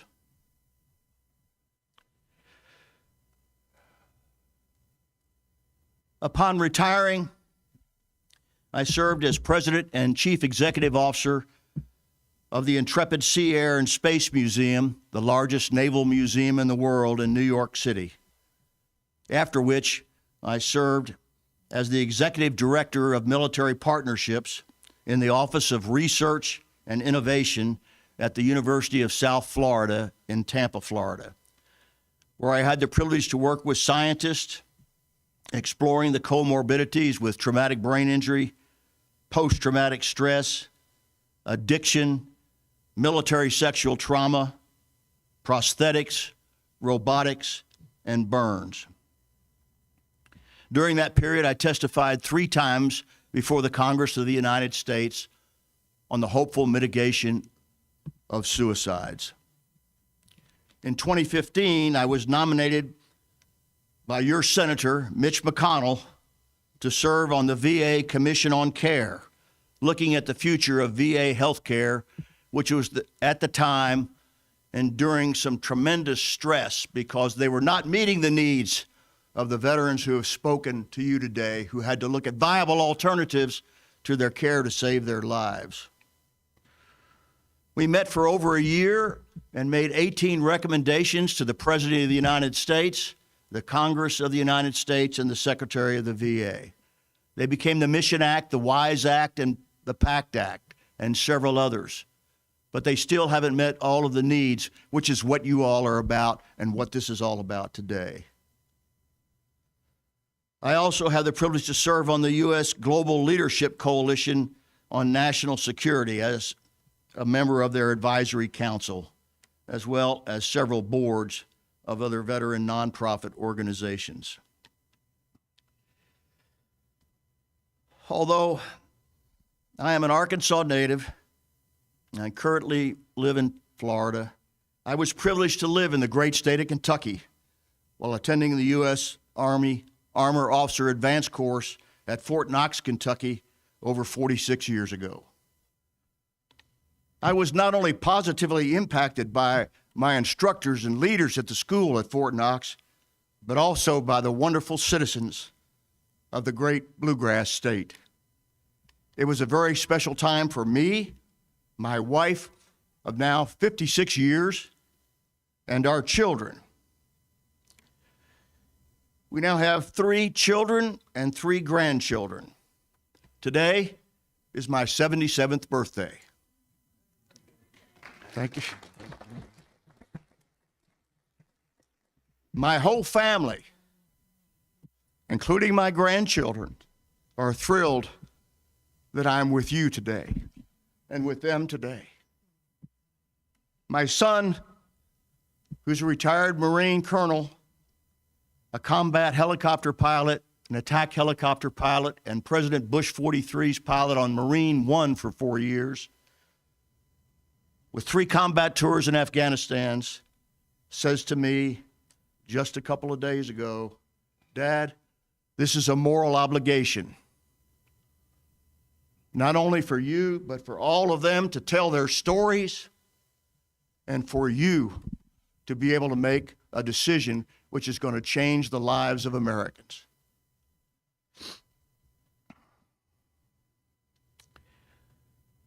You are all so well aware that the opioid crisis has wrought havoc on Kentucky and broader Appalachia, including my native state of Arkansas. As you've heard today, families and communities have been torn apart at the seams due to the opioid use disorder, with an overwhelming loss of lives to overdose. My own brother-in-law in Arkansas,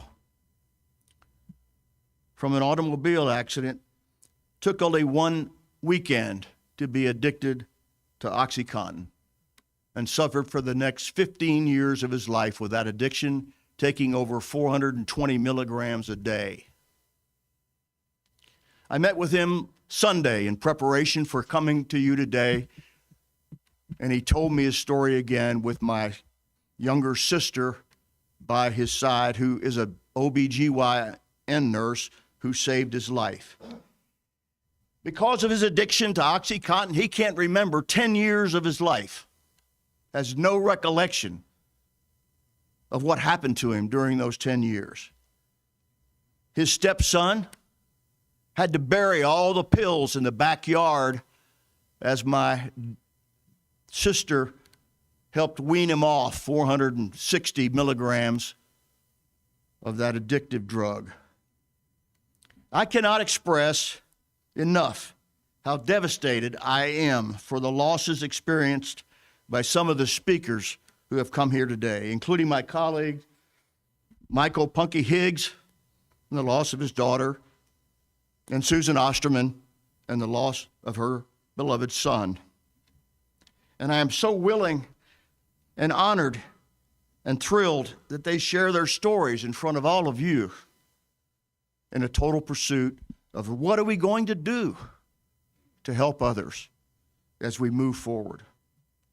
I wish there were an easy answer to this seemingly insurmountable crisis. Unfortunately, there is not.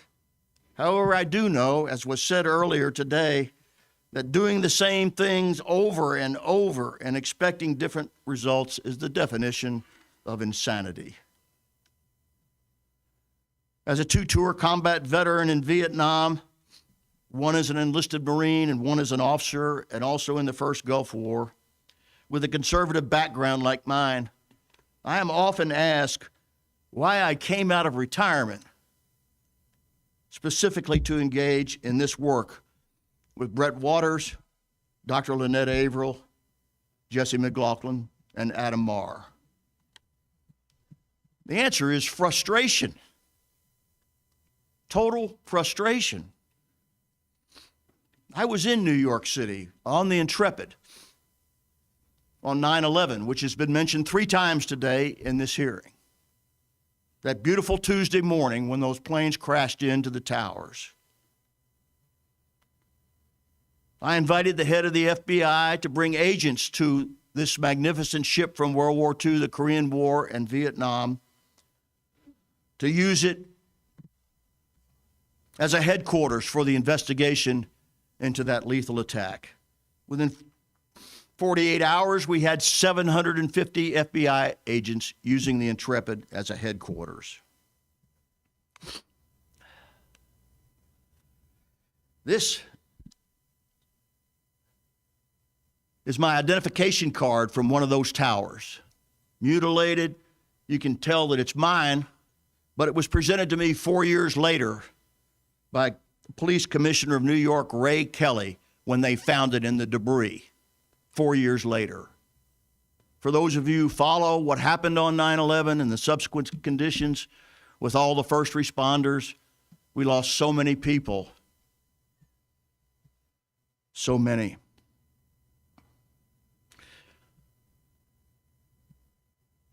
My challenge is that I was involved. My challenge is that all of these young men and women who went on and served our country selflessly in so many multiple tours of combat, 6, 8, 10 tours of combat over the 10-year, 20-year endless global war on terror. They are here today. They are survivors. They are honoring all those loved ones and brothers and sisters in arms who are not survivors, who have paid the price by either death by suicide or overdose or addiction. It's our time. It's our time to do something about it. My frustration with the lack of urgency and support from our government for bold initiatives with the potential to create transformational change to mental and behavioral health care, despite so many people suffering and dying every day as a result of the opioid and mental health crisis, has come to the point of now. For years, I have frustratingly witnessed us continue down the same flawed path of traditional treatments despite their clear limitations. While these treatments are important life-saving tools for a few, they are simply not enough for most, as you have heard from so many here today. Thus, I am honored and humbled to support the great state of Kentucky in this innovative ibogaine research initiative. As you have heard, ibogaine is not a magic bullet. However, the Commission has heard overwhelming testimony supporting that ibogaine, when used with careful medical screening, treatment protocols, oversight, it can be safely provided to lead to rapid and robust improvement, entirely eliminating withdrawal for some patients in a way that current treatments simply cannot match. It will save lives. It will bring people back. It will create love. It'll restore families. Ibogaine will not be appropriate for everyone, but for many people out there who have not benefited from what is currently available, this initiative should provide a reason for hope. A reason for hope that a new option is on the horizon that will help those suffering from opioid use disorder experience not only freedom from dependency, but as you've heard today, profound spiritual and emotional healing. This is a historic opportunity for the citizens of the great state of Kentucky. And Reason for Hope and the Veteran Mental Health Leadership Coalition are committed to partnering with this commission to ensure the success of this initiative. We are also committed to ensuring other states follow Kentucky's lead and to pursuing the federal regulatory reforms that will reduce the barriers to research, increasing federal funding opportunities, and ensure that once clinical trials are underway, Kentucky can serve as a hub for compassionate use of ibogaine under the Right to Try Act, as there are simply too many people who do not have the time to wait for full FDA approval. Otherwise, those fortunate enough to have the means to do so will continue seeking treatment outside of our country, as you've heard so often today. It is time to put an end to this unconscionable practice where over 1,000 veterans alone have had to go to Mexico, Costa Rica, Brazil, Central and South America to get this treatment. This is the greatest country on earth.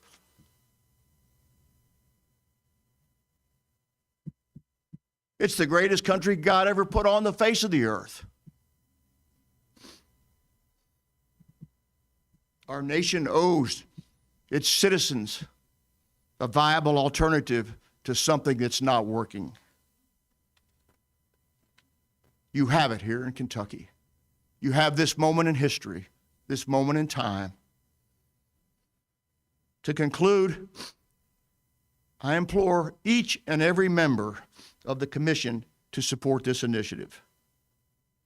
A unanimous vote will send a message that will resonate loudly nationwide, because as you heard from so many, including the former governor of the state of Texas, this is not a political issue. This is a human issue. This is about saving lives and preserving our way of life in this, the greatest nation on earth.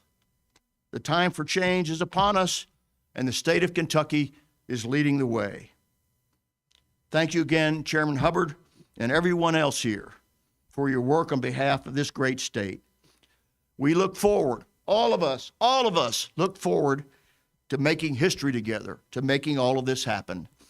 God bless you. Let's go out and make it happen. Thank you.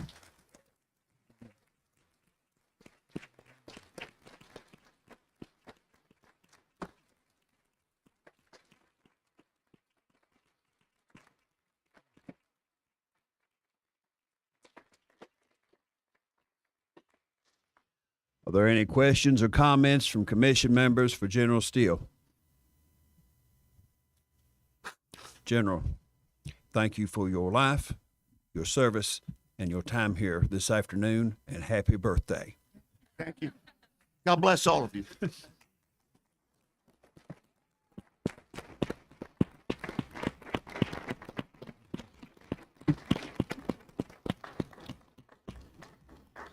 We have 4 individuals signed up for 5-minute public comments, and I am going to apologize in advance if I don't get the names exactly right. The first individual signed up is Dr. Jishan Chowdhury.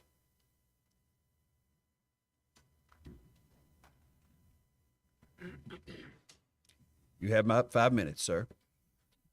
Thank you.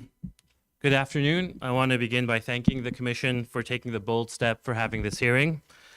Most importantly, I want to thank the brave individuals who came to speak here today. In being heard here today, I want you to know that sharing your lived experience, and I hope the action that it inspires, is part of our collective hearing. My name is Jishan Chowdhury. I am a physician and founder of Journey Collab, a psychedelic research company. At Journey Collab, we work with addiction treatment centers to become psychedelic clinical trial sites and research leaders. We are currently running the only psychedelic clinical trial in the country with a residential treatment facility, bringing this important research out of the lab and into the real-world setting of rehab. At the last hearing, this panel asked critical questions about how to ensure safe and ethical clinical research with ibogaine and what precautions and oversights would be needed. I am here because I work every day with the providers in the trenches that Mr. Chandler mentioned at the beginning of this hearing. These are the people that, as Mr. Chandler aptly said, are working their tails off but don't have the tools they need. In working closely with addiction treatment providers here in Kentucky and across the country, I believe we have the partners ready and able to conduct this research responsibly. These experienced providers have the clinical resources called for by this panel, the doctors, the nurses, monitoring capabilities, and so on. They have the oversight needed for controlled administration and rigorous study. In short, innovative providers here in Kentucky stand ready to become leaders in ibogaine research, and they are willing to take the steps necessary to administer treatments safely and effectively in controlled research environments. Mr. Hubbard, earlier today you talked about fortifying the treatment and recovery infrastructure in the state. There's already extensive expertise on the ground in Kentucky to conduct this important work in a responsible manner that balances safety, clinical, scientific rigor, and compassion. Kentucky has the chance to lead the way. Thank you for your time. Thank you, sir.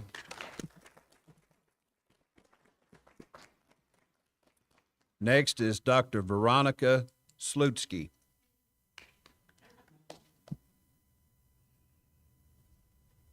Thank you so much to the Commission and the Veteran Mental Health Leadership Coalition for this opportunity.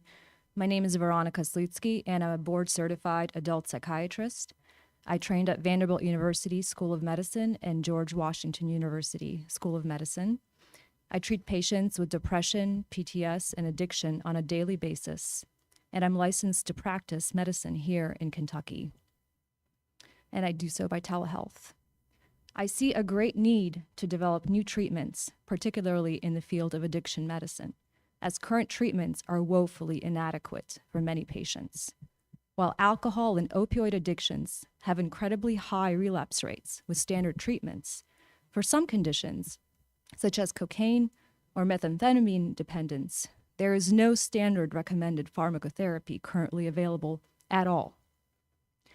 Ibogaine-assisted therapy is a promising treatment that can address not only opioid dependence, but other frequently comorbid conditions, such as PTS, alcohol dependence, and other addictions, with the same treatment. It deserves attention and research. I've consulted with physician colleagues who treat patients with ibogaine and individuals who have successfully completed the treatment.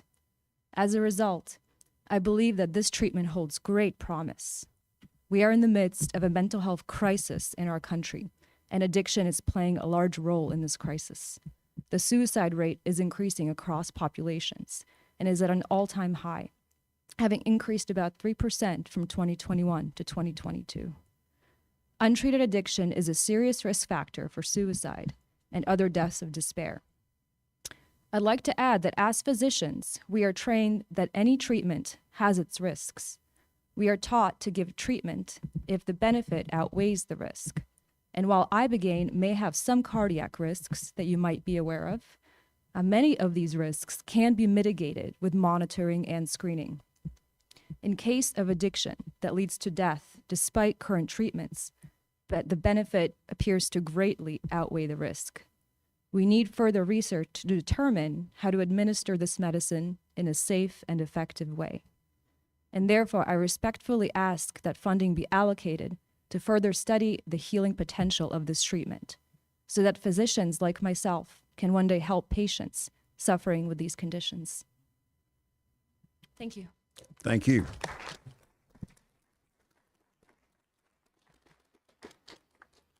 Mr. Dan Verwest. Is there Mr. Dan Verwest here? All right. Mr. Rex Elsis.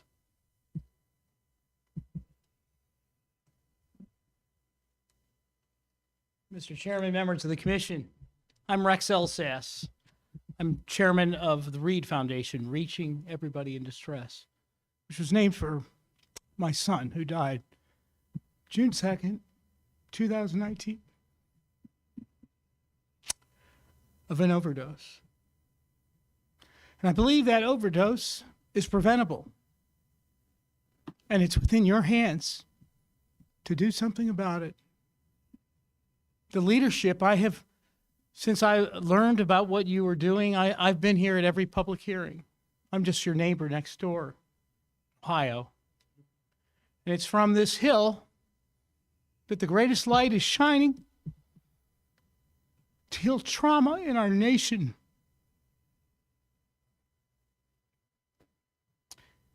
And my son left me with some work to do. In Ohio, we are in state prisons every week and in rehabs across the state doing music therapy. We have a 2-member office in Washington, D.C. that advocates for plant medicines to be rescheduled for the purposes of healing trauma. To my knowledge, this is the only opioid abate commission in the country that has had the vision and leadership to do something more than create the same practices that we have done, as has been referenced, which has only a 4% recovery rate.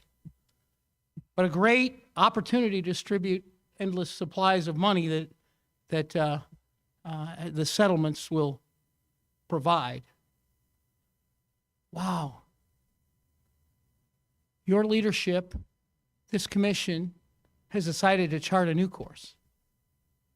I don't know what people speak of a silver bullet, but I do know what God's blessing is. And to me, that hope is a silver bullet.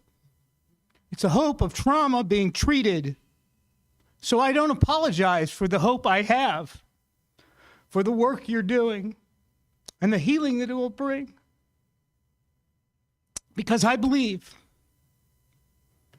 if I had had the option, Reed Elsass would be alive.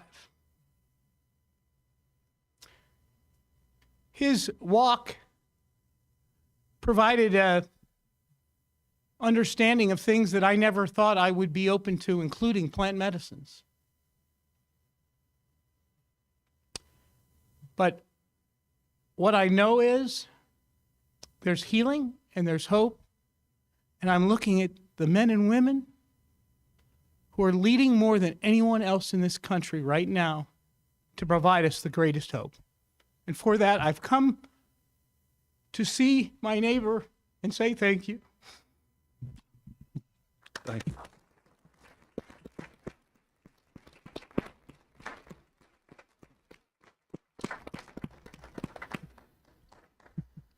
It is 3:19. We have this room for 11 minutes, which means in the event that there are two individuals who wish to speak who have not signed up, please identify yourself. Yes, sir. You want to come forward? Hello, Commission.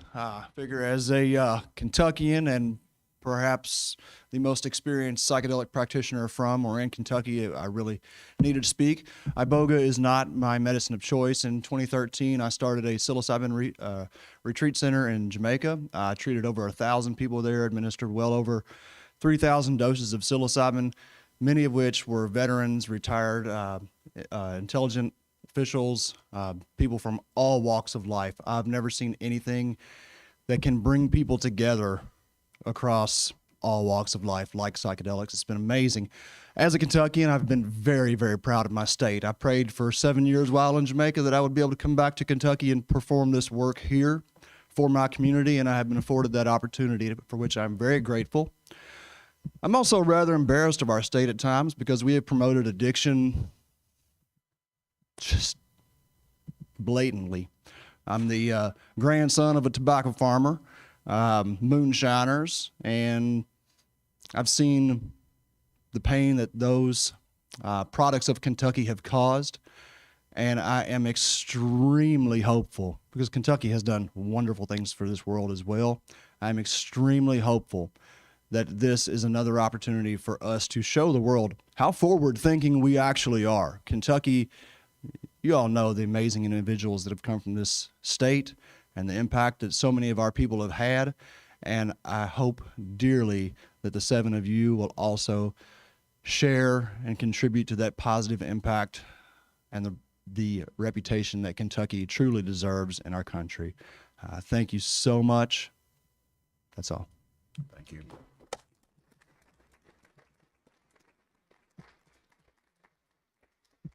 Does anybody else wish to speak? Yes, sir.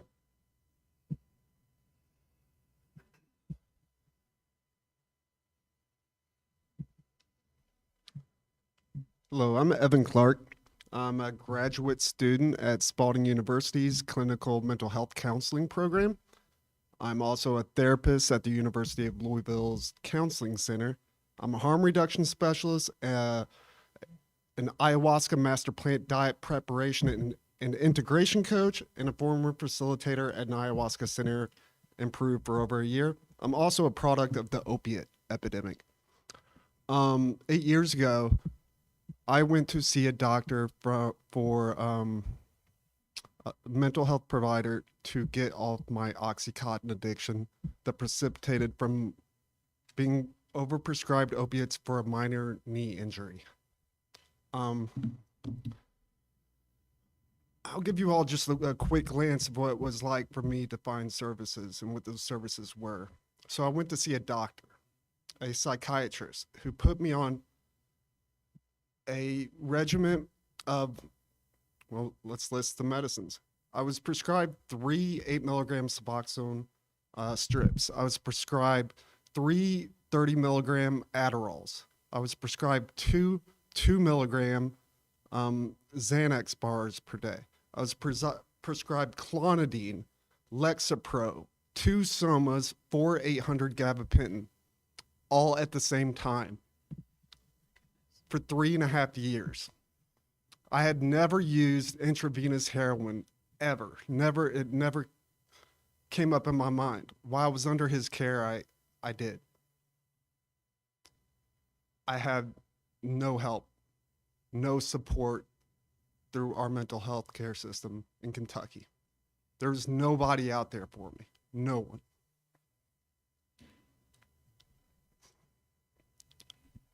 After I'd woken up from an overdose with my dad and my brother hovering over me, I knew it was time. I was gonna die. Thankfully, in Kentucky, we take pride in our religious freedom, and I was able to seek the help through an ayahuasca church in Berea, Kentucky. After 2 ceremonies, I was cured. I had no more withdrawal symptoms. I enrolled in school, graduated cum laude, and I made it my passion to help people that are suffering as I once did. So as we build the foundation for this psychedelic renaissance in Kentucky, I'm going to ask you all just for three things. First, provide the Kentucky universities the ability to study ibogaine, and not just the substance itself, but to train the therapists to assist in preparation, facilitation, and the integration to meet the demand of clients. To make this treatment accessible by the poorest of Kentuckians. Ibogaine treatment's $8,000 to $10,000 when these people go abroad.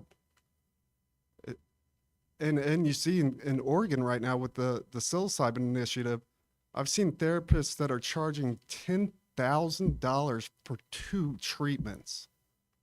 You know, and I've only seen it as low as like $3,000 for 1 treatment. And finally, since we're taking this plant from Africa and we're bringing it over here to use to help Kentuckians, I think it is very important that we explicitly include people of color through education, financial assistance, and training of therapists that are people of color. That's it. Thank you all so much. Thank you. Thank you.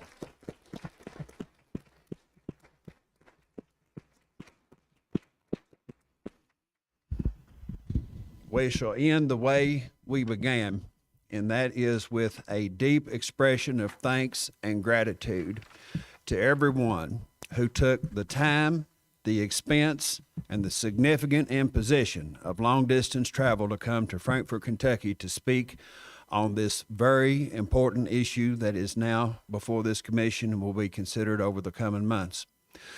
I want to especially thank our veterans who served this country, who were willing to lay it all on the line for us, and who have done so again today with their visceral candor and the way in which they have overcome what was put upon them by circumstances that they volunteered to confront on our behalf. Thank you, ladies and gentlemen.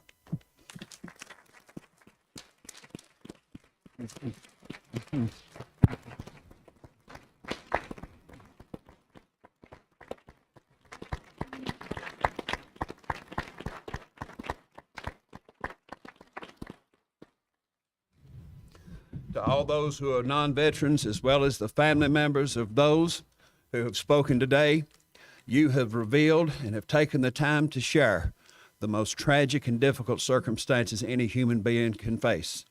Thank you for your courage. Thank you for the empathy that you have demonstrated to every Kentuckian with your presence here and your devotion to see that we as a people overcome an opioid epidemic that has been killing us now for 26 years. Last but not least, I want to thank my fellow commission members who have demonstrated immense devotion to the significant work this commission must do, who have traveled across this state, who have spent hours uncompensated reviewing hundreds of applications for funds that we're only going to get one strategic opportunity to spend constructively. And I wish to applaud everybody who sits up here with me today for your time, attention, and devotion.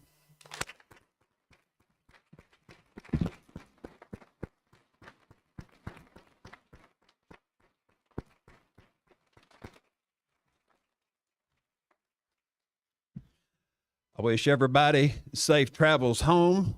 Thank you for being here. God bless you, and God bless the Commonwealth of Kentucky.